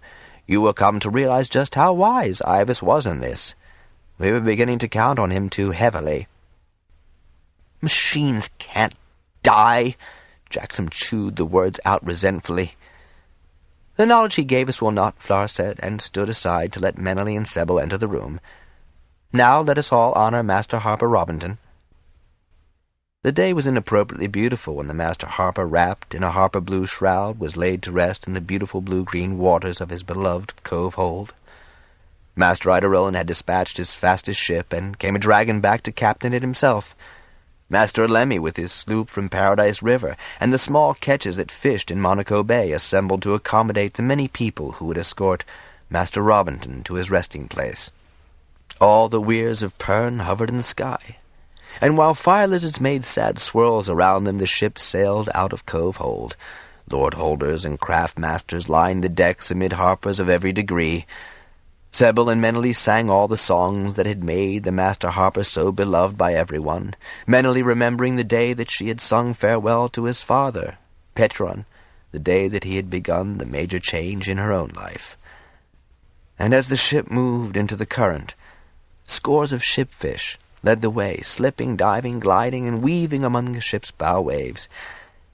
When his body was consigned to the sea, the dragons bugled one last note for Master Harper Robinson.